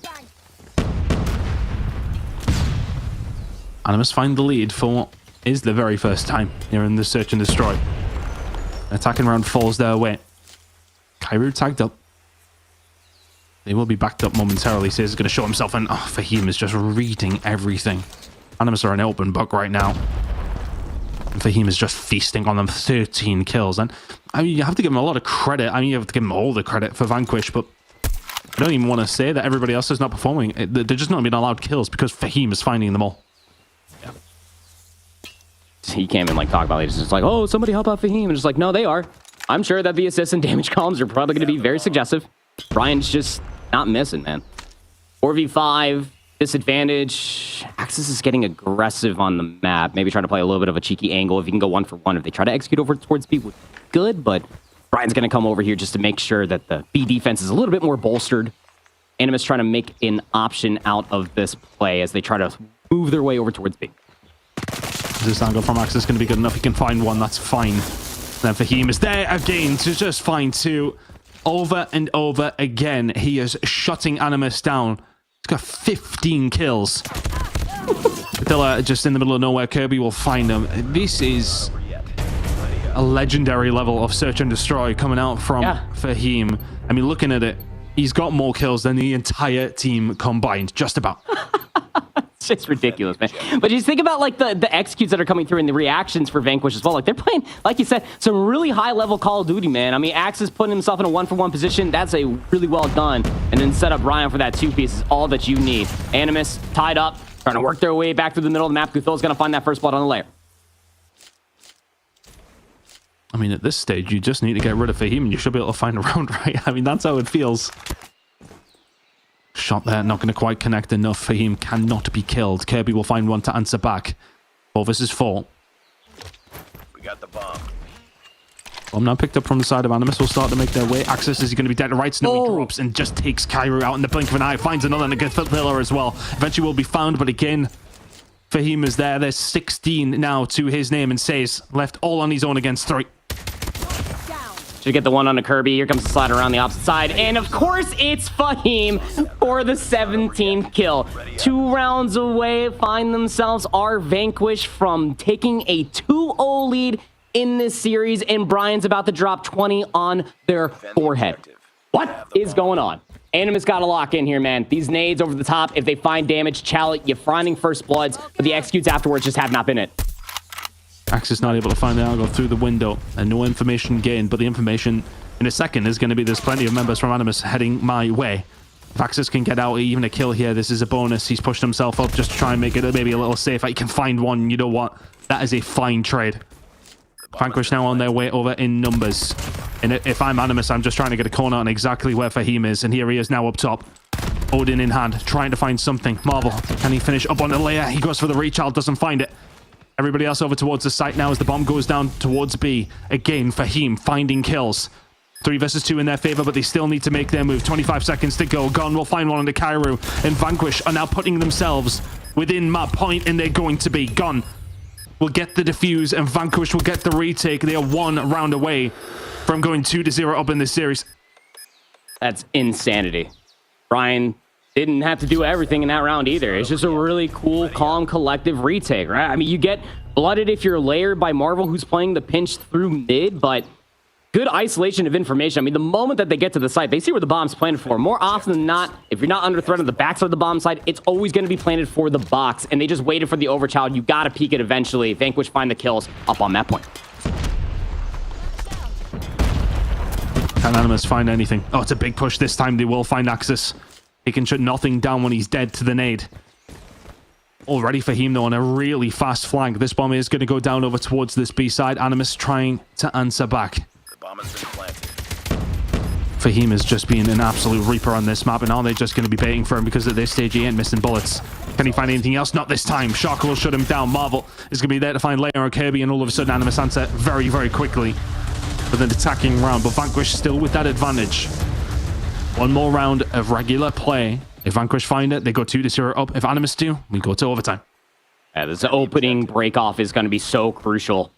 Where are we going if we are Animus? They've shown a lot of A, but they found a lot of late success over by B. And yeah, I like this call. Go over towards A, but Vanquish have the read.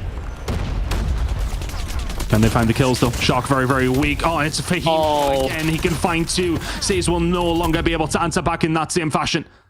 He gets taken down by Leia. And the unthinkable for Animus is on the cards now. You could be going 2-0 down against Vanquish here. And for Vanquish, this is so much better. This is the kind of Vanquish we expected in these finals. Maybe not to this level, even. I mean, the way that they've performed here in the Search and Destroy, they snatch map number 1 away. And Animus are in a lot of trouble. Kirby has been tagged up back down, but will not fall. Still a 2 versus 4 on the cards for Animus that they need to pull off. Yeah, you got the bomb in the hand of Kairu, but Marvel, I mean, much like how the opening thought that I can just brute force my way over by A, takes down Kirby. This has been a back and forth first blood affair between those two all too easy along. But it's still 3v2. And they think that they've gotten the better of them. They think they over-rotated over towards B. Animus don't want to execute on A. Nervous times for Vanquish. They may well have that advantage, but they know who they're going up against. Marvel, 12 to his name, dead. Axis will find him, and Kairu now left all on his own. It's a 2-0 lead for Vanquish in this series. And this is a turn up for the Bucks that we did not expect whatsoever. Animus have come into this series relatively cold, and it is showing because on the other side, Vanquish are steaming hot. 2-0 up now in this series proper. And what is the route back in for Animus? It has to be the reverse sweep if you want to meet your nemesis in that grand final. Wow, what a series from Vanquish so far. You already lost your map pick, map 1. You lost the map 2.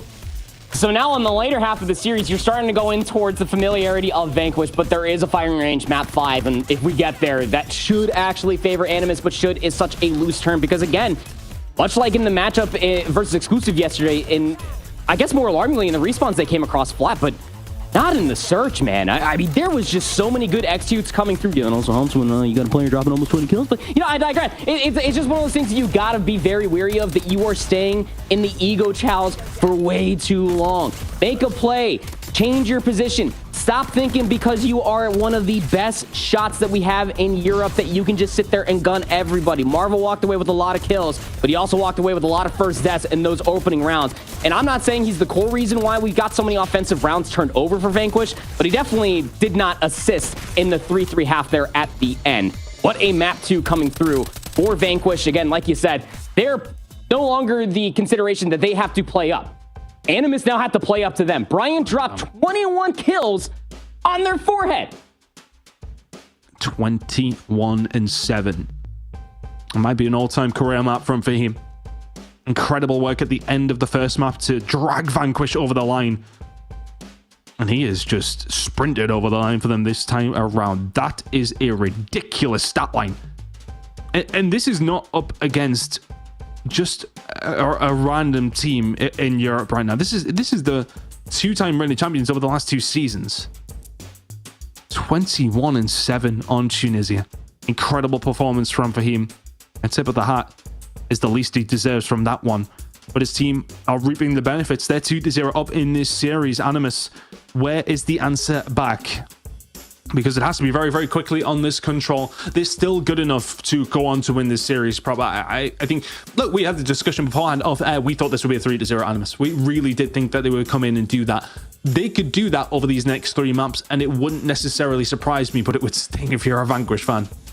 It really would, right? I mean, especially walking away with the dial of a reverse sweep versus SSS, just not even the match previous to this one as well. They have to do it all over again. I mean, like, that is exhausting, but it's also, you can't ask for a better warm-up should you win this series, and then you go on and face Exclusive. I mean, I'm just pulling cards out of the deck at this point, man, but this is a real good look for Vanquish. And everything that we have as far as the last time these two teams faced means absolutely nothing. They played each other close in the hardpoint. This time, Vanquish won. It was a 7-1 on Tunisia's Search and Destroy. This time, Vanquish won 7-5. They also played Takeoff Control the first time they faced off against each other. Animus won 3-0. I don't believe that anymore. I'm here for it. Brian is shooting so damn straight that if he just gets a little bit of extra damage from anybody else, I feel like he could 1v5. I mean, he's shooting suns out of his Odin at this stage, isn't he? He's deleting absolutely everybody on the side of Animus. And we'll need to continue to be at that level, though. They cannot take a step back here. I think if you Vanquish, the crucial thing to do is not to get too comfortable, because we know that Animus could turn this on its head. As I've just mentioned, we feasibly thought and reasonably thought that this could be a 3-0 for the side of Animus. They could win 3 maps in the blink of an eye if you are not careful, Vanquish, but you still do have a massive advantage. The series is still in your hands. Animus could come back, absolutely, but Vanquish, it's yours to lose now.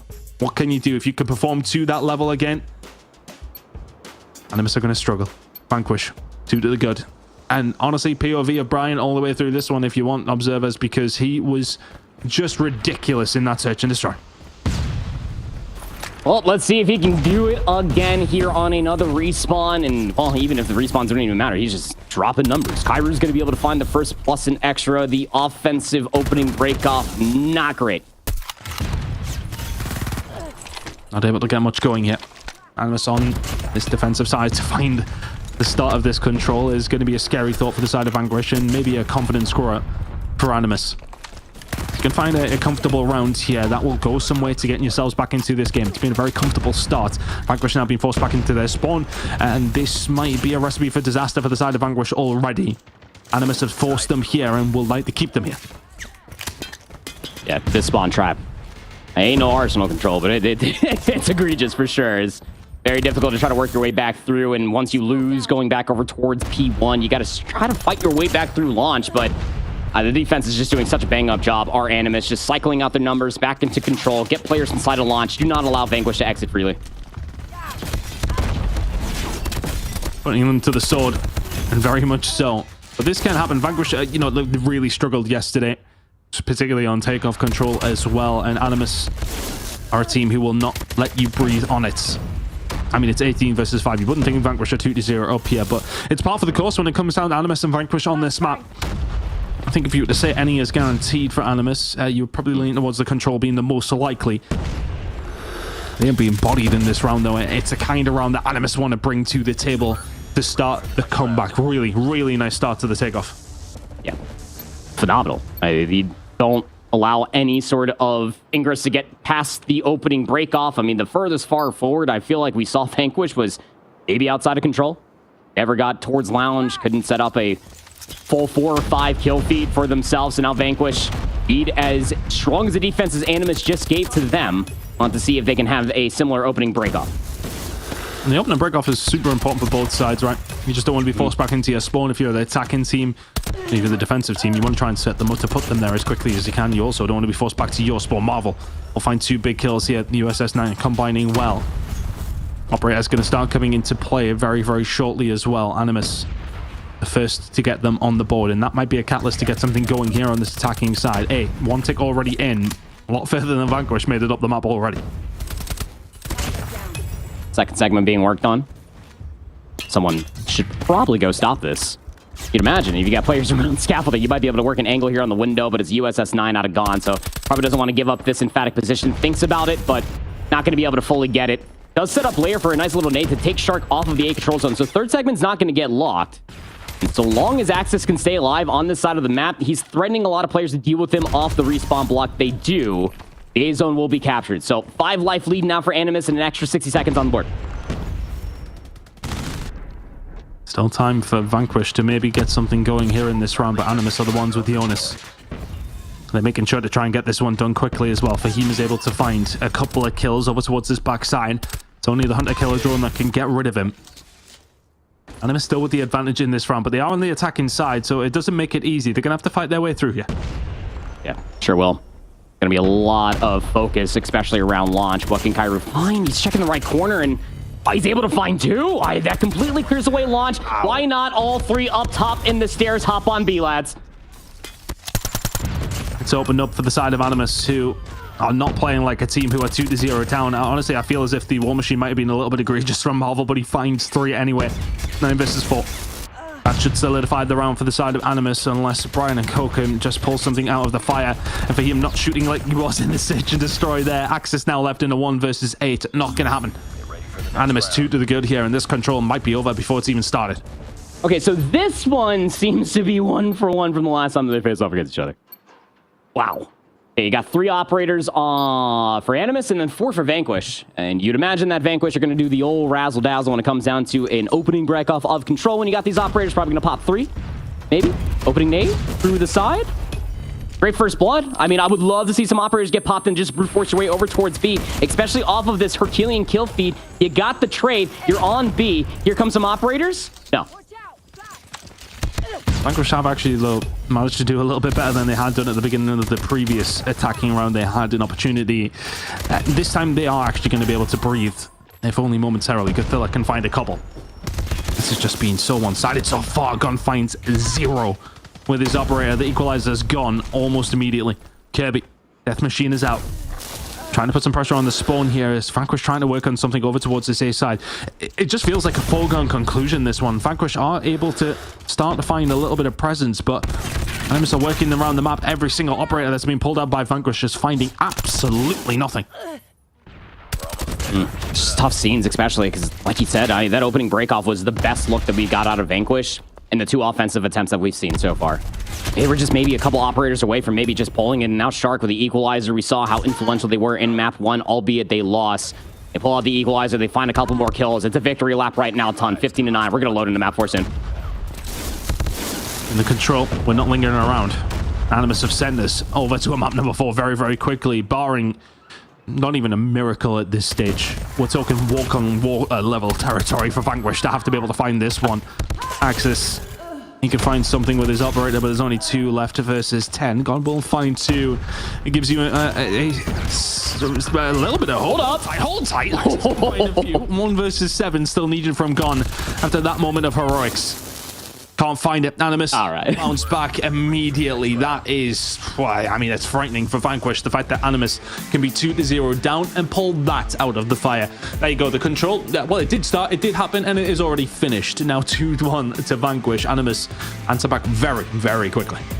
Well, it's nice of Animus to dig out their invitation to the wedding, finally, as they have showed up there in the map 3. But yeah, I mean, look, 2v10.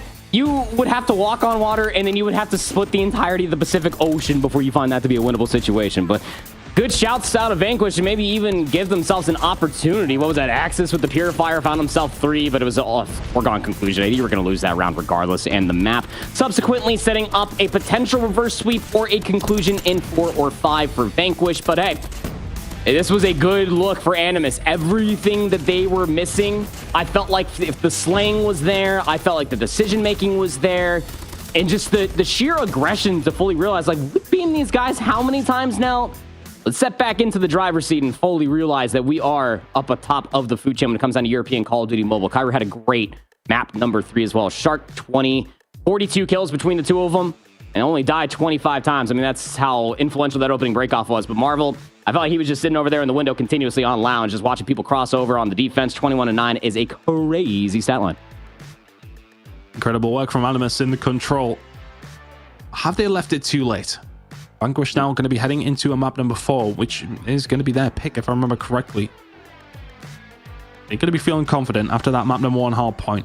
And this is where things could either get scary for Vanquish, or can they solidify one of the biggest upsets we would have seen in European Call of Duty Mobile history at this stage. If Vanquish can pull this one off, they are 2-1 up. We're going to be heading, I believe, into an Apocalypse again, a map that Vanquish couldn't quite get over the line in their previous series. Of course, it was Special Suicide Squad who did take this one, so not necessarily best recent memories for the side of Vanquish, but how do we fancy their chances coming on to Apocalypse here now?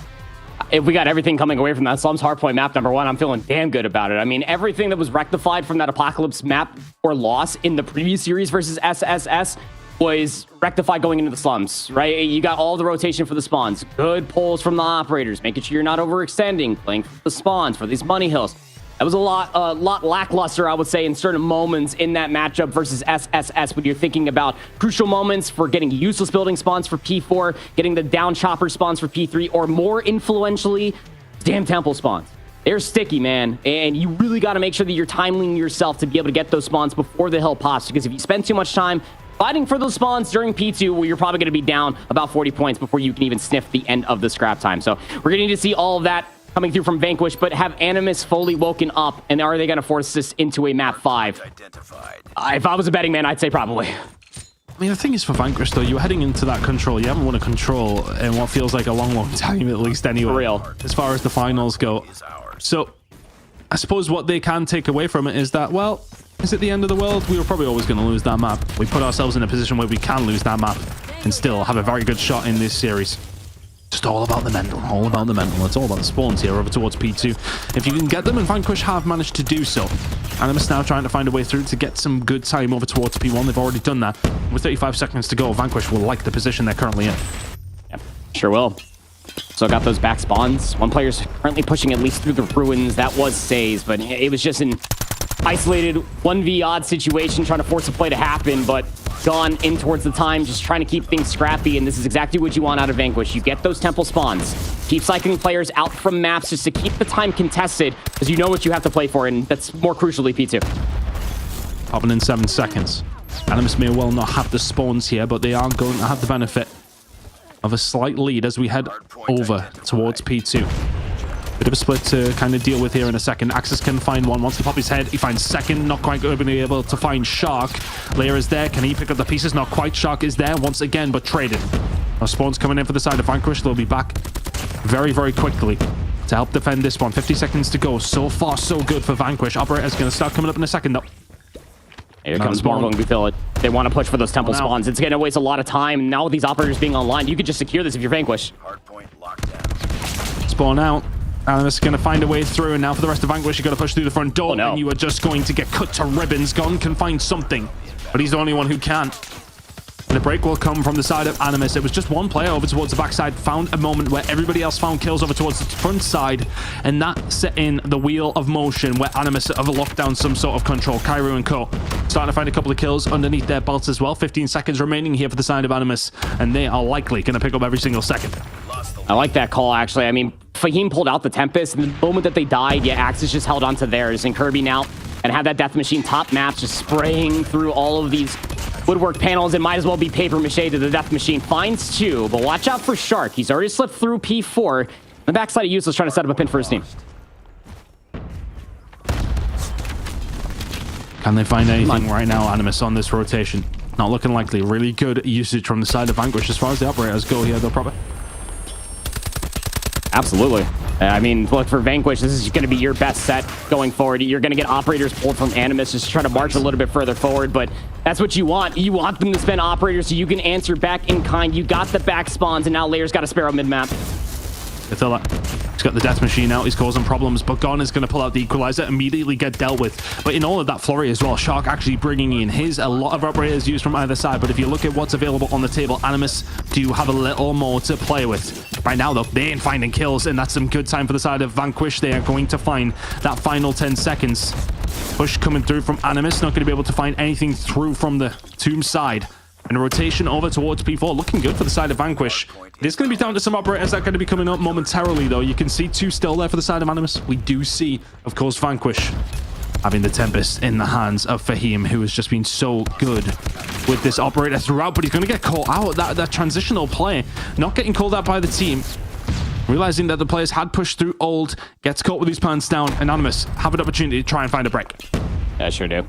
Got those back useless spawns. Pinch could be set up at least from Chicken Coop. That's going to be Says. Watch out for him. He's already in that position. The War Machine's going to get popped out of Marvel. Kairu goes down, but the War Machine is very much so still here. And this is a hard push through Tomb. A really difficult one, of course, with the War Machine ringing down on you as well. Gon can find one through the middle of the map, and that might be the route to get themselves through. It can't be one-dimensional. Animus are set up so strongly, and you got the Cathilla and Co. just finding kills left, right, and center. Says can find another good hold from Animus so far. 15 seconds to go here in the first rotation of hills. They eventually will fall, but Animus are going to close that gap. It's probably going to be Vanquish, though, with the lead heading into this rotation, especially with those spawn out. Animus not going to read it, because why would you? Heading into this second rotation, and it will be Vanquish with a 15-second lead. Yep. Just about as close as the Slums map one. I mean, maybe 10-point difference, but just about that even game, if you ask me. What a break coming through from Animus on P2. That doesn't happen. They're down by about like 30, 40-ish points, in my opinion. Now we go in towards the second set. Say's top map's going to be able to find himself 3. Animus are all on the favorite side of the map, and Cthulhu's Predator Missile is going to confirm it. Yeah, good sign. Good spawns. Things are looking up if you're Animus. Death Machine is now out from Gathilla, just trying to find something to slow Vanquish down. They'd be looking to try and get a pinch over towards this P2 side. You can see number 3 and 4 from the side of Vanquish are being sent on a route over towards the Tomb side. Not able to find the gunfights. Kairu, Marvel combining well, and it's still a good time for Animus, who have taken the lead now. 25 seconds remaining here at P1. And Vanquish, you're just going to have to fight through the front door. They have the very unfortunate side of the map as well. And so long as you continuously find kills and nobody's pushing forward, you're still going to spawn on this side of the map. I mean, once P2 pops, Vanquish should spawn closer towards maps. But look at all this uncontested time that Animus are getting over by P1 right now. Ton, they're setting up our Vanquish. A push through the ruins. Will die immediately is Kirby. He was the tip of the spear there. But Vanquish have finally pushed through inside of maps. Can they threaten the spawns for new? I think if you Vanquish here, it's just trying to stop the worst from happening. You just don't want a full 60 to go over towards Animus right now. It would be within touching distance of 200 points, and that's not where you want to be if you are Vanquish. You need to try and find a way through. Kirby finds 2 towards the back with the Death Machine, and now all of a sudden, is that going to open things up? The answer is absolutely not, because the Gravity Vortex gun is out from the side of Animus, but as is the Tempest here from Brian. He finds plenty, but the Operator is being used well on the side of Animus as well. Through the smoke we go. Can he find anything else? Absolutely not. Animus just about hold on. Yeah, Marvel there with the bailout of the War Machine per usual. Same thing over by P4. Only has 20 kills, but that operator pull was the difference in between being broken and Animus now with a 60-point lead. And how quickly things can really change. control was over in the blink of an eye, and Animus are now starting to stretch their legs in map number 4. We said after 2 maps, it would not be a surprise if they at least force a map number 5 here. They're threatening to do so right now. Vanquish have found a way inside of the point, but they've forgo the rotation over towards P3 now. Animus will find their way over towards that side and will set themselves up. Says will find 2. The trade's starting to come in though for the side of Vanquish. Can you find a little bit more just to put a bit of pressure onto Animus over towards this next hill? Currently in possession of the time, trying to push up his Marvel. He's only got the machine pistol though. I mean, even going 1 for 1, he's still finding kills somehow. Finally gets traded, but you got operators now if you are Vanquish. And if you're trailing by 70 points, I'm not going to lie, Ton, you might need some of those. You need them to be brought in. You need them to be effective. Kirby, can he find the gunfight? No, Kairu holding his irons and finding the fight. Feels like Vanquish are panicking just a little bit. It feels very 1v1. It feels very disjointed, but they are going to find a couple of kills. Can they break it open here? 24 seconds remaining on the hill. Githilla with the flank, not going to be able to find a great deal, but Shark is there to pick up the pieces. And again, Animus just still hold it down. 15 seconds away now for Animus. On this hill in particular, we're going to be heading over towards the next one. Vanquish are going to find themselves maybe over 100 points behind. And they have full control of the useless spawns and inside a chicken coop. Your biggest problem might be Brian, but Githilla's got the death machine. He's just spraying through chicken coops. Somehow loses that Axis, has a war machine. That's 2 quick kills. They need to push through off of that. John has found something here with Equalizer as well, but stays with the Sparrow. Will find 4. Shuts it down, making the 5th. It's the team wipe from Stays, and that may well be solidifying a map number 5 incoming. The Predator Missile will come down to find his 6th, but everything just being done by Stays right now. Already has himself 43 kills in this game. That went under the radar. Animus now find themselves 15 seconds away. Vanquish flailing at this moment in time. Marvel can't find a great deal, and Vanquish will find their way inside of the hardpoint, but with Animus so close, it is going to be a battle to bring this one back. Leader's advantage be damned. I mean, 110 points. You don't really see that massive of a comeback on a map like Apocalypse, especially at the end of P4, stringing in towards P1, then P2. Yeah, good luck, have fun. Stays on 45 kills now, finds a kill over by P3. He's setting up his team to try to close things out on P1. The break comes back through on P4, and they got presence all around the middle of the map. Oh, Vanquish have got the gauntlet to run through. If they want to solidify anything within 4, they are 110 points behind, and it just... I mean, I could smell that map number 5 in the first series. The whiff of it has come around very, very quickly over these last 2 maps, hasn't it? I mean, Animus have really stepped up their levels here over the previous 2 maps, but it's not done yet. Vanquish can find a way through over towards P1. They got the P2 spawns as well. You need a full 40 final seconds here and a perfect rotation over towards P2 if you even want a hope of winning this map number 4. Good luck with that one, man. You're going to have so many more isolated gunfights that they finally just goes down. Says for 4 in a row. Sparrow to bring them home. 250 to 149. Cue up the firing range. Here we go. Says finally gets that 50 bomb. He will find it towards the latter stages and secure the map 4 win. It feels like those last 2 maps have went by in the blink of an eye in comparison to the first 2, which Vanquish just fought for tooth and nail. And Animus just go, oh yeah, actually, remember who we are? And smoke them over the next 2. We head to a map 5 on the firing range, and the momentum is only going one way. You know, you go up to like Liquipedia or something, you see like Animus, Call of Duty Mobile, top of the leaderboard continuously. That number 1 is very much so there, and I'm glad that Animus fully realized that they need to remind all of us, including their opponents of Vanquish, why that number is there. Really well played from them through and through. Good decision making, honestly. Their breaks were amazing. They were always trying to use operators maybe a little bit too early, in my opinion, and it allowed, especially go back towards that P3 in the second set from Vanquish that had a really good response, and probably the majority of the time that they were able to get out of the 131 points that they did accrue. But outside of that, I mean, everything else from Animus is just a very clean, squeaky shop, man. This is what we expected, even going back to the map number 1. It goes down on Apocalypse. Says had a massive map, and that can only benefit you that much more to set up a potential reverse sweep. Oh, that's a tough position now for Vanquish, isn't it?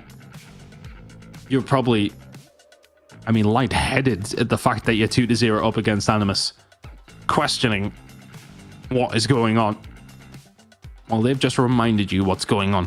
Says 50 and 22 barely any time in the point because, yeah, boys, you can get in. I'll do everything else. Look at that from him. Incredible. I don't want to say it's quite in line with the Fahim 21 bomb in the search and destroy, but you're not too Definitely far not. away. Really good job in map number 4 from Says to send us now to this map number 5 on firing range. And which way this one goes, I mean, again, it feels destined for Animus to be able to find this win now. We said, I've kind of reiterated it multiple times now, we wouldn't have been too surprised if Animus come in here and just whitewash Vanquish. They've done that over the last 2 maps. They didn't do it over the first 2. We're heading into the search and destroy for map number 5, and Animus have given themselves a tall order for this comeback and for this reverse sweep, but Vanquish have done well to force themselves to get to this stage. They have an opportunity. It's one game of S&D if you want to see yourself in a grand final. And it's firing range as well, man. You go back to that 1-3 loss versus exclusive. Where did that one map win come from? It was on this exact venue for this exact game mode, and it was against exclusive, the team that is sitting in grand finals. If there's anything you could possibly take away from that, this map number 5, it is truly Animus's pick. There is so much comfort on firing range. There's a reason why we always laugh, Lauren included, whenever we see like a Hacienda, a firing range. These are staples as far as the best of 5 is concerned. We've been playing this map mode combination forever. It really feels like since Call of Duty Mobile's inception. So there's really no reason whatsoever that your adaptation should be any less than what we saw for Vanquish on Tunisia, and your execute should be that much better compared to Tunisia out of Animus here on the firing range. A lot of sniper prowess for these two teams to go back and forth. We had a really cool 1v1 first blood, first death in the opening half of the Tunisia between Kirby and Marvel. I wonder if we're going to get something like that again. Well, here we go. One of these two teams, your season is over. And for the other, it's an opportunity to write yourselves into the history books in a grand final up against exclusive. Who's it going to be? The reverse sweep is on the cards for the side of Animus, or is one of the biggest upsets in EU Call of Duty Mobile on the cards for Vanquish? We'll get those team names swapped over immediately. No confusion this time around. We wouldn't want it in the map number 5. Says and Co. Big hit over towards A is imminent to kick things off here on the firing range. Sniper hand Kirby. Nobody was surprised. Going to be a very quick execute potentially over towards this A bomb planted here. Full 5v5 host. Kairu Shark finding plenty. Kirby will answer back, so a 3 versus 4 retake. A Vanquish now. Got one player on the flank that you're going to have to deal with. Marvel is giving cover there as well over towards Shark, as Lael is looking to try and find something. You can imagine Marvel is going to pop his head out just again in a second, but time is whittling down. Trades going on over towards the bomb site. 3 versus 2 now for the side of Animus. You can find something. If you're gone, the bullet is good. All of a sudden, you can start getting aggressive. Gon can find another. He needs to hop it, because now all of a sudden, it's Marvel left in a 1 versus 2. Shots have to be good. Shots have to be great. Can he get the player behind? Now he can go for the bomb carrier. He's gone for the defuse, and Marvel again shows why he's the one of the best in the business. It's a 1 versus 2 for Animus in a round that they probably should have won anyway. But it's Marvel who produces the goods. Animus wanted the good. Defend the objective. I don't even think Marvel meant to kill the first one. I don't think so. I think it's just spraying bullets around. It's still a clutch nonetheless. That's the post play you gotta be worried about here at A. Animus thinking they're gonna try it one more time. Nades over the top. Just player out from Tin. Brian's actually pushing all the way through. He might have some really cool timing. Never mind, he's dead. Marvel Cairo starting to work well, and is that kind of round for Vanquish just the Bomb has been planted. worst way possible to start around number 5? You do so well to find the retake, you get the hope, and it's dashed in front of your very eyes. Axis can find one. He gets traded immediately, and Marvel will find Lair. All of a sudden, Gon is left on a 1 versus 4, and he is, well, just that, gone. Animus, 2 to the good now. 2 attacking rounds over towards A. One a little different from the other. They find it in a difficult manner in round number 1, but very easily in round number 2. Gotta start getting some adaptations going for Vanquish to stop this very aggressive training dummies push. Nades over the top through mid. Their adaptation might be sending players through mid as well, but that's exactly where Animus want Vanquish to think that they have comfort to go. It's a 1-for-1 trade, 4v4. Everybody's okay right now, but the bomb is kind of halted inside of wood, especially with Marvel being dead via Axis' boomstick. Kairu. Big pig on Axis. And Leia will answer with 1 back as well. Good shots across the board. 3 versus 2 now for the side of Vanquish. One of their first opportunities to get around on the board outside of, well, at round number 1, and the way that it ended. I'm sure they probably want to talk about them. I'm sure they'd be trying to forget about it pretty quickly. Get through that. I feel like it made his way over here. Just plant the bomb. Nobody was watching this. Nobody inside of American. We're good. All right. Vanquish just setting up in the middle of the map. Happy to go for the retake. A lot of presence over towards this backside from both two teams. Gothilla ready for this push to come through. Oh, he just gets a bit of bad timing. He should be able to find something here onto Fahim. He doesn't, but Says does. Now gone, kind of caught in between a rock and a hard place. And now there's only one player left. And he's dead. Oh my word, from Says. That is ridiculous. Once again, Animus, they're feeling just undeniable right now. They really are. Even in a numbers disadvantage, there's just no reason why Gothilla should be able to work his way all the way towards A. Scot-free. No one saw him at all. Got to start polishing up these rounds if you are Vanquished. They did well in the early get-go there. That's because Animus might have thrown a little bit of a curveball. This time they're going back to the fast few rounds that did work for them, especially in the early going of their rounds. That A execute. Good shots from Shock. And Vanquish have just got zero answers here to the push that's coming through every single time. Shock is lining them up and deleting them. Leia can find one back, but now a 4 versus 2 in favor of Animus. I mean, I don't want to say that Lightning is striking twice, but we've had 2 map 5s already today. One was a 7-0. This is threatening to be the exact same scoreline if Vanquish don't step it up pretty quickly. I didn't want to say it, but yeah, you're not wrong. You denied the reverse sweep with a 7-0 on Kurahana. This one's not looking like it's going to go that way. A 4-0 lead now. It has been all Animus. These aggressive pushes over towards A are just not being stopped. And it's either you completely give it up, you give up 10 all entirely, and you try to go for a full-on retake around the backside of Banana, which we have not seen yet from Vanquish. By the way, hint, hint. Got to make some changes, especially through the opening breaks. And I like this. Get back through mid is the reason why they did win the opening break off in that round number 3. But it's still a first blood in the hands of Animus. And they're still assaulting the Z-bomb site. Undeniable. I mean, I would love to hear the comms in the foul, and especially now with Fahim falling like that to Marvel. The comms in the Vanquish camp have got to be extremely quiet because they are just getting obliterated here. Leia now left in a 1 versus 5. He will find one on the Says, and he will find the gray screen. Animus a 5-0 up after 5 rounds. And this, I want to say, is a little more like what we maybe expected, but I don't even think it would have been that far gone, right? We expected Animus to come in this series and be comfortable, but you're 5-0 up in a map number 5. Vanquish 7-0'd Special Suicide Squad in the previous map 5 that we just got to see. They are in big danger of getting 7-0'd themselves because Says and Co are running through them. Running through them.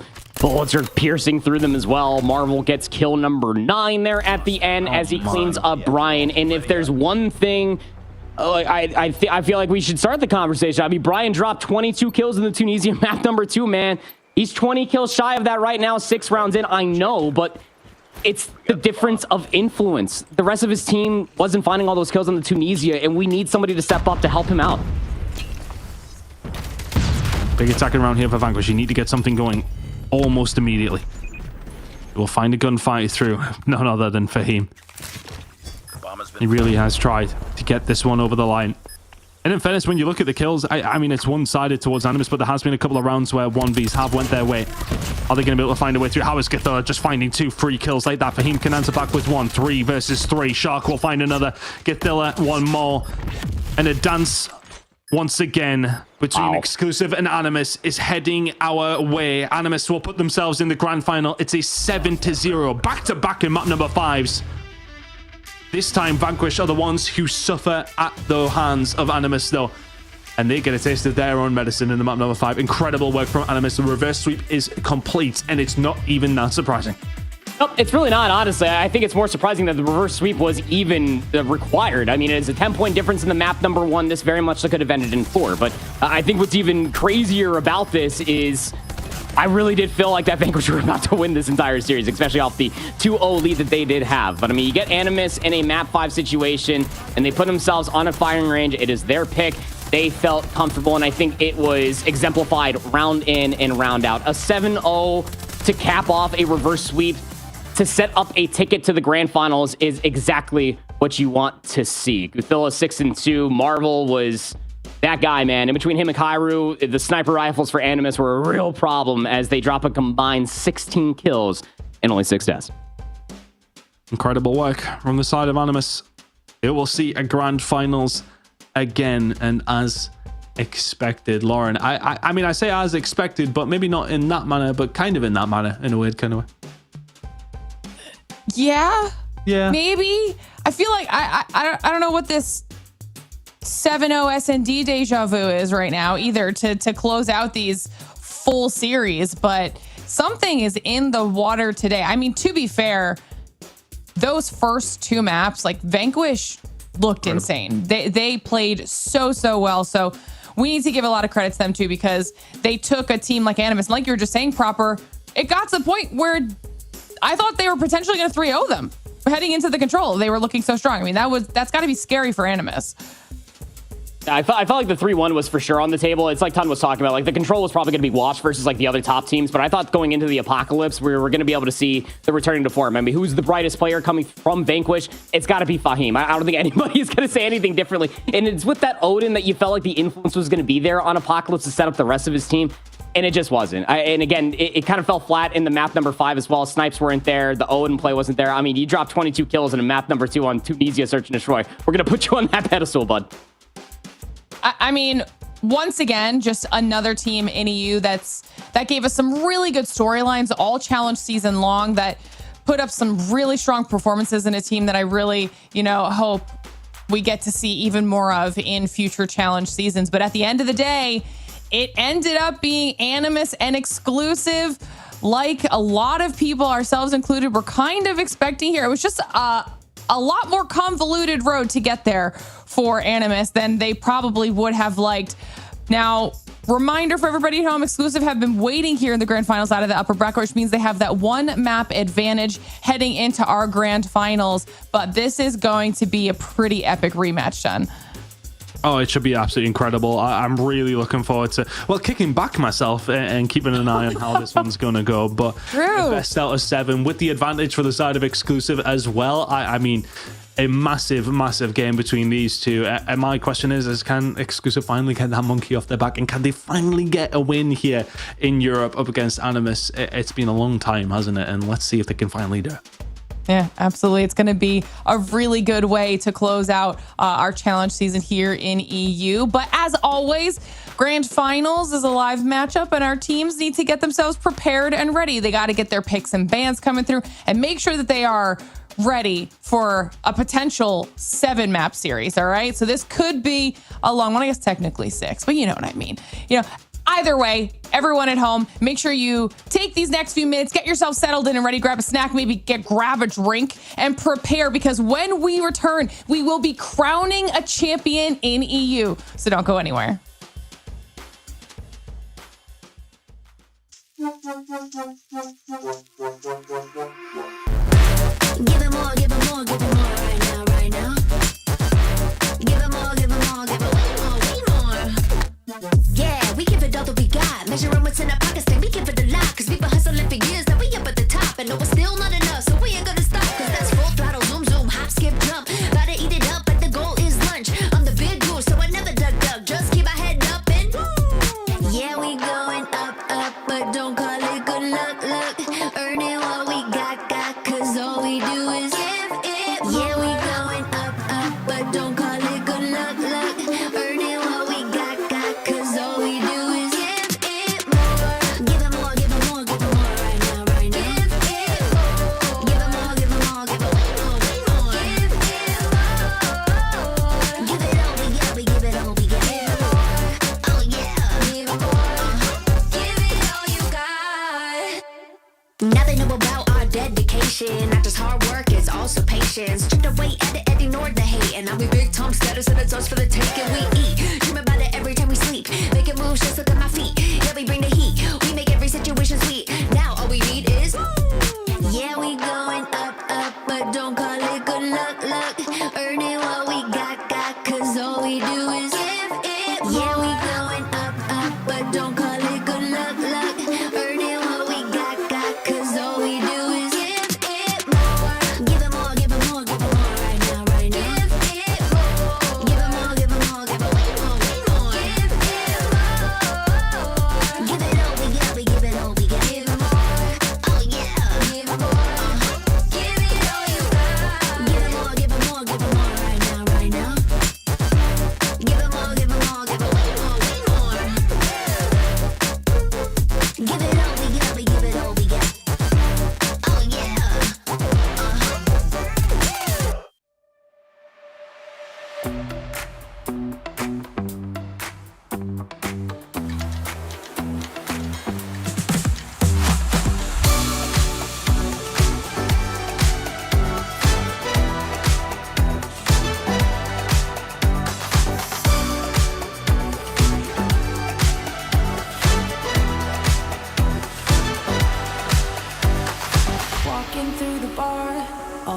eyes on me.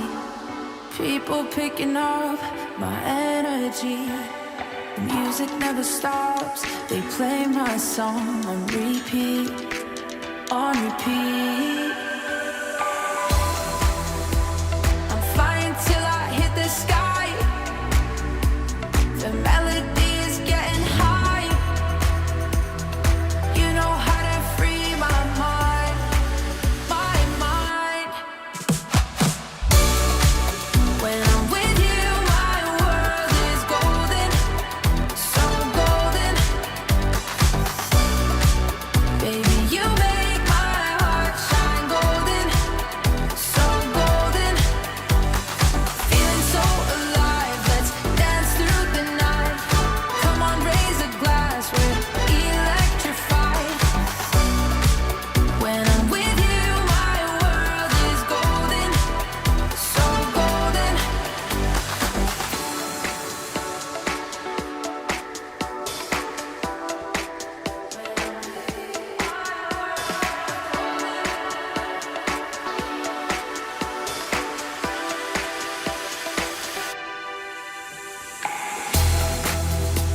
I'm flying till I hit the sky. The melody is getting high. You know how to free my mind, my mind. When I'm with you, my world is golden, so golden. Baby, you make my heart shine golden, so golden.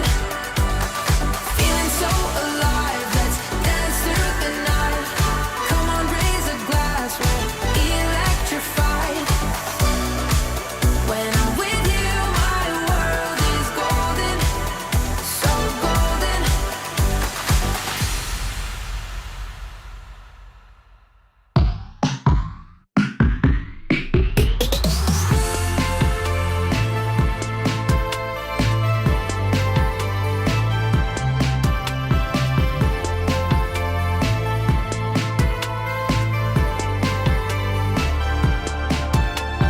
Sunshine dripping off your skin. I just wanna take it in. Magic shimmers in your eyes. Can't look away, 'cause it's so nice. Give me all that sunshine, put it in my heart. I love the way you are. Give me all that sunshine, put it in the sky. I love the way you shine. It's better with you, better with you, better with you.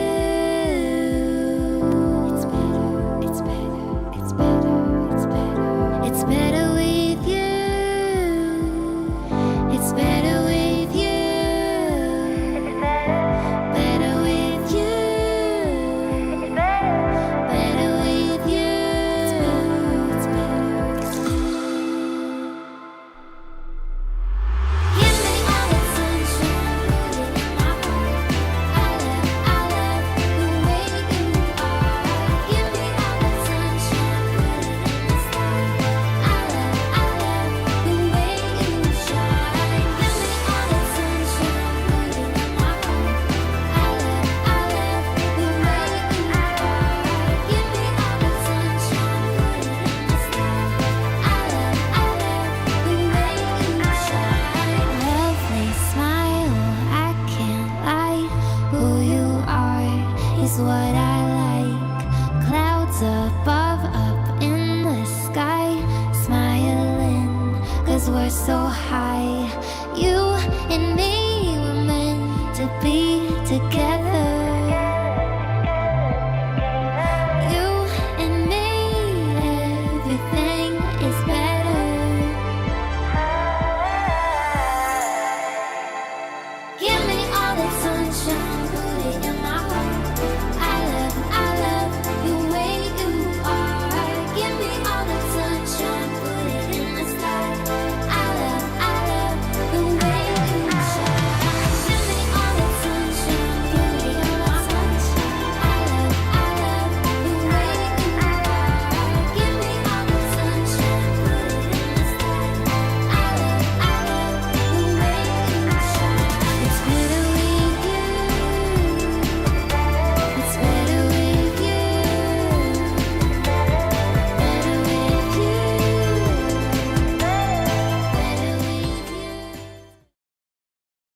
The Snapdragon Pro Series is brought to you by Snapdragon Elite Gaming and DHL. All right, everyone, welcome back to the Snapdragon Pro Series, where this is the moment you've all been waiting for. Our teams have been fighting for all challenge season long. It is time for us to head into our grand finals here between Animus and Exclusive. Exclusive being the team with that one map advantage after coming out of the upper bracket. Brody, you're back in here with us to get into the grand finals. Let's start diving into it, all right? Talk to me about Exclusive. Man, Exclusive have had a hell of a season so far, right? I mean, you go back towards challenge season, and Exclusive, I think, had been relatively disappointing, right? Even going back as far as open finals, I think we had a lot of questions about whether or not Exclusive could be the same kind of firepower they were back in season 4, season 5. And it was only really on day number 1 of challenge finals we were like, okay, hold on. Exclusive here are actually different gravy, because they totally ran through Vanquish for their first series. All right, perfectly fine. The second series, however, that matchup versus Animus, I think that was the real shock, because I don't think any of us necessarily expected Exclusive to win that. Yeah, absolutely. And obviously, we've got some recent information that we can use to kind of inform our conversation here between these two EU powerhouses. We just watched them play yesterday in the upper bracket final proper, and this was the result. You couldn't have asked for a graph to showcase the one thing that we know in between these two teams at this juncture of time. They're very, very close. These two teams are very competitive in between the European region, the acquisition of Marvel coming back into the scene, Exclusive coming in towards their own. Sawu is playing at an all-time high, and this is exactly what you expect for this team to kind of stack up against each other. I mean, the damage is always going to be super close. The grenade damage, I feel, is like super minuscule depending on where the trophy systems are located at. But at the end of the day, you could not have drawn up how close these two teams are at the top. It's going to be the fundies that are going to be the difference in between these maps, man. Now, when we kind of look at their performance from last time around, Brody, talk to me about the strengths and weaknesses that we saw out of both these teams as we get to take a little bit of a look back at the highlight reel from yesterday. I mean, honestly, I think in the respawns, everything was super close, right? I mean, we saw the hard points go basically the distance. I think at least the second time around, Exclusive started the series, I think, in a really hot fashion. There was like a 250 to 141 or something like that. And I think looking toward the hard point strength for Exclusive, their rotations were on point, their team play was on point, the SMGs were firing all cylinders to the roster. I think they were just super well-rounded. I think the biggest difference between the two teams in the series was definitely that search and destroy, where it never really felt like Animus could actually get or Exclusive could never get a foothold. Beyond that, I think it was just, Exclusive really clutching up in key situations, a wild control that ended up going all the way to a round 5. We saw some phenomenal clutches there on both sides of the board as well. I will say, I think outside of that search and destroy, which ironically enough did go Animus's way, and maybe you could say the first hard point, there were some really close games in that series, which I think bodes well for us having a pretty good grand final here.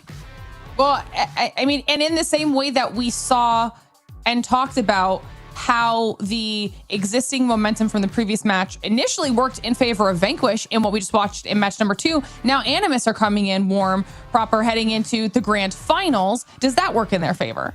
Yeah, I mean, look, if the day has shown us anything at all, if you 7-0 your opponent in the previous series, you're probably going to win the first 2 maps in the upcoming series, right? I mean, we're 1 for 1 so far, so it might as well be the same thing here. But I don't know. I digress. I think that Animus, it took them a while to get warm. They could have won that previous series 3-1 for sure, but I think at the end of the day, yes, they are finally woken up. I think Villa is coming into his own. Shark is looking very, very good. Marvel's always a straight shot. I ain't worried about him, but it's the rest of the team that needs to support him along the way. They were lacking in the respawns versus Exclusive yesterday. Yeah. Well, obviously, we've been used to our 5 map series. For everyone home, if you're just joining us, Grand Finals is happening right now. That means it's a 7 map series. So instead of 1 control, potentially you're going to get 2. It's going to be a longer experience, which also will change what we get to see with the picks and bans and the final results of the maps that these teams want to play on. And when you're talking about teams at this caliber, Brody, people are good on most maps.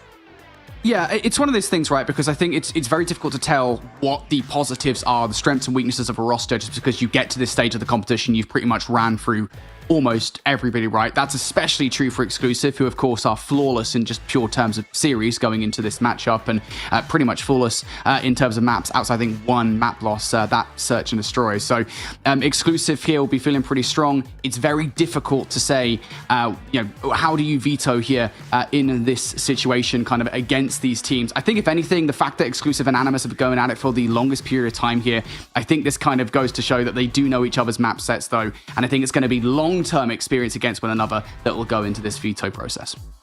I mean, you gave us some individual player highlights on the side of Animus proper, but also give it a little bit of love here to Exclusive and who we could see potentially making a big impact for them. It's one of the obvious unprofessional photos in this entire graphic, and it's Sawu. This guy bouncing into the scene. Like, as far as the name is concerned, when you're joining the likes of Neil and Veer, Grizz, like these are names that like we've been casting in European Call of Duty Mobile for like ever. So I think that for Sawu to be able to get this opportunity to be able to play up to the level that the rest of these individuals have in recency is a very good sign, especially for Exclusive. And then we get to take a look at the rest of the squad here in Animus, Brody. And I mean, obviously, you guys have already mentioned them a lot, but so much experience on this team. Yeah, I mean, I think the thing is for me, right, you have an SMG duo that is so damn dominant and so frustrating to deal with in Gafilla and Shark. I think Gafilla has had a wonderful last couple of seasons of the Snapdragon Pro Series, has become kind of one of my favorite players to watch in European Call of Duty Mobile. But I think the big thing, the big difference maker now for Animus in this season is Marvel has made his way back from the Indian region. He's back in Europe, and he's back with this full French lineup. And that is a huge boost to the roster. At this point in the competition, I don't think you're expecting Marvel to ever not start on this team. So Marvel being here, big boost in the firepower, and they are definitely benefiting from it. Still's growing the beard in more too, you know, going for the full facial hair look. All right, it's a vibe. It's a vibe. Let's talk about the picks and bans here. Pull them up so we can finally see what has been chosen for our series. All right, start the discussion here, proper. Well, the Arsenal Hardpoint was actually, I think that's probably the one thing that you don't want to see if you are Animus, but it's even more alarming that was actually the one that they picked. That was the map mode combination that they played extremely close to Vanquish in the previous stage of this exact season. But I think that at the end of the day, when it comes down to a best of 7, you knew that the Crossfire was going to be in there. You do get that luxury if you are Exclusive to at least benefit to take out one of the 3 control maps. So Raid Crossfire will be in there. The latter half of this best of 7 series, I feel like continuously will get better for Exclusive. So if you're looking at it from Animus's route in towards this best of 7, you got to come out of the gates absolutely swing. We're talking about a 2-0 start, and you got to flip it to a 2-1 lead going into that raid control. Yeah, I'll say this much. I think, I always look at these best of 7s, especially rematches from the upper bracket final, and look at the maps that have come back from that upper bracket final, right? And we do have a couple here. We do have the Slums, we do have the Crossfire. And so, we do get to the back half of the series and we say, Exclusive managed to take both of those maps away. They'll be happier going into the back half of the series. And that's important as well, because I feel like if they can survive the first half of this series, you got to remember Animus are coming into this series hot. They're going to come in with momentum off the back of that reverse sweep. Exclusive will be feeling a lot more comfortable going in the second half, not just because they're finally going to be a bit warm, but also because they're going to have those maps they're comfortable. Yeah, this is going to be a great way to end our challenge season. Exclusive versus Animus in the grand finals. Chat, let us know your thoughts one last time for this season. Is it going to be Exclusive who are crowned the champions of EU, or will Animus continue on to victory after that insane reverse sweep that they just pulled off out of that lower bracket? It's going to be epic, I am sure. A rematch from the upper bracket. The 2 titans of EU are about to face off. So let's get into our grand finals. Thank you so much, Lauren. Yep, it is grand finals time, folks. A best of 7 to decide who's going to be this season's champion in Europe. It is a region that I think is seeing a lot of fresh blood, but in the end, it is the 2 titans that are once again facing off in our grand finals proper.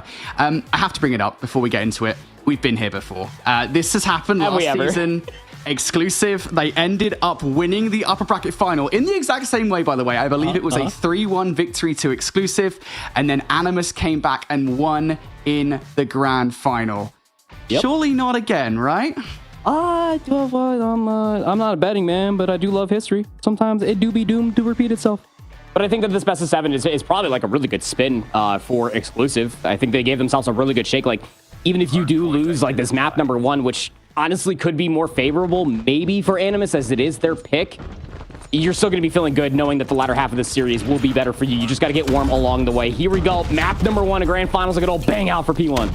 Alrighty, well, these P1s are always expected to be mixy, but if you can have a solid start, I think especially if you're exclusive, you'll be feeling comfortable going into this best of 7. Again, a reminder that we're expected to see a lot of momentum for Animus coming off the back of that reverse sweep and, frankly, phenomenal search and destroy. But it was the first wave of gunfights initially for exclusive. Now it's going to be Kairu fighting back for 3 and Animus sweeping exclusive out of the point. Now they are the ones in control. Trying to go back and forth. Mostly you're just thinking in the next 10 seconds, when do we start playing for the spawns over towards New? So got one to worry about is Veer, dealt with coming out from the cafeteria. Good back and forth coming through from Animus, but in the position that they find themselves in, especially for the rotation, they've got to start moving forward.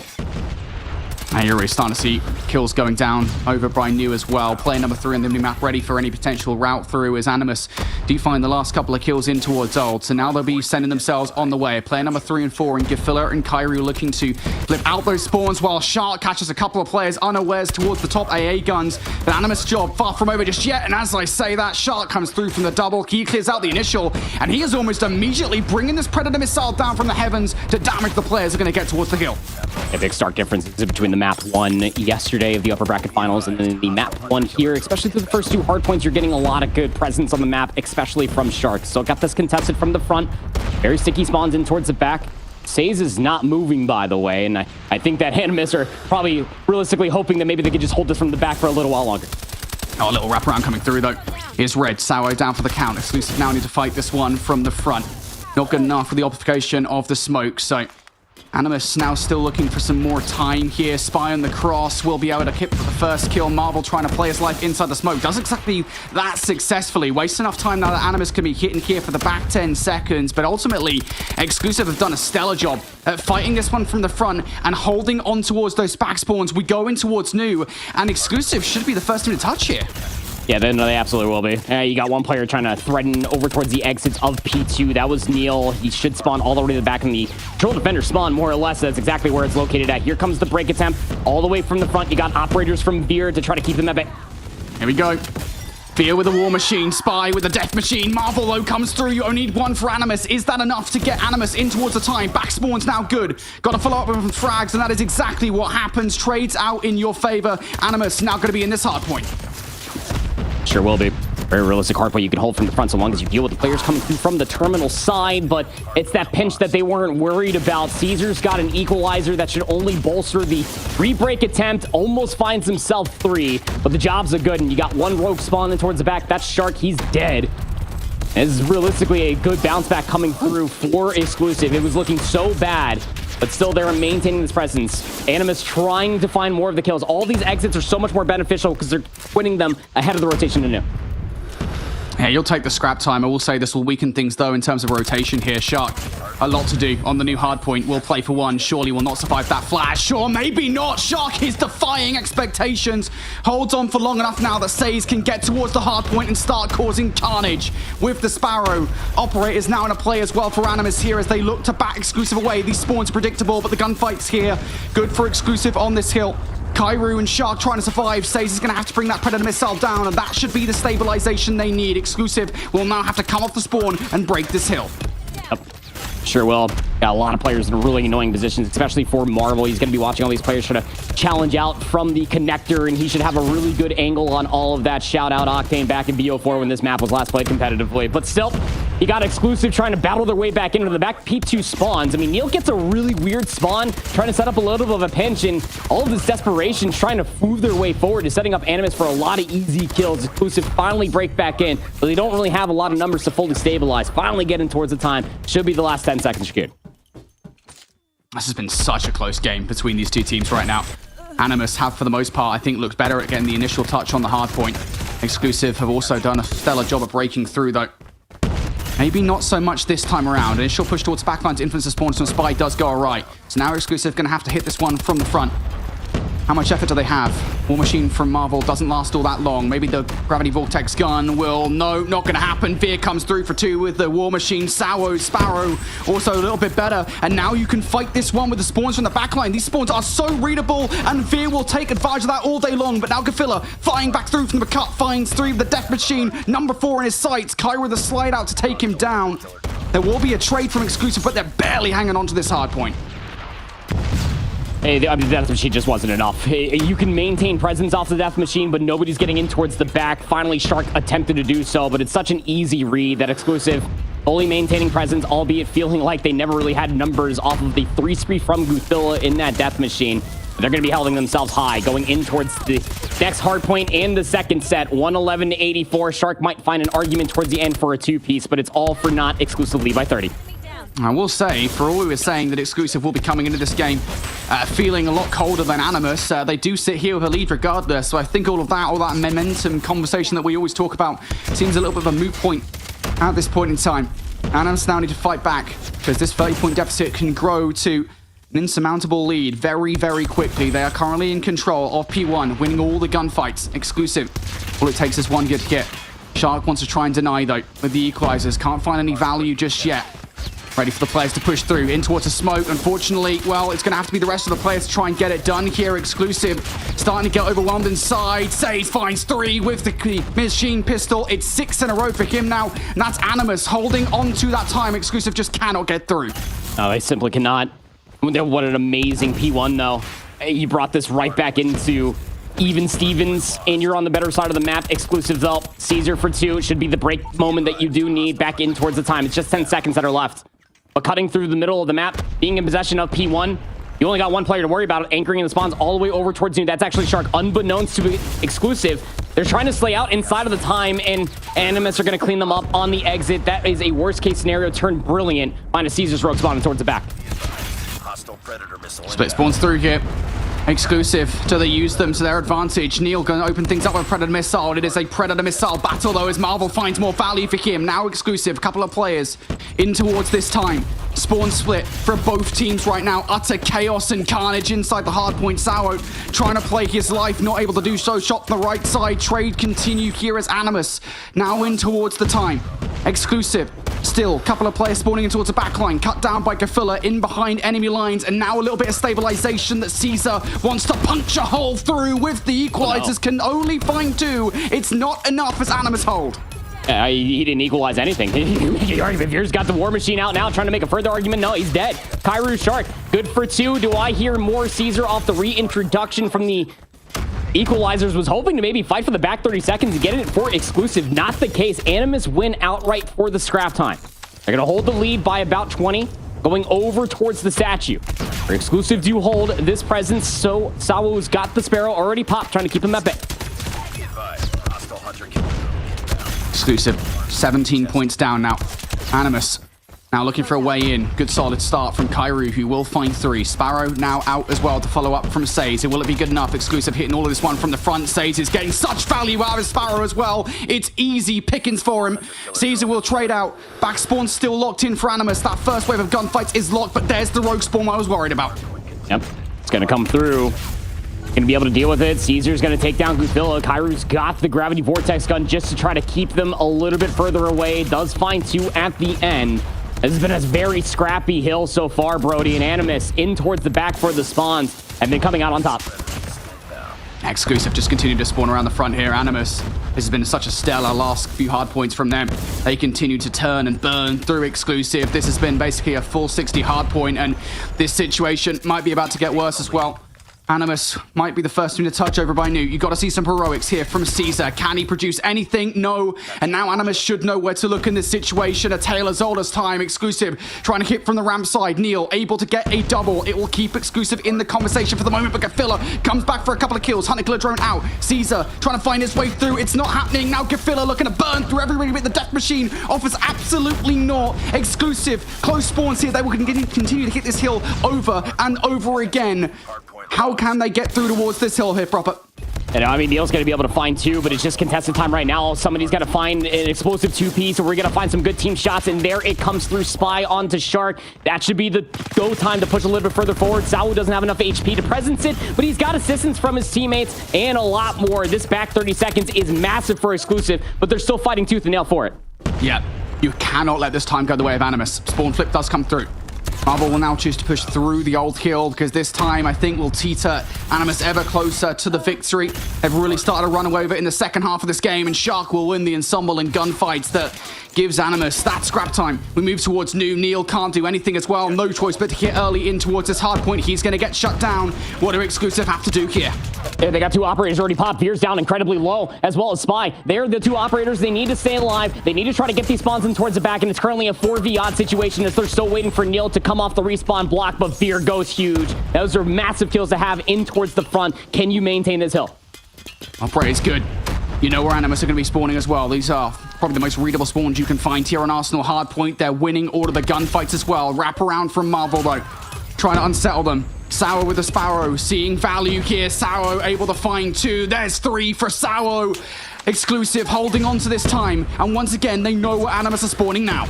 Yep, Sawa with the Sparrow has been influential, but now we need something to come through the USS-9 upon the exit. You cannot get broken. Animus can still technically win here. You just got to hold for another handful of seconds, and Fear with the Odin top of the window sets it up wonderfully to secure the back. Scrap time saves, though, makes an argument, and maybe not as much time as you were walking away from Exclusive, but still over 200 points, still a close game. You got to break P1. Yeah, Saze, though, is going to push Exclusive back towards that scrap time. They've got to filter straight through. Marvel Q takes down a couple of players. Gefiller also there. The last one left alive is Spy. Grace period is about to be exhausted towards this time. Exclusive got to find a way through. Perhaps Caesar, top vents can do it. No, Kyra is watching it now. You got to face down Marvel with the War Machine. Animus have control of P1. They might have control of the first map in this best of 7 as well. All the operators coming out to play now, and Exclusive have to run headfirst into it. Is it good enough? Neil can't do anything, and Animus start this series strong. The momentum in their favor. All right. Hey, so far so good. You 7-0. You pass opponent in a search and destroy on a map 5, and you come in and you beat the brakes off of your opponent. No, I'm just kidding. It was actually a really competitive map number 1. I'm not going to lie. I mean, like, through the first set and hell, even halfway through the second, you still felt like it was grasping at straws for who's going to finally get an advantage until Animus finally pulled up over towards P4. That break on P3 set up everything in that second set, Brody, for them to get the momentum going forward. I mean, at one point, they had themselves about a 60-point gap over Exclusive, to the point where it felt like that desperation was setting in. And that desperation for Exclusive was a continuation until we saw the resurgence for them all the way back over by P4, where they needed to break and hold. They were able to do so, but at that point, it's already 231 to like 140 and or like 160 maybe, and like you're just trailing by so much. These highlights are going to be a complete package of being able to see a lot of good versatility of the operator usage between these two different teams. But what a battle. Would you expect anything less? No, definitely not. Not out of grand final between these guys. As I said, we've seen it before.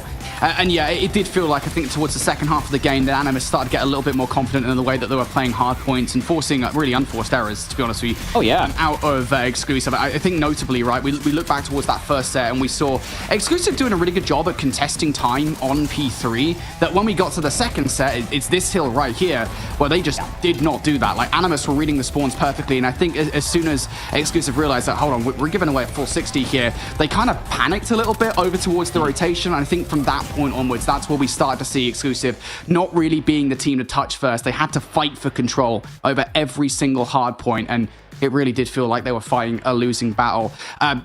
Goodness gracious, aren't they so bloody glad that Marvel's back from India, huh? Yeah, I'll say. And you know what's funny? Like, even in the respawns, they lost Hacienda 250-141, 251-97 on the Slums. Marvel was still dropping numbers. Like, Marvel just plays well against the same. I don't know, man. Like, this is a real straight shooter, but it doesn't hurt when you got Says dropping 48 eliminations, being that route man, constantly being a thorn in your side, setting up pinches. But I think even more so, like, the unsung hero is probably Guthilla, 37-35. He had a stinker of a series versus Exclusive yesterday in the upper bracket finals. His death machine pulls were exquisite. For all intents and purposes, he didn't find all of the kills of the death machine, but the amount of damage that it produces and the allotted time that it does exist on a map like Arsenal, it's more than enough to be able to set up Marvel or Says to be able to get a lot of those eliminations, either from close or afar. So great start for Animus. Technically, we got ourselves a tied grand finals now. Yeah, absolutely we do. And that is, I think, par for the course, I will say, for Animus, right? And I will say, necessarily, we didn't see the momentum coming out from the first half of that game. They actually came out relatively slow. I've got to give some exclusive and props, because you've got to remember that these guys have been, yeah, they've probably been shooting bots, right? You know, I know they've been kind of warming up while Animus were playing their upper bracket final. But you've got to remember, Animus were coming into this best of 7 with a lot of momentum. They were coming hot off a reverse sweep, 3 maps back-to-back that they were able to take away, a 7-0 search and destroy. So for exclusive to kind of put a stop to that at the start of that one, I think was important. It was an important way to start this best of 7, but actually it was the second half where they kind of let themselves down a little bit. So Animus, once again, wanting to pull off the same narrative they did in the Season 5 finals, and that's a good way to do so. Next up, we've got Search and Destroy, and this bodes even better for Animus, considering, well, what happened in the upper bracket final. This is the one map they were able to take away.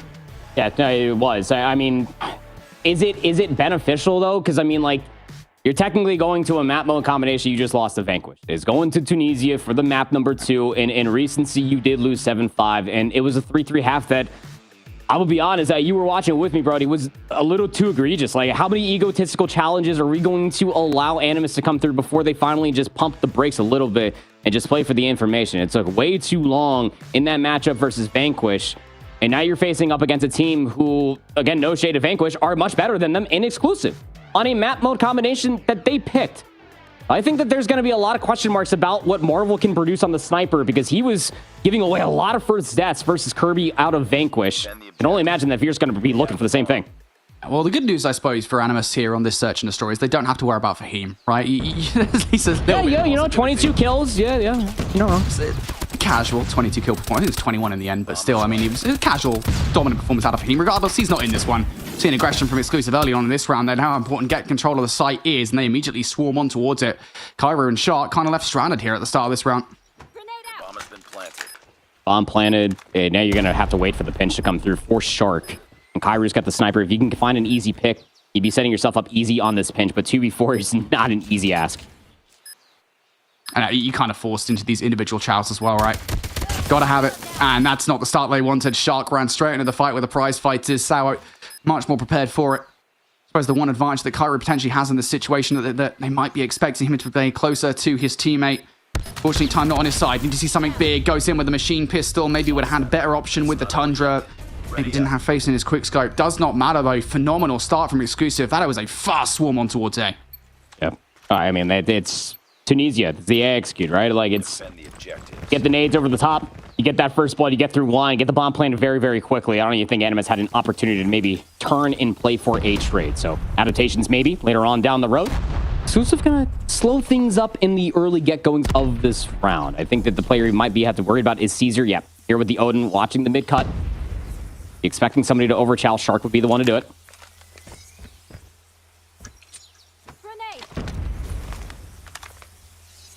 Exclusive are looking for a way in towards the A site for the moment. That nade will not land on towards Shark. Maybe the second one will. Yep, the second one does. First one would have landed. Maybe Shark could be out of the round right now, but no. Shark staying alive is key to holding that mid-map control. Exclusive. Still looking for a way to puncture the A site. Maybe it will come by way of Neil. Says is out towards the middle of the bomb site. Neil would get a freebie if he was to look just a little bit further out towards Says. That would be the way forward. Not finding it just yet. Such a weird angle to be playing. He'd have to overextend just a little bit. Yeah, he's going to give away his position when taking down at least one trophy. Spy's going to stay to lurk. Spy's also their bomb carrier, so they're going to try to reintroduce this through the offensive cut. And that's in that close angle that Sace is playing with an R9. Absolutely no reason to expect this positioning whatsoever. Oh, there you go. Opening snipe out. Sage, yep, catches Neil off guard. That's big. Big trade. Not in the best position to deal with Spy, but Spy can't get the clean gunfight away. So Sage has played his life to perfection here. Backs away towards the other side of the bomb site. You're now in a position here where you're forcing exclusive to rotate away. I think they called it bluff, though. I think they called their bluff entirely. Spy still has the bomb, and they're going to wrap over towards B. Yeah, Shark is going to pick things up back through the mid, but Kairu gave off the angle. He's going to be late. The bomb's already going to be planted by the time he gets here. The bomb has been planted. Kairu can still recover this round. Maybe giving up the site wasn't the brightest idea, but picking up the gunfight would be. Sour down for the count now. Exclusive forced back towards their offensive side. And aggression now starting to be felt here as Shark flies towards the opposition. It's a Sharknado as he finds a couple of kills. Veer now left up. It would be a 1 versus 4. All he's got to do is stop that bomb from being defused. Somebody's already on it, forced out into the open, and you're not winning that one. Brilliantly played, as Shark is the big reason why they're able to make that retake work. It's the biggest adaptation out of everything. I mean, I know that we're only 2 rounds in, but if there's one thing you're always going to expect out of Tunisia, it's those very orthodox nades over the top. Let's push through line, play for the pick. The difference is that Shark with that R9 shotgun, to your credit, Brody, is the difference maker because he is that big wrench in the system. It's forcing Exclusive to take a chance. They're going to rush down B. Exclusive. They felt like rushing was the right strategy back in round number 1. Kyrie not landing any of these snipes just yet. Shark up top is overwhelmed. Now Kyrie needs to go huge. That's brilliant for the first kill. You don't find the second. Help has arrived though. Gefiller is here. Exclusive need to get rid of these players around the backline before they get this rock down. Shot's not that great from Veer. Finally, Gefiller down for the count. And yet still, Animus linger. So got the bomb. So the wrap over towards A is still in consideration, but Spy is the bomb planner. Oh, he's going to stretch it. Oh, if anybody slides around the corner, he'd be dead. And he exits. They could try, but Sao's holding the angle. Full 3v4 retake. Watch out for Saze on the flank. Saze is not going to get here for a while, though. Kyrie and Marvel need to drain a lot of time with the clock, and if they could find some value, that'd be nice. There goes Kyrie. You know where Marvel is. He's just trying to play his life for long enough that Saze can get here, but that is just way too much to ask for. They know what's up as well. Saze read like an open book. An Exclusive, again, feel like swarming the site is the right way to go about this right now. Oh, absolutely. I mean, don't give them a single chance just to set up anything at all. They just bum rush them down. You know you got these set nades if you are Exclusive, so play in towards those strengths. Animus are very, very good at playing reactionary Call of Duty, especially for Search and Destroy. Marvel's been a non-benefactor so far in these early 3 rounds. It's because of the rushing. Here we go again. Same strategy. Adaptation from Animus here. Kyrie pushed all the way up. Will find one. Trades here from Caesar. And even that, to be fair, is actually a solid play from Animus. Yeah, you lose the numbers in that situation. Ultimately, it comes down to a 3 versus 3, but you've backed Exclusive away. You still have B-site control. And you've now drained 30 seconds off the clock in this round. All the offensive players that are still alive, minus Neil on screen, are all the way back in their spawn. What do you do here? 3v3. I was hoping maybe you could wrap over towards B. Be brute forcing your way, and Saze is the only player over here. Looks like he's got an R9 shotgun. It's not the right weapon you want for that. Honestly, at this point, I don't know Saze. Yeah, why not? This is an unlikely situation, but if anyone's going to pull it off, it's probably Saze. And they probably won't know as well, right? I mean, it's just one of those situations where you expect them to have a sniper at the back of the map. You expect Marvel to be the one maybe to make that adaptation, but no. Saze is going to be the guy. He'll play quietly. That utility should let Saze know that somebody's here, and here comes the pounce. Here comes Saze for the first kill shot. Second shot's not that great, but he's done the damage. Now Marvel playing again that same position. Gefiller on a very, very long flank. And Marvel over the top of the snipe is absolutely spicy. Neil now will get that bomb down, but he is sandwiched between these last 2 players here. Looking for some solid positioning, and they check it. Neil trying to play his life, but again, you don't expect Sage, and you certainly don't expect Marvel to snipe like that. No, you do not. Great jump shot coming through. I mean, just the moment I was talking, it's like Marvel needs to find more influence. He's very, very good with the sniper. That jump shot, okay, my bad. I will seal my lips. My bad, gangster. But we're all tied up going into 4 apiece, but in a retake that was asked for a clutch, They have the bomb. not exactly what you want to see. These opening breakoffs need to be a little bit cleaner from either of our 2 sides. Spy is still sitting on a goose egg, looking for his first kill, but he's been doing a good job of being decisive, getting that bomb plan. We're back over towards A. There's a rush through mid that's starting to develop, and the bomb carrier is a part of that. I think that here pretty good for Spy. Marvel really needs to try and play his life there. Saze is actually going to find 3! How has that happened? Saze gives him the chance back in towards this round. Veer trying to play his life, though. He's being peppered up, and despite the heroics from Saze, oh, goodness me, Exclusive bullied out of that round. Saze does everything there. I mean, it's funny because it's like, you thought maybe if you're Spy, I can maybe do the R9 shotgun play, and Sage is like, hey, I'm on A, by the way. Here's 3. Just immediate response. Just silliness. And the top 2 teams playing in the European Search and Destroy on Tunisia. Back over towards A. Nade ceremoniously coming through. Quick wrap through the middle of the map out of Shark, but the first blood there for Marvel. That's the difficult thing in this situation now. You're starting to lose the trades. Neil trying to recover the round, and that is what you do kind of need, right? You need to win these opening snipes. Keep Exclusive away from the site. I managed to do it finally. Animus, I think for the most part of the half here, I'd be pretty happy. Defend the objective. Why would you not be happy? I mean, like, you look at this, it's Tunisia. It's a defensive side of map. You didn't only allow 2 offensive rounds to come through on a team that, honestly, on this map mode combination, should have your number, but has not been the case at all. Good patience being exemplified here from Animus. They get over towards the offensive side. They're leaving the bomb all the way towards the spawn as an option, just in case Marvel finds something that they could play with over by B. Same could be said for Shark as he's lurking through mid. Yeah, they're not committing to anything just yet. Through the middle of the map, Shark hasn't been found out. They've got no idea that he's here. Of course, he would still need to push up the mid cart, so they do have that entry point covered. Shark is going to take Spy down. I think Spy actually just kind of waltz out into the open there. It is going to be Sour looking for the trade, but Shark wins that fight as well. Are you kidding me? And now players isolated towards the site. It's all falling apart here. The House of Cards is down. Exclusive down to 1 player.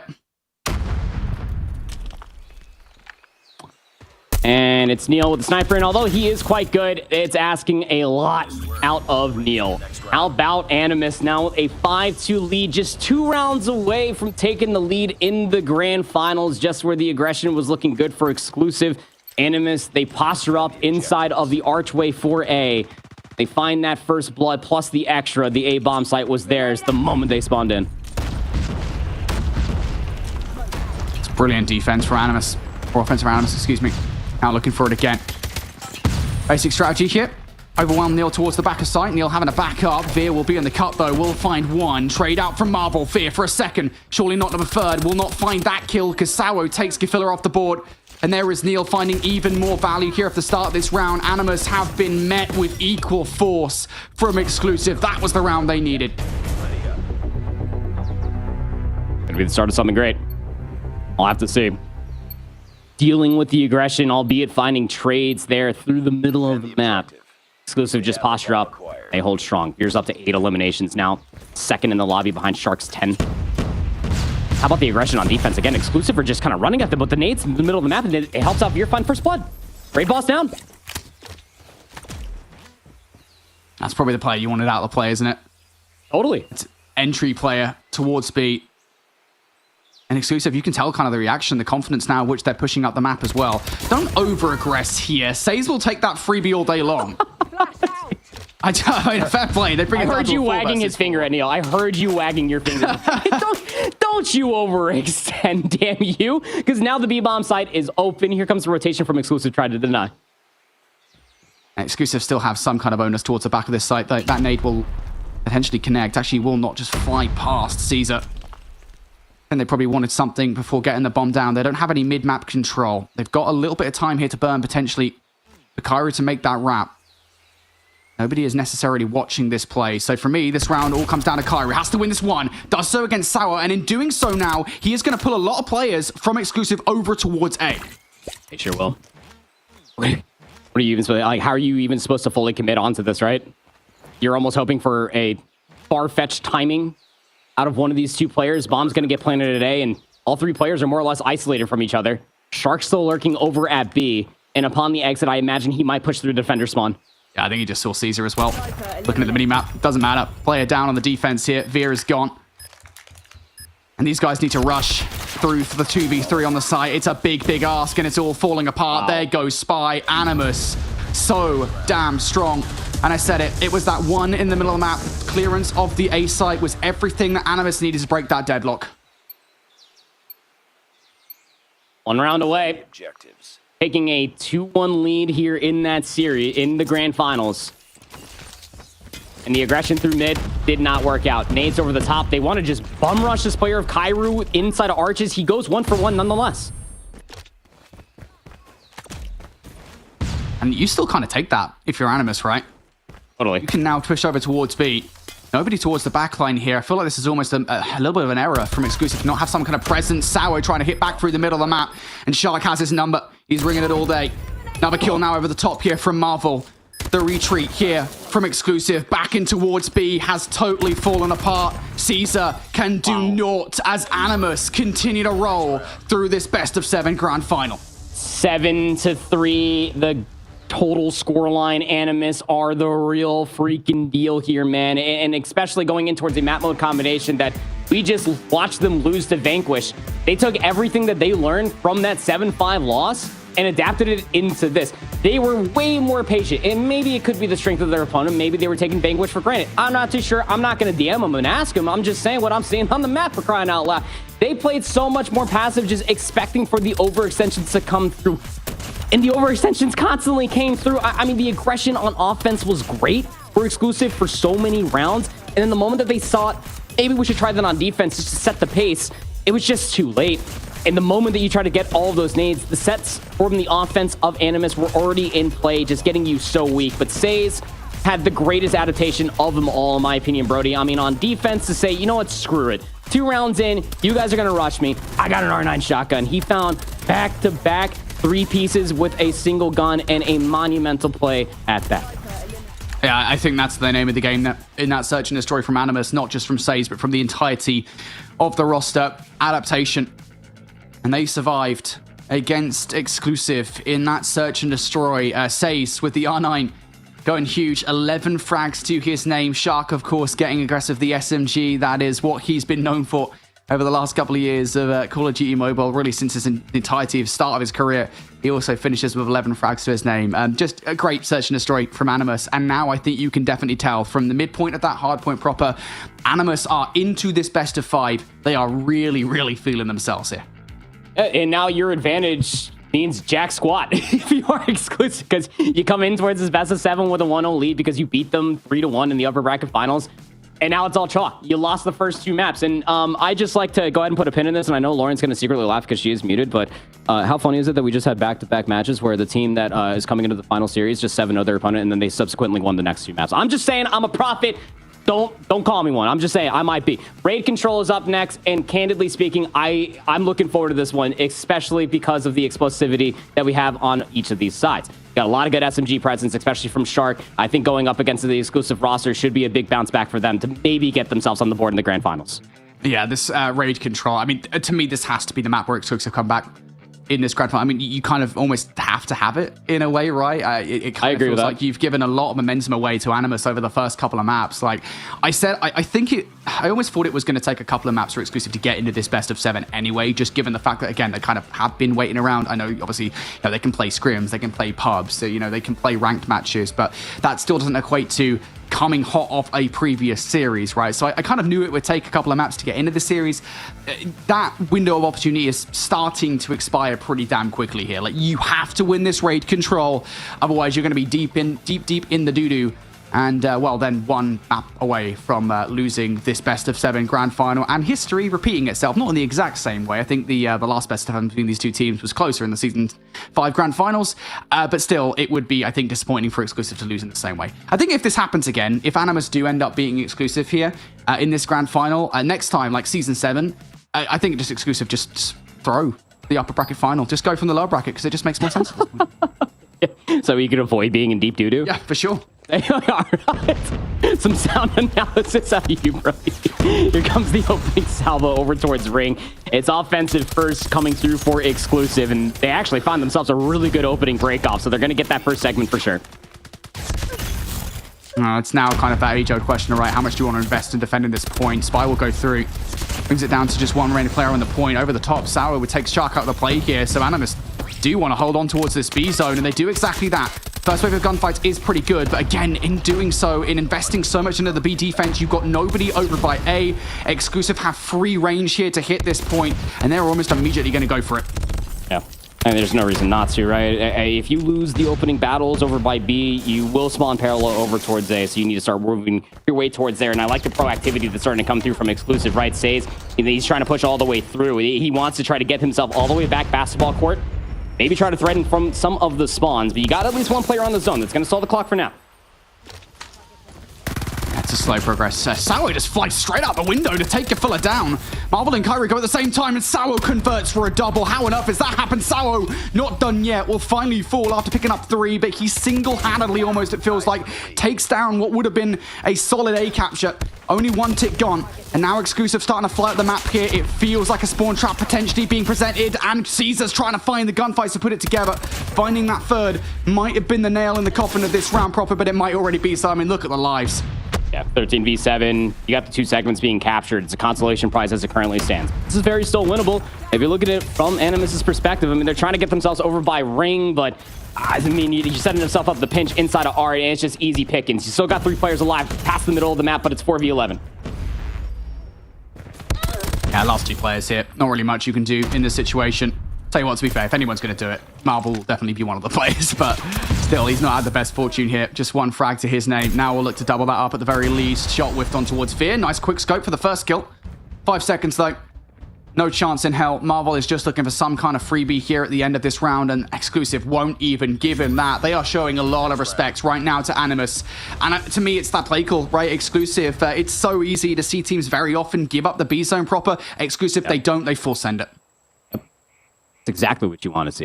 You don't talk the zone, especially through the opening breakoff, right? You had so much presence through rock, you could just pinch through pillars. That's exactly what they did.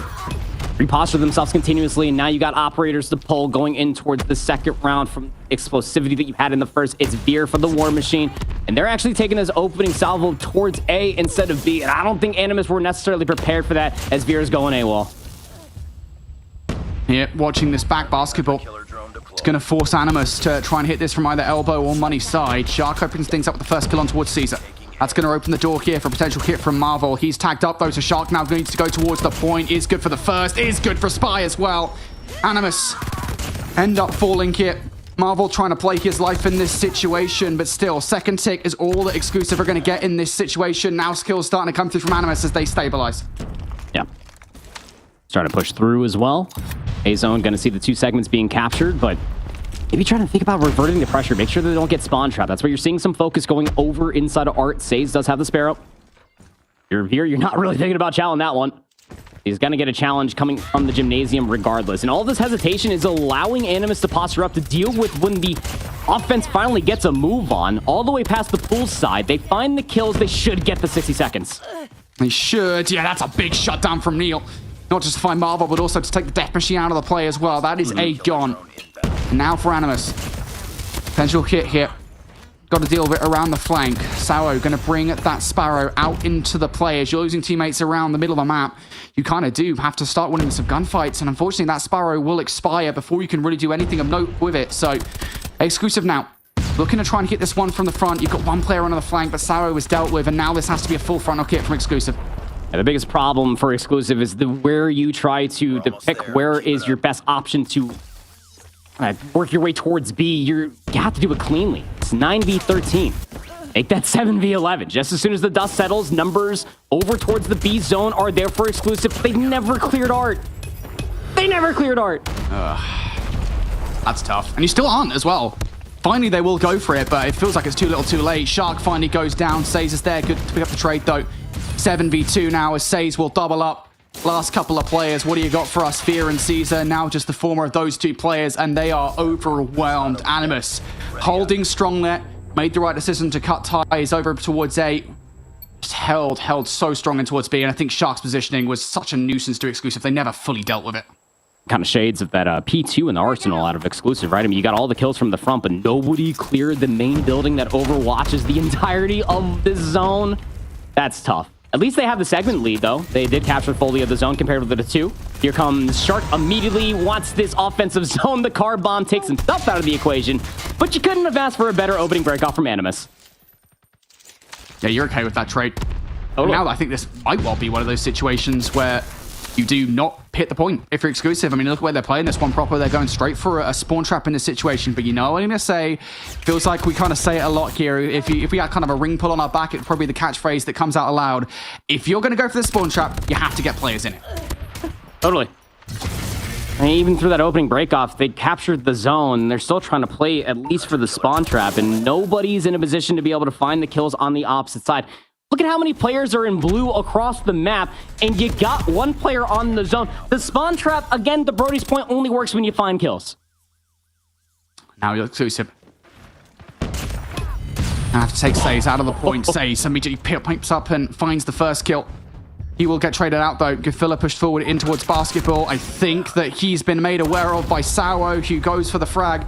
Exclusive solid on the defense here. Say's going to bring that Predator missile down to take Sao out of the play, and that's going to give them information as to where the police on the defense are from Exclusive, but you got a long way to go, and you start to win the gunfight. Shark doubles up inside Kitchen. Are you kidding me? That's going to give Animus a chance off the respawn.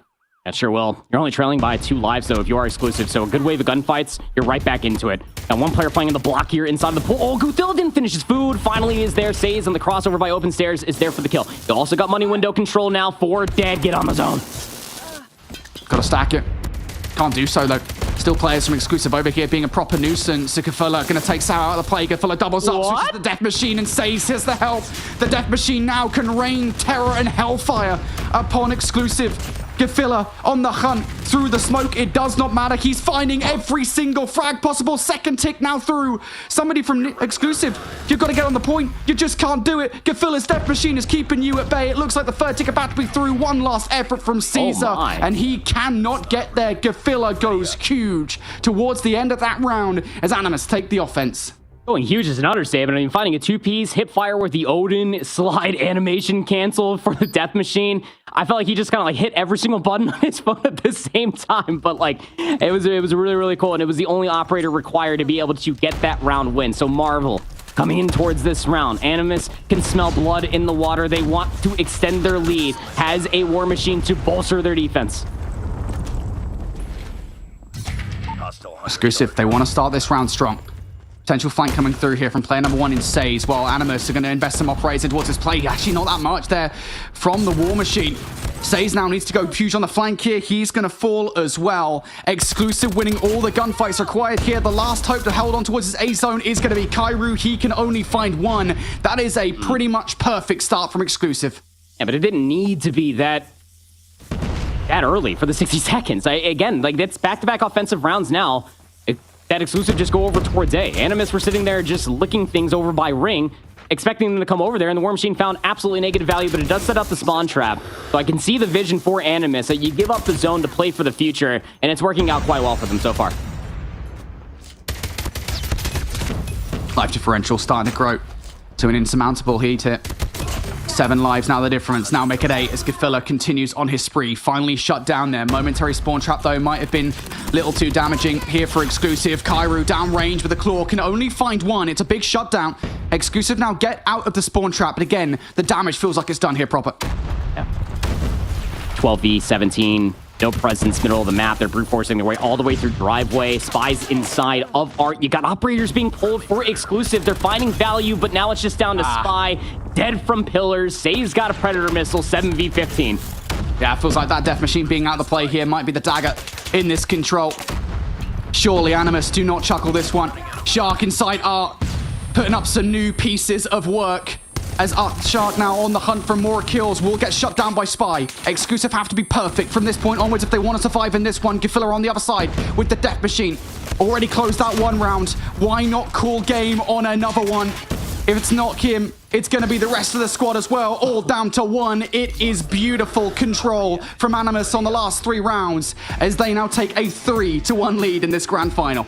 Yeah, I mean, that is very, very tough, especially for how the opening rounds did start. I mean, you only allowed 2 seconds to come through for Exclusive. Really did feel like that they were about to be sitting pretty. I mean, I'm sure that they were going to lose a round in that control, but I felt like that was about to be their bounce back. It just simply was not. Every single decision that was made from Animus was the correct one after that round 1. And as strange as it is, as a Call of Duty analyst and a lover of Call of Duty Mobile, it is so unorthodox watching Control and then just chalking the entirety of the A zone to set up for the potential of a spawn trap. Now, luckily enough for Animus in that round 4, Brody, they did find the kills to set up that spawn trap, but it was a very stark difference comparatively to Exclusive in the round 3 when they were attempting to do the same thing. It's just the difference in between the proactive players in and around Kitchen, in and around Art, was just constantly a big problem. And that guy's name, let's Shark and Says. Might as well talk about both. Yeah, I mean, yeah, that's the thing, right? Whenever we mention the fact that you've got to get players in towards a spawn trap, ideally before you set up said spawn trap, right? It's Absolutely. a gamble, right? I mean, this is what we always talk about, right? We always say it, not that it's necessarily the worst thing in the world, but it is a gamble when you do it. And I think, that was just one of those situations where Animus, I mean, it's a gamble that ends up working out for them because they do manage to get a few players in towards said spawn trap. And then, obviously, what was it? A 7 to 8 life advantage after the spawn trap, after the fact. At that point, the damage just is done. There's not really much that Exclusive can do in that situation. And again, that is a shame because the way that Exclusive started that control looked super promising, right? I mean, we saw some great decision-making coming up from them. We saw great individual plays from the likes of Sawo holding on towards A, but those back 3 rounds, man, just so much left on the table there from Exclusive. You kind of... The usual suspects not showing up. Veer's had a phenomenal kind of tournament so far through Challenge Finals. He wasn't there really in that one. Sawo, who I've given a lot of love to, 12 and 25. Not the best performance at the end of it. But if we want to talk more positively, man, Say's at 30 and 14. How about that for a casual performance? The unusual suspects on one side, and then the usual suspects. We're just writing sitcoms over here in Call of Duty Mobile at this point. Yeah, Say's 30 and 14. Man, what a performance. Same thing for Godzilla, 21 and 11. And I'm going to continue to hit this point going forward. When we were setting up this best of 7 in between both Exclusive and Animus, you go back to the upper bracket finals, both Godzilla and Shark, they were nowhere to be found in those respawns. And in a lot of those moments, we weren't seeing those massive plays. I mean, Godzilla was not making plays with the Death Machine yesterday, especially on the Crossfire, like what we just saw on the raid. Dude is definitely feeling himself. And as you were saying, I mean, the opposite side, well, we got to start getting warm sometime soon, because if it's not going to be in the control, you're going into a Slums Hardpoint next year, and, well, let's call a spade a spade. If it doesn't happen here, GG's. You lost to Animus again. Yeah, and it has happened more or less the same way again, right? It just, I can't believe this is happening, honestly. I mean, Want to lead, by the way. I can't believe it, but it's just like, what can you do?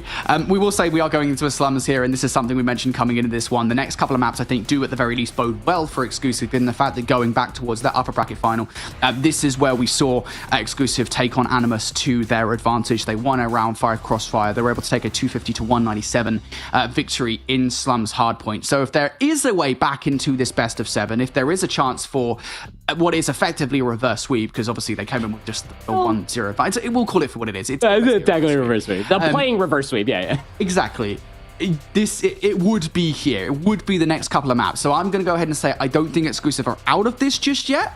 But man, these last few maps, I mean, again, from the midpoint and the hard point, I don't think we've seen much of anything worth talking about from Exclusive. No, never since it was like 84 to 84 going in towards P3 on Arsenal, and that feels like it's at least 5 years ago, maybe a couple weeks. I'm not too sure. Time is of the essence for Exclusive to freaking lock in, man, because like this doesn't happen here. All the numbers are pointing for you to be able to at least extend this to a Crossfire control, which again, like I was talking about in the best of 7, you saw it a moment ago, the latter half of this best of 7 favors Exclusive. You just have to get there. Brody already said it. 250 to 197, this was the final venue for the upper bracket finals yesterday. 250 to 240, this was the map 1 that Vanquish won versus Animus. And Animus had a lot of questionable decisions, especially trying to break back in towards P3 from the front, and then trying to brute force their way back in towards the front for P4. And then they never really got a good footing inside of P1. It was the reason why Vanquish always held the lead over Animus. And if they do not rectify that issue coming into this, then it is most definitely going to a Crossfire control. All right, well, we got to see some perfect hardpoint, I think, for Exclusive. If I'm honest, I don't want to see just Exclusive win this map. I want to see them totally dominate Animus, right? I think they need to make a statement. They need a big confidence booster. Winning this hardpoint and doing it in a dominant fashion would be exactly what they need. I mean, let's be honest. Let's just start with them winning the map, hey? Exclusive, if you want to start winning some gunfights, that is not happening here proper. Already off the rip here, Animus winning the majority of the trades. Yeah, they are. I mean, such a Herculean opening break off. But when it comes down to P1, especially on Slums, it's all about bricks control. You could play for the spawns later on down the road, but this is an SMG's wheelhouse. Caesar comes back in, takes down 2. Godzilla, part of that. And you still got the favorite side of the map if you are Animus, not to mention 20 seconds off of P1. Animus, now at the very least here, starting to get challenged up by that brick side. Gifilla trying to cut a couple other players off, but not able to do so. Marvel now. He'll be the next player at the backstop to try and deal with those players looking to filter in through Cafe side. And he is going to get overwhelmed. So now it's a race towards those back spawns. Animus looking to put players in. Up top in dubs. Trades now in favor of Exclusive. Hitting the front of this hardpoint proper. This is what they want because now they can get that spawn trap going. Yeah, they really can. And this is where Animus were really in control in that map 1 versus Vanquish. It was always the P2. They finally got dealt a swift hand. So I got one player in towards the back. It's going to be Says. He's waiting for his teammates to maybe find a pick so he can work his way a little bit further forward. But I don't think Exclusive give a damn. They're finding all the kills inside the time. I'll be honest, I don't like that push from Sauer whatsoever. He pushes in towards the back line. Yeah, he's looking for the kills, but in making that push happen, he actually spawns players out from Animus. I don't know. I think that could have been better from Exclusive. Either way, Exclusive now looking for the time inside this hard point, fighting this one from those back spawns. Okairu looking to find his way through. Trades now. Can Animus get anybody in towards the time? If anybody going to be the filler, he's going to find a double. Next up to bat will be Marvel in towards the hard point, but he gets shut out as well. Exclusive are winning the majority of the trades here, and they will walk away with the majority of the time. Animus only a little bit disruptive. I'll be honest, bro, I think for the most part, this is the start I wanted to see from Exclusive. Yeah, you wanted them to blow the brakes off of Animus. I mean, the opening set for P1 wasn't exactly that, but how about the break back towards P2 and maybe a little bit of a trip up coming through, but still towards P3, they have a 40-point lead. This is the turning point, though. You have operators online, though. Guthilla wasn't expecting for Salwo to be that close. Calls from Marvel now with the War Machine to hold things from the front. Operators now starting to come out from both sides here. Salwo and Neil looking to use theirs to break in towards the time. Neil not going to find that much value. There goes Spy as well. That's a beautiful couple of shutdowns coming through from Animus, who will now look to get this time away from Exclusive. A reminder that Animus still have those back spawns as well. Now they need to get the kills, though, to hold on towards this time. Sawo starting to hit the front of the hard point. Couple of kills for him. Cairo laid down in wait, and he will strike for a couple more. Say's looking pretty good for the trades here. Animus are being removed from the hard point, though, so this is not the solid hold that they would want. Even this contest is a proper nuisance. Well, P3 is going to be scrappy for sure. Maybe not as scrappy as P1 in the opening set, but will still be scrappy nonetheless. Look at those sticky spawns into the backside of Garage. Got to be careful, though. This is the turning point. Nobody's dead for Exclusive, so those spawns will not be crazily as we have seen before. Hill will pop. Animus will be in first. Animus, this is the hard point. Potential full 60 for them. It's very easy to hold this one. And as you said, they do need it. Now starting to be contested through the front. Nobody in that front room here. Animus now going to invest the equalizer. Shark gets shut down off the back of 3 kills. That's not good enough. I know it sounds stupid because now Exclusive have some equalizers of their own. Caesar comes through for 3. They have broken in towards this time. We went from saying Animus needed this full 60, and now they might not have it. And they might not have it at all. I mean, at least 40 walking away from this time would have been great. They overinvested operators because they had to back on P3, and it meant that Exclusive could just play reactionary with their operators soon afterwards. But the old-fashioned way might still be good for Animus. They're still finding trades. Marvel on the Sawu. Prize Fighters ain't going to be good enough. Shark does take down Caesar in the end, but the majority of time here at 4 should be there for Exclusive unless Animus make this last argument for it. Now, you might as well hit for the last 15 seconds. P1 is generally speaking one of those hard points that's super duper scrappy, right? Why not just hit for it at this point, especially with the 8 seconds grace period in this game. Gunfight's being won by Exclusive, so they will actually garner that 10 seconds of scrap time, and we do go into the second set with a solid lead that we wanted to see from Exclusive. But can they hold it? Opportunity now for Animus in towards this time to win the first wave of Gunfight, and they don't do it. Fear and Spy combine for 3. Now Exclusive are going to get a good look at this kill unless Kairu can come through for kills like that. Just as quickly as you feel like Animus have lost control, they're right back in it. It's just not clearing all of the close proximity buildings. It is, again, I hate to continuously beat the same brick wall with the same wooden stick, but you gotta clear these corners in these buildings. These points of ingress are going to be biting you in the rear end if you are Exclusive. Luckily enough, you still have a 40-point lead. You gotta somehow break your way back through bricks. So plenty enough time to fight over here inside P1, and Neil's gonna try to get it done with the Tempest, but he got shut down. Sets up Spy for 2. Exclusive trying to surge forward.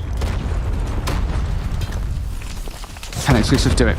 They'll take this 20 seconds if they possibly can. Sauer's going to invest the Purifier. Of all the heals to invest the Purifier, by the way. It's this one.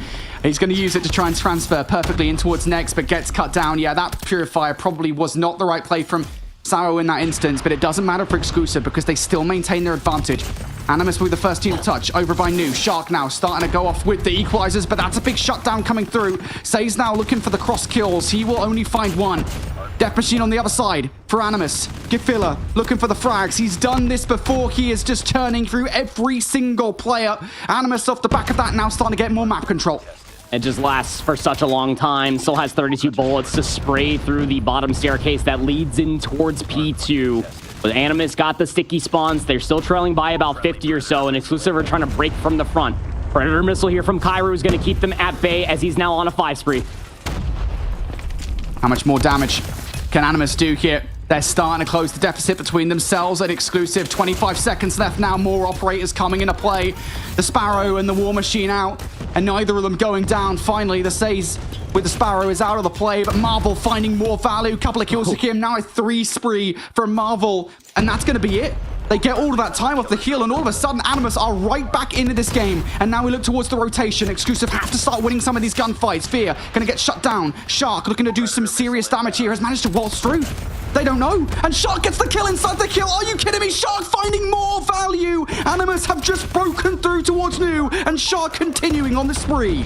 That kill on a Caesar, that was the equalizer. You needed Caesar to stay alive just to hold it from the front, and now Animus got operators to hold from the back. They've broken up the spawns. They're starting to flip the lead, and it is happening, Brody. Exclusive now from the outside looking in need to get desperation to set in to find these kills. Spy, Veer for 2. They flip the spawns again. Still plenty of time to fight over.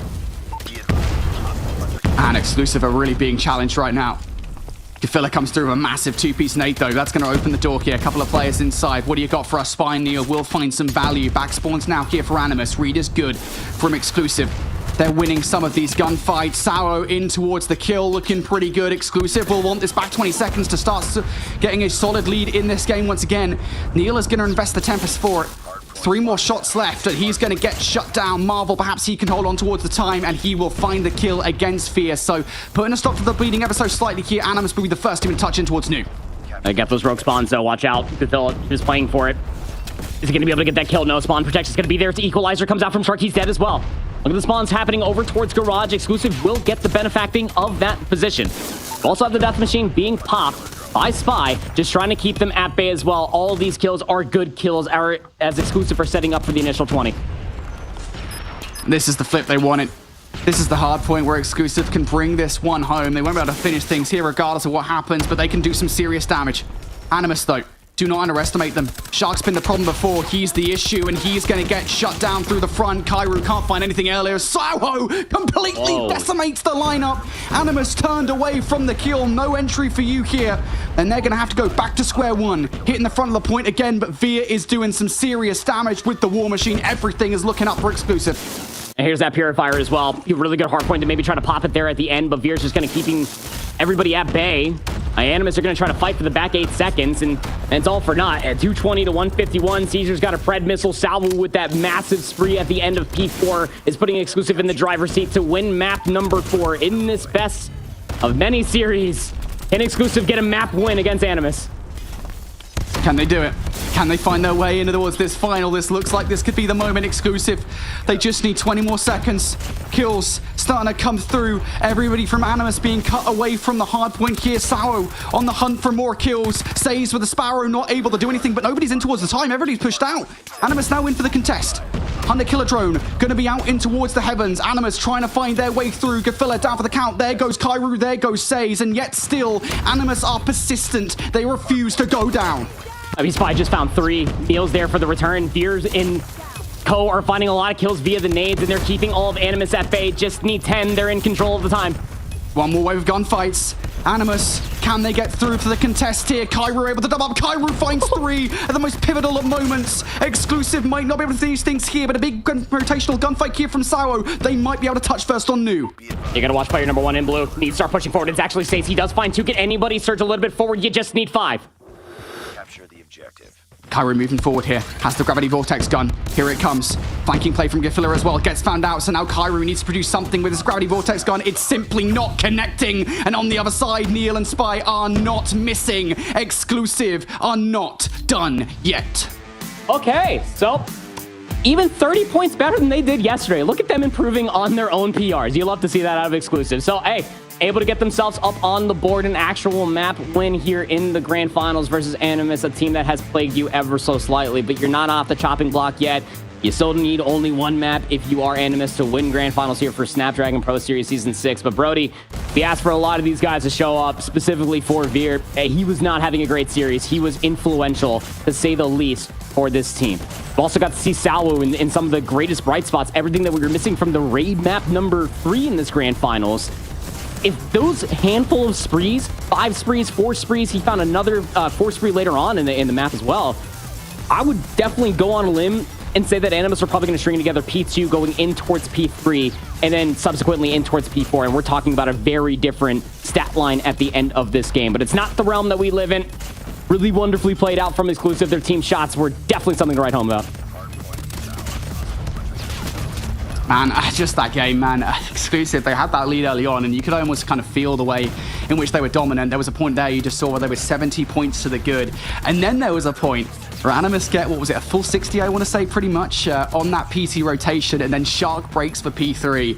I thought at that point, yeah, this is going to go awry for Exclusive, but they do manage to stabilize. They do manage to hold the majority of time, not just on the garage hardpoint, but then in towards P1 and in towards P2 as well. So Exclusive managing to hold on in this series, and we have a best of 7 grand finals on our hand. It didn't feel like it for a very long period of time there, but Exclusive are now in the game.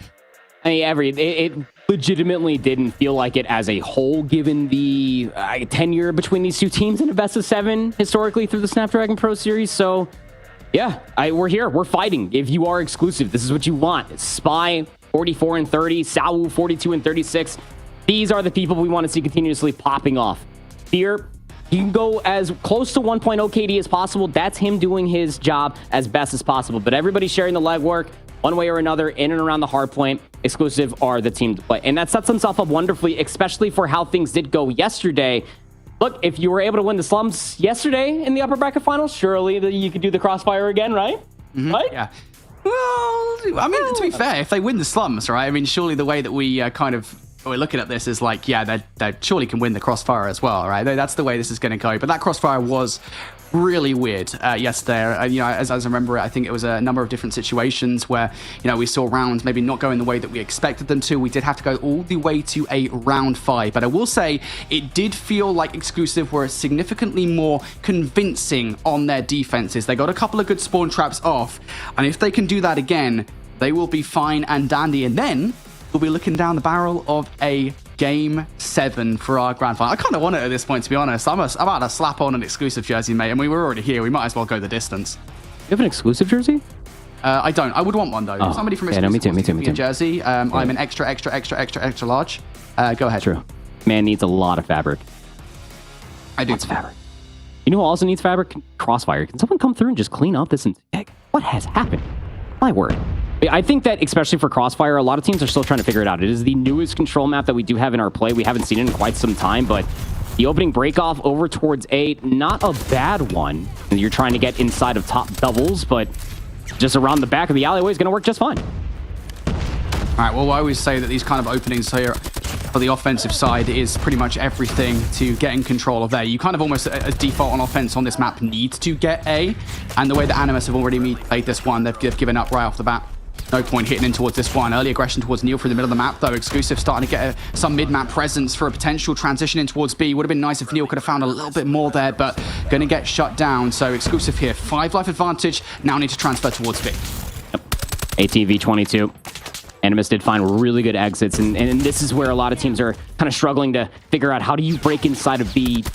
Look at how far back Marvel's playing with a sniper. He's going to watch all these players try to cross things up even before they can even sniff what it looks like inside a deli.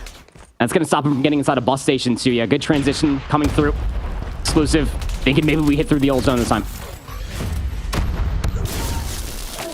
Animus starting to get some more map control here, probably. Kills coming through. Cairo and Says will double up. That's going to give them a chance here for even a potential spawn trap. 1 life advantage, but it's the map control that's daunting right now for Exclusive. They're ready for any potential push from Animus from afar. Shark now not just going to take down Caesar, but Neil as well. Marvel to take Veer out the play. It's all starting to fall apart here. Exclusive cannot get out of their spawn, and Cairo now looking to push the issue even further. Yep. Trying to get a little bit further forward, find himself a little bit more kills, and all these kills towards the end for Animus should more or less win this round. It's going to put themselves closer to score to be able to get themselves some operators for the next offensive round. Is the benefit of starting on the defensive side here for Crossfire control. Or V12. Exclusive are just trying to find any consolation eliminations along the way. But I will say this much, very tip of the cap to how Raid did start off, right? I mean, they got the A zone, but it just seems to be Animus's MO. Like, just give up the zone, but don't give up these power resistance that we have, especially for Marvel. He's such a straight shooter, man. If you just have a boomstick that's watching the entire cross in the middle of the map, you get players just lurking around of the bus stop. Nobody's going to get on that B zone scot-free except for Fear, apparently. Oh, wait, that was close. Tried it. Really trying it, mate. Honestly, we got close to a couple of snipes there, but yeah, it didn't ever feel like Exclusive could actually get across the middle of the map. Never could get through towards even a look at B. But I mean, look, it's not the end of the world, right? They did what they needed to do. I said kind of the default thing we need to do on offense on this map is get control of A, and they do that. Operators now starting to come out at the start of this round, though. A couple from both sides. Via firing from downrange. Marvel's still going with his War Machine as well, so you might be in a War Machine versus War Machine situation here before long. One of them probably is a Skrull, and now Says and Marvel are going to double up. Animus looking for kills here, looking for more, but that's a big shutdown from Neil. That's not the A start you wanted if you're Animus. Here comes Guthilla. Realistically, been the superhero for this team of Animus with that War Machine being popped. Or Death Machine, excuse me. So many damn machines. But here comes the push coming through into the backside of A. There's just one player to be worried about. It's Sawu. And that's a real player to be worried about because he got the Sparrow pop. Trying to slide back through. Finally dealt. But, I mean, Veer finds two on the opposite side. You should be able to recontest this pretty quickly if you're Exclusive. I was going to say big shutdown coming out from Guthilla, but Veer immediately fires right back for a couple of kills. Exclusive refusing to give up control at this point. Animus cannot get through. Marvel snipes will produce at least one kill, but you need to get on towards the point here. Just over 40 seconds on the clock for Animus to get something done that they have really been struggling to do so far. And every single time, Exclusive have been reinforcing this A defense. They're trading out. And yeah, this is a 12 versus 12, but the map control has not been there for Animus. One last hit coming through. Caesar's double. Not a good look here. Guthilla has to find a couple of kills. Does exactly that now. We'll see Spy as well on the hunt for that final kill. If that kill comes through from Guthilla, it's everything, and he does. Now Animus on the point. 8v8 though. Gotta play this smart if you are Exclusive, and for Animus as well.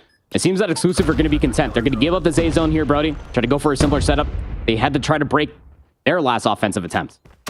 Biggest difference is, I don't think, does Neil have a sniper out? No, he doesn't. So they don't have anybody watching that super long cross, and that's the biggest difference in the defensive setup. For me, everything comes down to Says it. They know that these guys watching the door with the most attentive of eyes. Says ain't getting through there in a month of Sundays. He needs help, and it's going to have to come through that broken side. The longest game of chicken you will ever witness. Who will blink first? An Exclusive not looking to do so. Finally, peek out from Shark. Information. You know you got to push. It has to be soon, surely here, proper. Someone has to break the deadlock. Yep. Just no team wants to give any easy advantage. You know, the moment that one kill comes through, all hell is going to break loose. And here comes the push. Guthilla wanted to be the one to start it, but only goes 1 for 1. 7v6. Just sub 40 seconds on the clock. And Animus got to start thinking, how can we stall out this clock? Shark's doing it. Shark's moving forward here. Equalizer's looking to take Caesar out of the play. Does exactly that. They need to deal with him. He's attracting a lot of attention. 25 seconds. This is how you win. Get players towards the point, but the players inside here are keeping an eagle eye on that doorway. They win the trades. And now all of Shark's heroics here might be for naught as Veer brings out the War Machine. 3 versus 2. Shark's equalizer's now depleted. And I was going to say you kind of need to wait for Kairu to come off the spawn, but I don't really think you've got much of a chance in this situation. Got to go for the 1 versus 1. Shark taking long-range shots and not against the War Machine. You're not going to win that one. Kairu on the point. Stopping the clock with 7 seconds to go. Has too many fights to take. And Exclusive will win that round. Shark tried his best to break the deadlock. Finds a couple of kills, but he needed a little bit more help from his team. And so segments are just going to be even off of both teams capturing the A zone. And yeah, I really did feel like that Shark there with the equalizer was going to set up something pretty, but good call from Veer. Don't give them an opportunity to be able to convert that round at all. Just shut it down where you can. Back over towards an offensive attempt here for Exclusive. This time around, Animus with the opening breakoff. They got a lot more presence at the backside of the alley here on the A control zone, making sure that nobody can get over here scot-free. But off the returning of the gunfights, should set up for a couple good trades. Nobody expecting the pinch. Sawu with the Sparrow at least takes down Guthilla, but it's just a solo player progress working here at A. Taking A. Sawu's the nuisance. You got to go and find him. Played his life long enough. Kairu now will need a little bit of help. Will initially find it. Kairu good for the kill on towards Sawu as well. So Animus solid on the defense so far, but Sour goes out towards the middle of the map to try and regain some control. Ends up giving up A. Beer now through the contest spot. Will be in the second tick through, and I think Animus now, short of Marble, getting these shots from down long range, will have to give up control of the A zone. He's trying his life, but it's just not happening.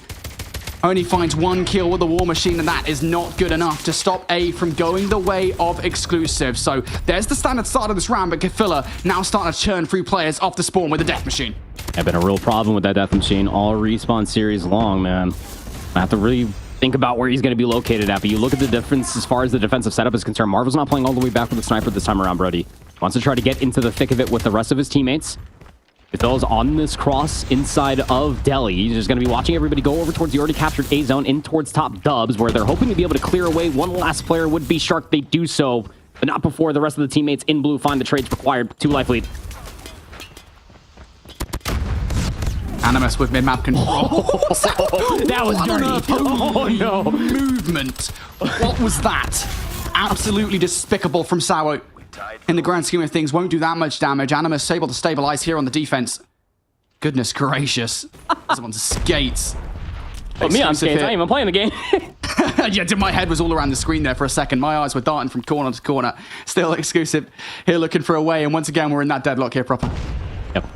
Something's got to give. Pin drop. Someone's got to find a kill. Someone's got to work their way forward. Trevor Sharky still hanging around the A control zone. They're aware of it. Yeah, big one for one. Yothol is going to take down Veer on the opposite side, and you know they're going to have to wait for that respawn to come back around.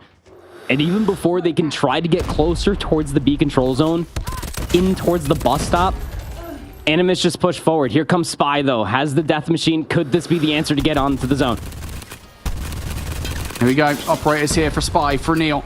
Is it good enough? Kairu on the defense trying to hold through, and both of those players producing absolute nada. Gafilla and Marvel go huge towards the zone.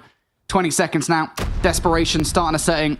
Long-range shots from Sades and intelligence as well for Gafilla to act on. The smoke going down. Is the coverage good enough? Gafilla not holding his trigger, going straight for the gunfights. They just want to get this round done in the cleanest of fashion, and they will. Sades will invest the Sparrow, and maybe that feels like just a little bit too much to invest into the round. But it does not matter in the grand scheme of things. We continue to go round for round, pound for pound. A team takes A and get no more than that. Yeah, it's just Crossfire, man. It's just so hard to get in towards that bus stop area. You can get inside Cafe, but like, how are you supposed to get over towards this B control zone where you have all these Odins just watching you inside of the broken bus stop building? So we've gone down to lives every single time. Both of our 2 teams, Brody, have only captured the A zone to your credit, but Animus, every single time that it's gone down to lives, have done it more dominantly. So right now, if it goes round 5, technically Animus are in the lead to get that round 5 defense. Animus now looking to get offense going here. Solid start from Exclusive. Sour pushed all the way up, doing some serious damage. 3 kills in a row now. Getting himself in a power position that Animus are going to have to go on the hunt for long-range shots. The USS-9 is built for this. It's a damn SMG. Absolutely disgusting. Sour now on the hunt for more, and even if Sour doesn't find more value, he is being a nuisance, and yet he still plays his life. Yeah, still playing his life. Paperplane's going to take down Kairu, and he can still exist over on this side of the map. Says Marvel, trying to make an answer back. There's nobody watching that crossover by B. Watch player number 4. Kairu's already inside of the bus stop. He's trying to set up a pinch. Good pick up there from Spy to take him out of the equation, because if he got a little bit further forward, that pinch would have been a brutal 11v17. We're sub 30 seconds. If you get the full hold here, if 4 exclusive, you get the round 5 defense. Sour's done so well. Sour's done absolutely everything. This must be a second 5 spree now, continuing on. That's 6 for Sour. Surely not number 7 for Sour. 8 for Sour. He's tearing through absolutely everybody. One last player left alive. It doesn't matter. It's dessert for Sour, who has eaten up the opposition alive. Kairu full sending on towards A. This is done, though. It does not matter. We go to a round 5 and Exclusive get that defense down to Sour. Just had to make sure they didn't fully capture the zone. It's our first full hold of this Crossfire control. And would you have it any other way? Much like in the upper bracket finals, not even 24 hours ago, we are back. Round 5, Crossfire control. Animus got to win an offense, and the opening break-off is abysmal. Finally, though, Sades, Shark, they get past the A lane, and they're able to get onto the zone, backed by a lot of kills in the middle of the map. Yeah, I'm actually pretty happy with this one. They're going to force out utility early on from Exclusive. That Predator missile is going to come down from Sour. Will remove Shark. We haven't removed Kafilla from the point just yet. Kafilla's a player that's been a constant nuisance across this series thus far. Finally does go down. Say's now looking to play his life. Shot's not that clean. Will take Sao out of the play. Trades, though, still favoring Exclusive as Neil is able to double up. And now this is the stabilization that Exclusive wanted. A minute burned off the clock in this round. Exclusive now starting to get players pushed forward here. Proper Animus at danger of being spawn trapped. And if you're Animus, I continue to try to find a lot of these kills, just try to build up your bank of operators, because you know Exclusive are probably going to think doing the same thing. Never mind. Neil actually pulls out an operator immediately, the Annihilator, just trying to keep everybody at bay from longer lines of sight. He's able to do so. Has anybody been checking nameplates, by the way? Because Cairo is missing. I don't think it matters, though. He's not doing anything. Yeah, I think they know and they don't care at this point. I mean, look at the life differential, right? Cairo can come back. He can get on one of the points and maybe force a couple of players back, but he's not doing anything. And as far as they're concerned, they don't care. They're burning through absolutely everybody right now. Finally, I think they're like, hey, I think Cairo is probably out of the spawn somewhere. We should probably deal with him at some point, but the damage is done. 15 seconds left now for Animus to pull off a 7v15, and they are not magicians. It smells like a Game 7. Exclusive have worked so hard to pull this off, to push their way back into this series in exactly the way that you and I said. 2 seconds on the clock. They will stop it. 4 versus 11, though. Feels like this one's done. No. It's not. Predator Missile is going to get called in here at the end. Surely it should stop everything on the A zone. Maybe. Kairu's still alive, by the way. 3v8. 2 seconds left. Okay, no, it should be done now. Caesar's got an equalizer. It should be done now. I got real excited there for a second, but yeah, it's all over. It's all over.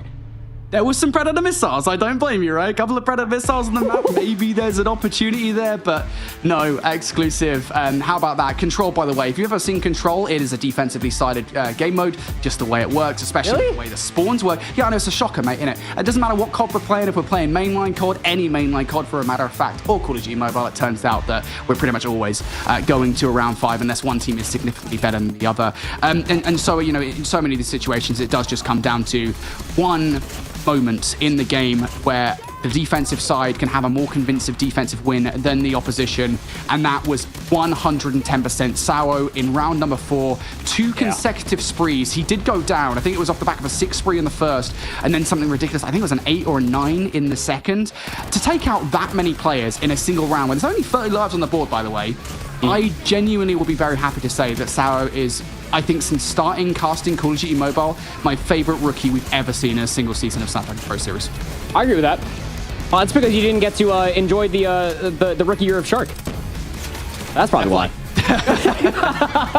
That's fair. So, yeah, no, I agree. That I mean, like Sao has been a great pickup for this team. It just gives them a new form of aggression, and it kind of enables the rest of the team, right? I mean, like, for Spy, who we've been singing the praises of this player for a very long time, had a very good map. That's going to be one of your duos throughout the entirety of the map for Salwu. And then Veer especially, I mean, at the end, I want to say halfway through round number 2, he was already up to 18 eliminations. He was actually leading his team until Salwu took over in those last few rounds, Brody. 28 and 27 out of Veer. We asked for this veteran player of Call of Duty Mobile to step up, and he does. 28 and 19 out of Spy. Salwu 36 and 22, and they got bodied so bad in that round number 5 that one player from Animus didn't even want to stick around.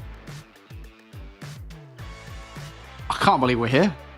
It was only 2 maps ago that we were looking down the barrel of Animus sweeping their way through this best of 7 grand final.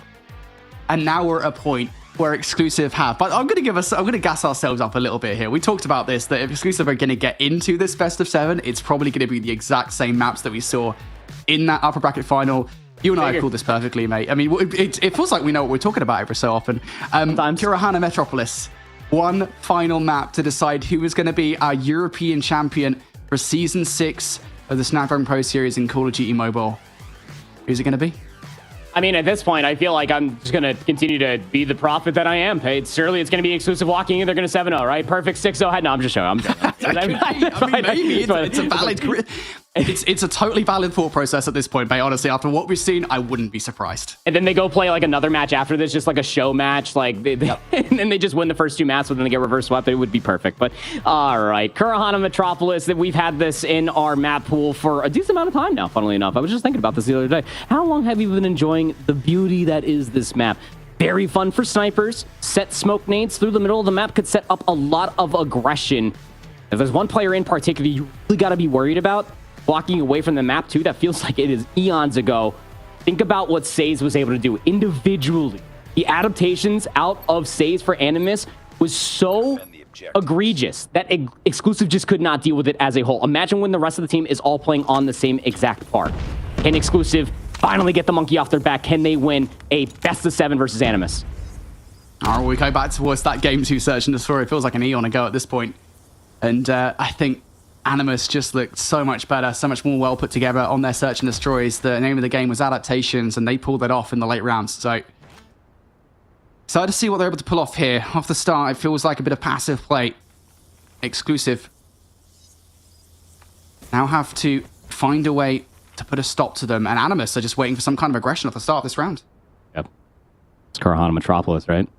Kind of hoping that somebody's going to extend because, you know, you are the offensive team.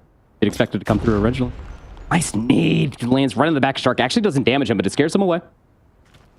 So Animus are hopefully finding some information. Oh, Sawu, sorry, excuse me. Colors are hard. As they're starting to work their way over towards B through the cuts, this is where the majority of Exclusive defense is located at, Brody. I don't think that Animus are aware of this. But if anyone's going to pull this apart, it's going to be Marvel. Oh, just about whiffs. Does not even take a shot before Caesar deletes him out of the round. And now I think for Animus, the focus here, trying to puncture a hole elsewhere in the defense. Look at player number 5 on the minimap, Shark. Looking to do it. Spy's keeping an eye on it with the R9. Is Shark going to win that fight? Yes, he will. Good start. That's going to pull apart the defense ever so slightly. 30 seconds on the clock, though, here. Animus have to go now, and Shark needs to go even bigger. You got to pull off for even more of these fights. That smoke's going to make things more awkward. It does not matter for Shark, though. These are Shark-infested waters, and he has been biting through the defense. He opens things up. Oh, a Shark in the smoke, man. Scary stuff. 1 for 1 in towards the back. Stays there for the final 2. Wow.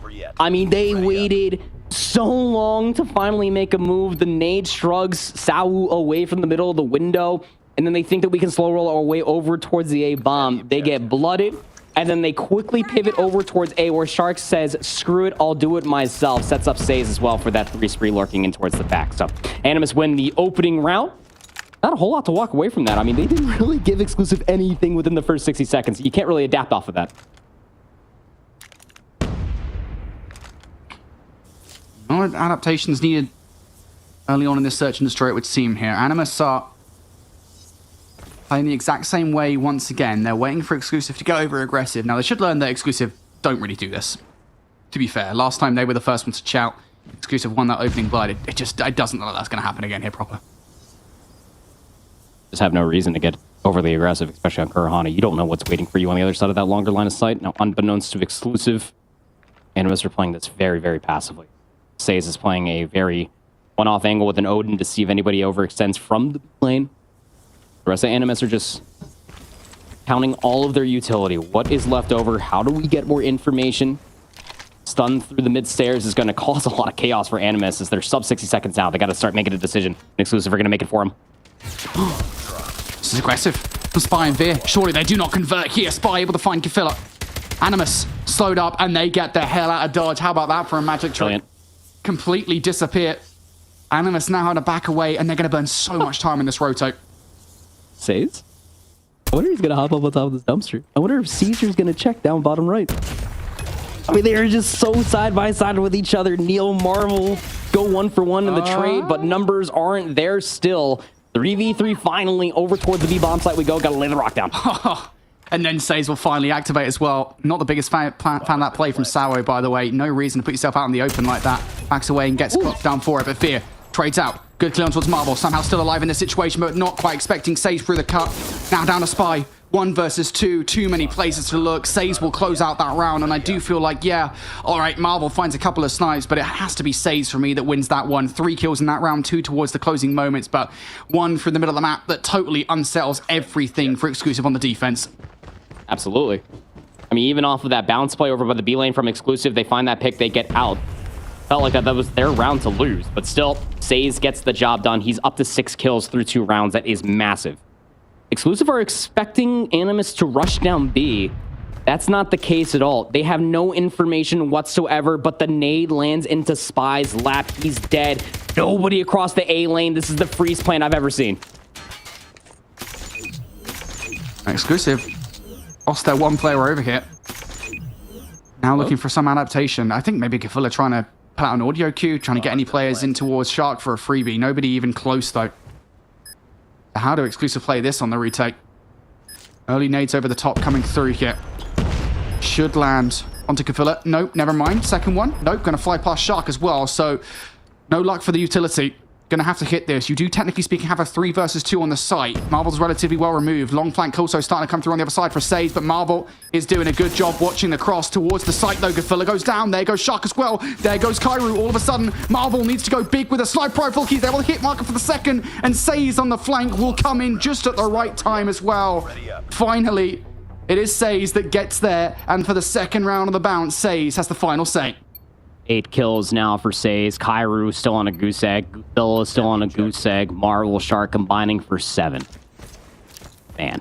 And I felt like with those 3 quick kills, it was going to be really, really good until I looked up at the clock and they only have like 12 seconds trying to move forward. It's the ever so slight hesitation that sets them up for the demise. If you are Exclusive, they need to have more ferocity towards their breaks. Or how about an opening break off? Spy just runs at them and it sets up Animus for easy early numbers. Good trade, fella. Surely not more. Yeah, not going to happen. Caesar trades out for all that early aggression here. Comes down to a 1 versus 1. Animus going to have to pull all the way back for the bomb.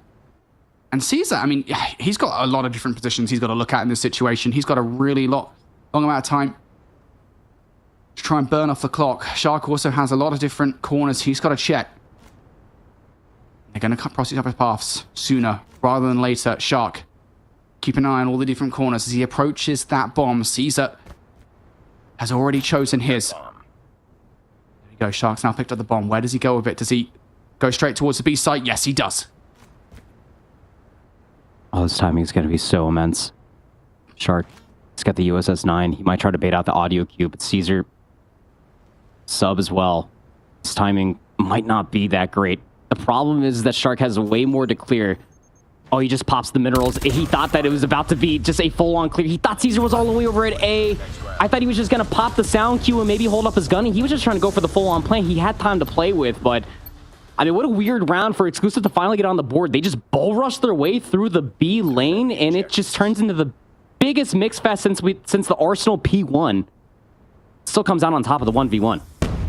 Yeah, I feel like they were just kind of trying to throw something different at this Search and Destroy. Right, I mean, like, after 3 rounds of opening bloods, yeah, and then losing kind of the late round plays, just do something a little bit different, and that is the right play call there from Exclusive, even if it does come down to a 1 versus 1 that Shark ends up losing. Big play from Caesar.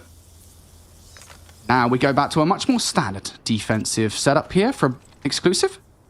Animus going to try and find a way to penetrate it. Technically speaking, control over the B site is relatively weak.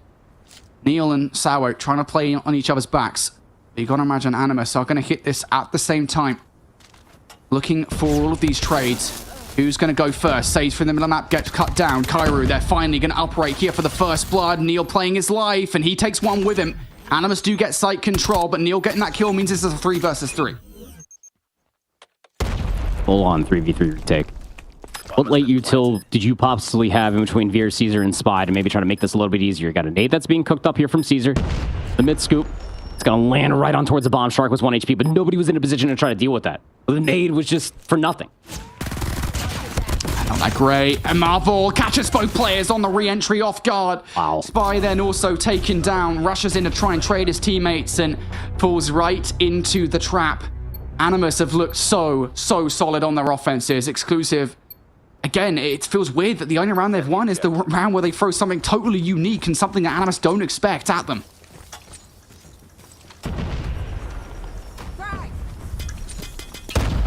What was that nade? What was that nade? I guess. 4v5 though, early numbers, and this is just even worse for Exclusive as Animus now can just get aggressive in the middle of the map. Marvel is feeling himself up to 8 kills. That big trade though from Caesar. Animus actually going to have to back away here. Despite having the numbers, they probably could have taken Caesar and Sour down. They were both weak, but now they hit the full redent. And Aminus, I think, just playing this better safe than sorry. Get the bomb over towards A. As Caesar and Sour now look to re-aggress. There's going to be a long amount of time here before we see an engagement for any of these players. Going to be body sacking together. Caesar, Sour, which comes worse. At least they can go 1-for-1. Guthilla! How'd he get away? He will get traded in the end, but it saves the R9 shotgun because, of course, it is. He was so monumental in the map to Tunisia. He makes it happen here in the round 6 for a 5-1 split. This is a worst-case scenario building for exclusives. They got themselves here for the final map in a grand finals, and they trail by 4 to their offensive side we go. I feel like if you're exclusive in this situation, you got to find a way to push forward. Already using some of the opening trade. Saze goes big with 2. Saze has had such a phenomenal role to play for Animus in this final search and destroy. And now he's got to be part of the play to close out round number 7 as well. Him and Marvel, who, unironically enough, are the 2 best performers for Animus in this search and destroy as well. They will play this one together. Exclusive going to be allowed to regain control of the bomb. And that's okay, because you can still play retake. Yeah, why not? Got a sniper and an R9 shotgun. You couldn't have asked for a better weapon combination to do 2 different things at the same time for 2 of your best players in this map. Number 6. Here. Nope, not going to get it. I thought he saw the angle there for a second, but it would have been a really tough quick scope to be able to hit. 6-1, extending their lead by 5. Animus just need 1, and the aggression in the middle of the map is going to be a problem. I thought about it. That Saze was going to bring the R9 shotgun to play in the opening defensive run. He gets aggressive in the middle of the map. It's backed by sniper play. Animus in the driver's seat, looking for another chip. Don't learn from history. You are doomed to repeat it. And Animus look to be doing the exact same thing once again here. Opening first blood, not going their way. Shark down for the count. That's going to give Exclusive a way back in towards this round, and perhaps this search and destroy. Crossmax Smoker's going to get Goodfiller out of the play. And for all of this now, defensive A, reliant on Saze, who has been phenomenal, gets cut down. Finally, something positive to talk about for Exclusive. They got full numbers advantage. 5v1 now. Kairu, this should be another round on the board. He is dead. Here, big round out of him. And just ultimately, great job. Good nade placements coming through there for Exclusive to fully shroud that entirety of an execute. You get the smoke through mid. I mean, the Odin can't find all these easy shots. You got the information, sure, but it was just a moment's too late. You got full coverage over by that bomb site. Helps out when Fear takes down Marvel for first blood.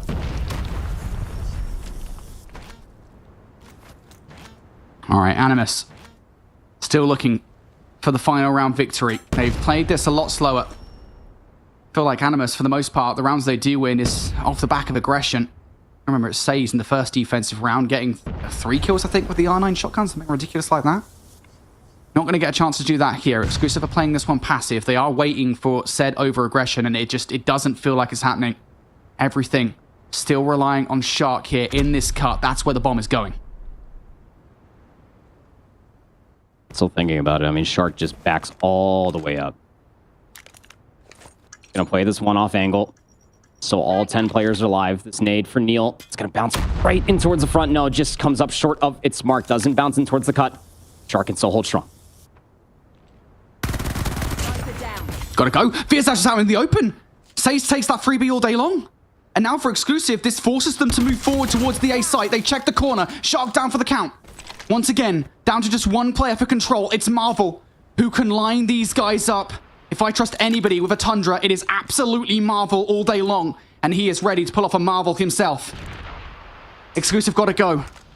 30 seconds on the clock for them to salvage this search and destroy. And Marvel only gets a hit marker, but he has help here alongside Saze.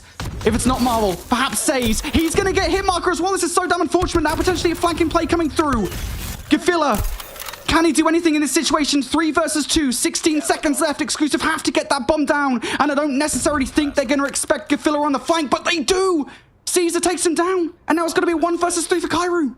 That bomb's going to get planted. Kairu is just going to hold his angle, expecting someone to over-challenge. It would be Salvo, but he's holding a sniper. Neil, sniper. Caesar playing close angle on the bomb. We're going to go in towards another round for sure, barring any crazy heroics. Let's see if Kairu can clutch it. He's spotted him out. See a bump. Oh, with the snipe. That's so unfortunate. Kairu, he's whiffing everything. Sour just wasting so much time off the clock. And Neil will survive. And I was so sure with Marvel keeping down long. that Exclusive were done for, but he hits a hit marker, Says hits a hit marker as well. Yeah. You can't get much more unfortunate than that. Hitting a different body part and Animus would win that round. A kneecap. We go again. Exclusive offered another lifeline here, proper. He capped him, and it did not slow them down at all. That pick onto Shark here inside the cut was everything. And Shark is getting a lot of information. Leaf, don't hold this angle anymore, but he still holds it, still finds the kill. He gets away. How do Exclusive come back from this? Shark now backed away. Those nades are going to land. It's going to send Shark out of position, but only lands. It's just a tickle. Loses a couple of HP. Not much more than that. Exclusive still need to do the same thing they did before. Oof. Get down long. Take Marvel out of position.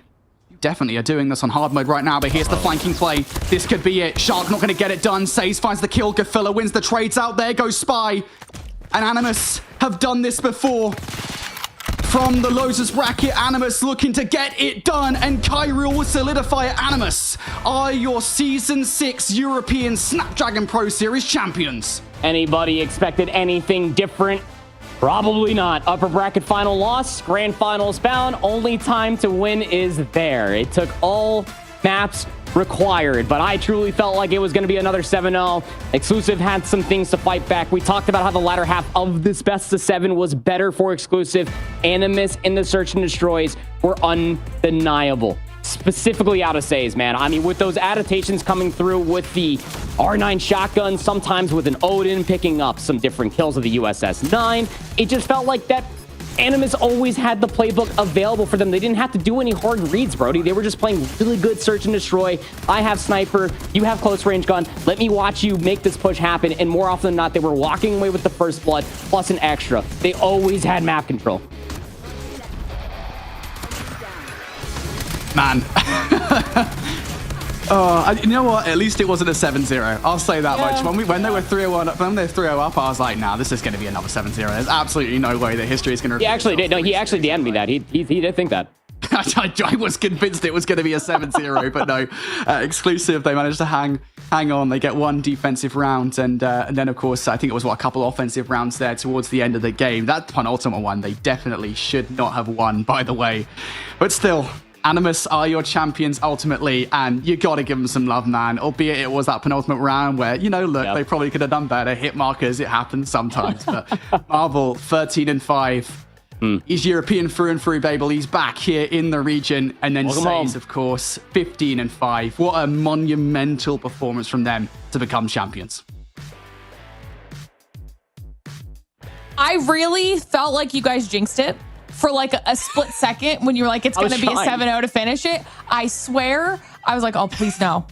Please, this can't be what is happening today. But that was everything and more that we could have wanted out of a grand finals between these two teams. I mean, down to the wire, clutch plays on both sides of things.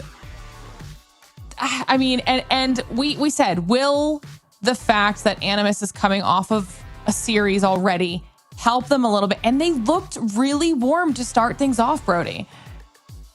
Yeah, I mean, you could kind of see it, right? I will say, like, even going back to the start of the series, like, I was kind of like, all right, Exclusive are actually coming out pretty hot into this one. You got to remember that they were pretty much even after the first set of hard points in Arsenal.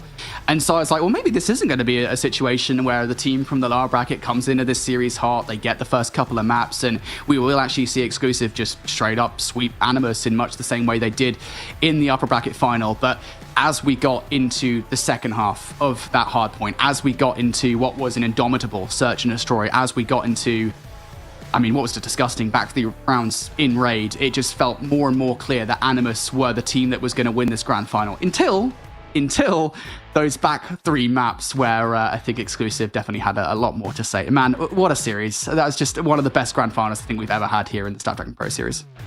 Yeah, that was a one to remember for sure.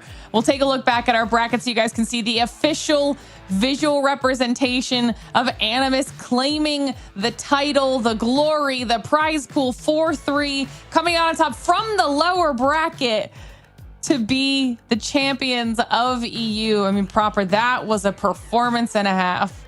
Yeah, right, it was. You lost to Exclusive in the upper bracket finals, and as we were already projecting, this is par for the course. It always happens, and they always put themselves in a position that they have to go huge in the grand finals. But The reverse sweep versus Vanquish was something I don't think any of us was expecting for us to see how well-tested Animus could truly look on this fine Sunday.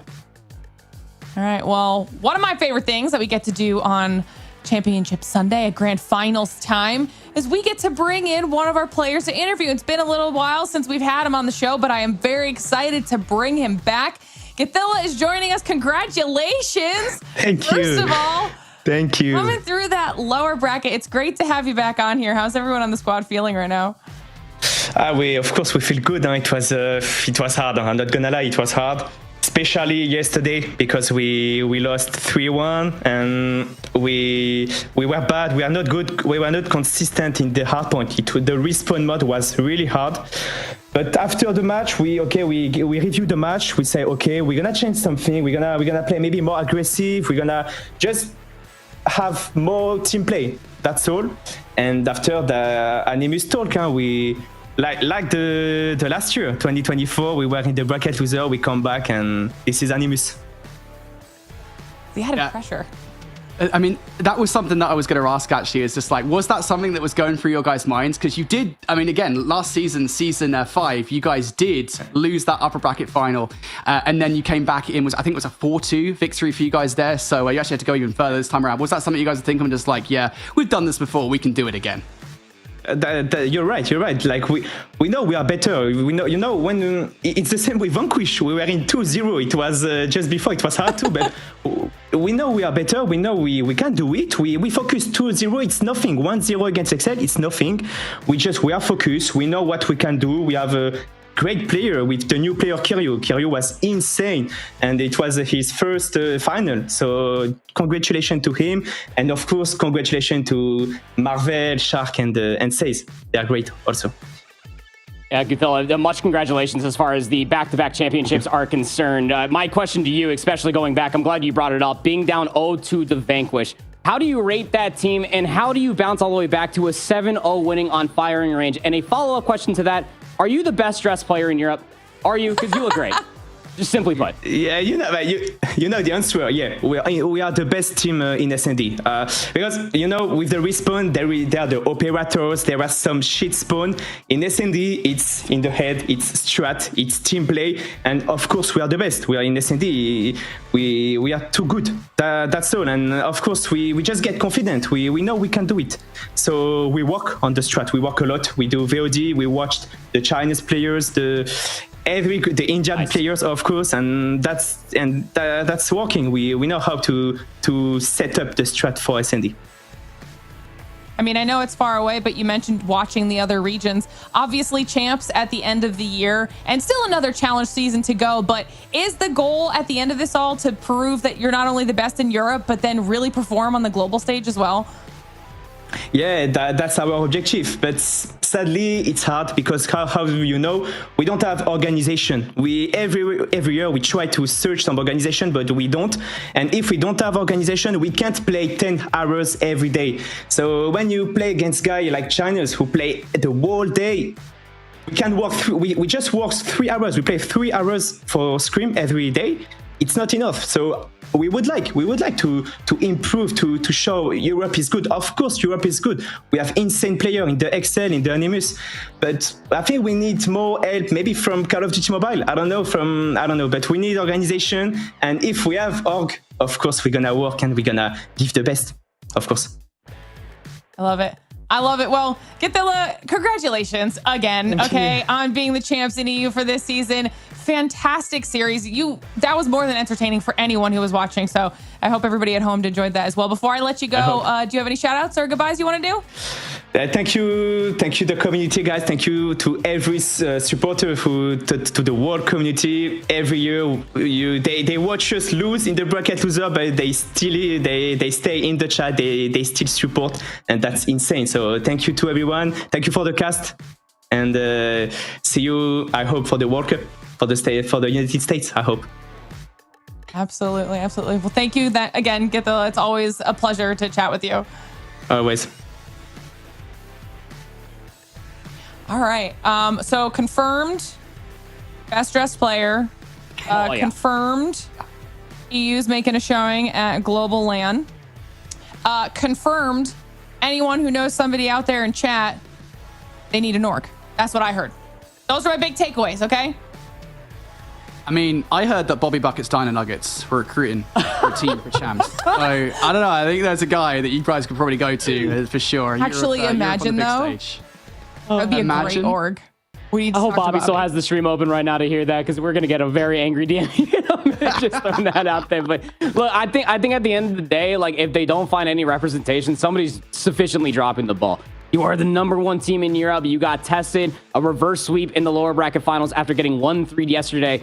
You talk about grit and resilience, that if they continue to show their prowess and they continue to grow more and more from coaching and everything happening behind the scenes, yeah, I'll agree with Guthilla. What I saw today was infinitely better than what I saw during the Swiss stage back at DreamHack Atlanta. So I need all of that plus some more on the international stage for them to be able to at least make it into a playoff bracket. Man, what a day. We literally went the distance in all of our series. Like, Birdie, give me your thoughts as we wrap up EU now that everything has come to a close. I'll say this much. I know there's been a lot of sentiment that, like, for Call of Duty Mobile, you want to be watching China Masters, you want to be watching Garena. And yeah, absolutely you do, because that's where the best of the best are playing. But I think if you look towards the grand final, you look towards even the matches before that, right? Even towards Vanquish, even towards Special Suicide Squad, there is still a lot of talent in Europe. And albeit, you know, it's unrefined at times, albeit there are still definitely improvements to be made. As Gifilla has literally just said, I still do not think you should underestimate these teams. Animus are a hell of a force to be reckoned with. And if they continue to stay atop the European scene come champs time, I seriously think people should not underestimate them on that global stage. I love that. I love that. And what about you, Proper?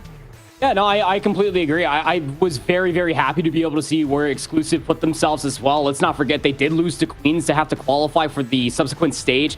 0-2 after losing to Queens, and then they bounced back to be back in grand finals. They have beat Animus a handful of times. They came close to doing it today as well. I think that they're in the same boat with Animus. You got to go back, get the VOD going, watch some of the Garena and Chinese VODs, and start implementing some of that mess into your search in Detroit, because we've seen it. Sawu is nuts, man. I want to see more of that backed by Veer Sniper Rifle. There's no reason why they shouldn't be getting away with the same type of antics that Animus just did to them.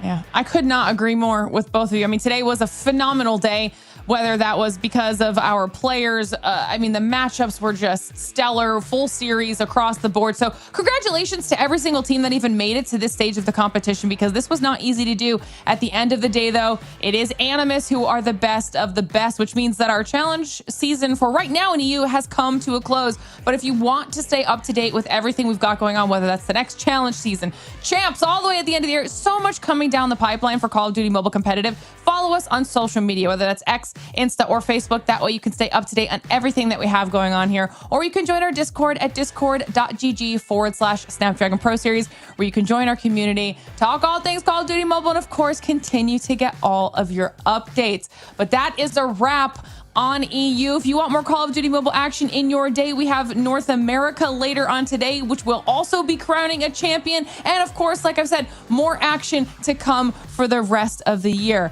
But for today, that is a wrap. So obviously a huge thank you to Snapdragon Elite Gaming and DHL for helping us put on the whole show, the whole season here today. Chat, thank you as always to all of you at home for sticking with us and watching through all of the action. On behalf of myself, my co-casters, and everyone behind the scenes at ESL, thank you so much for watching. We'll see you next time.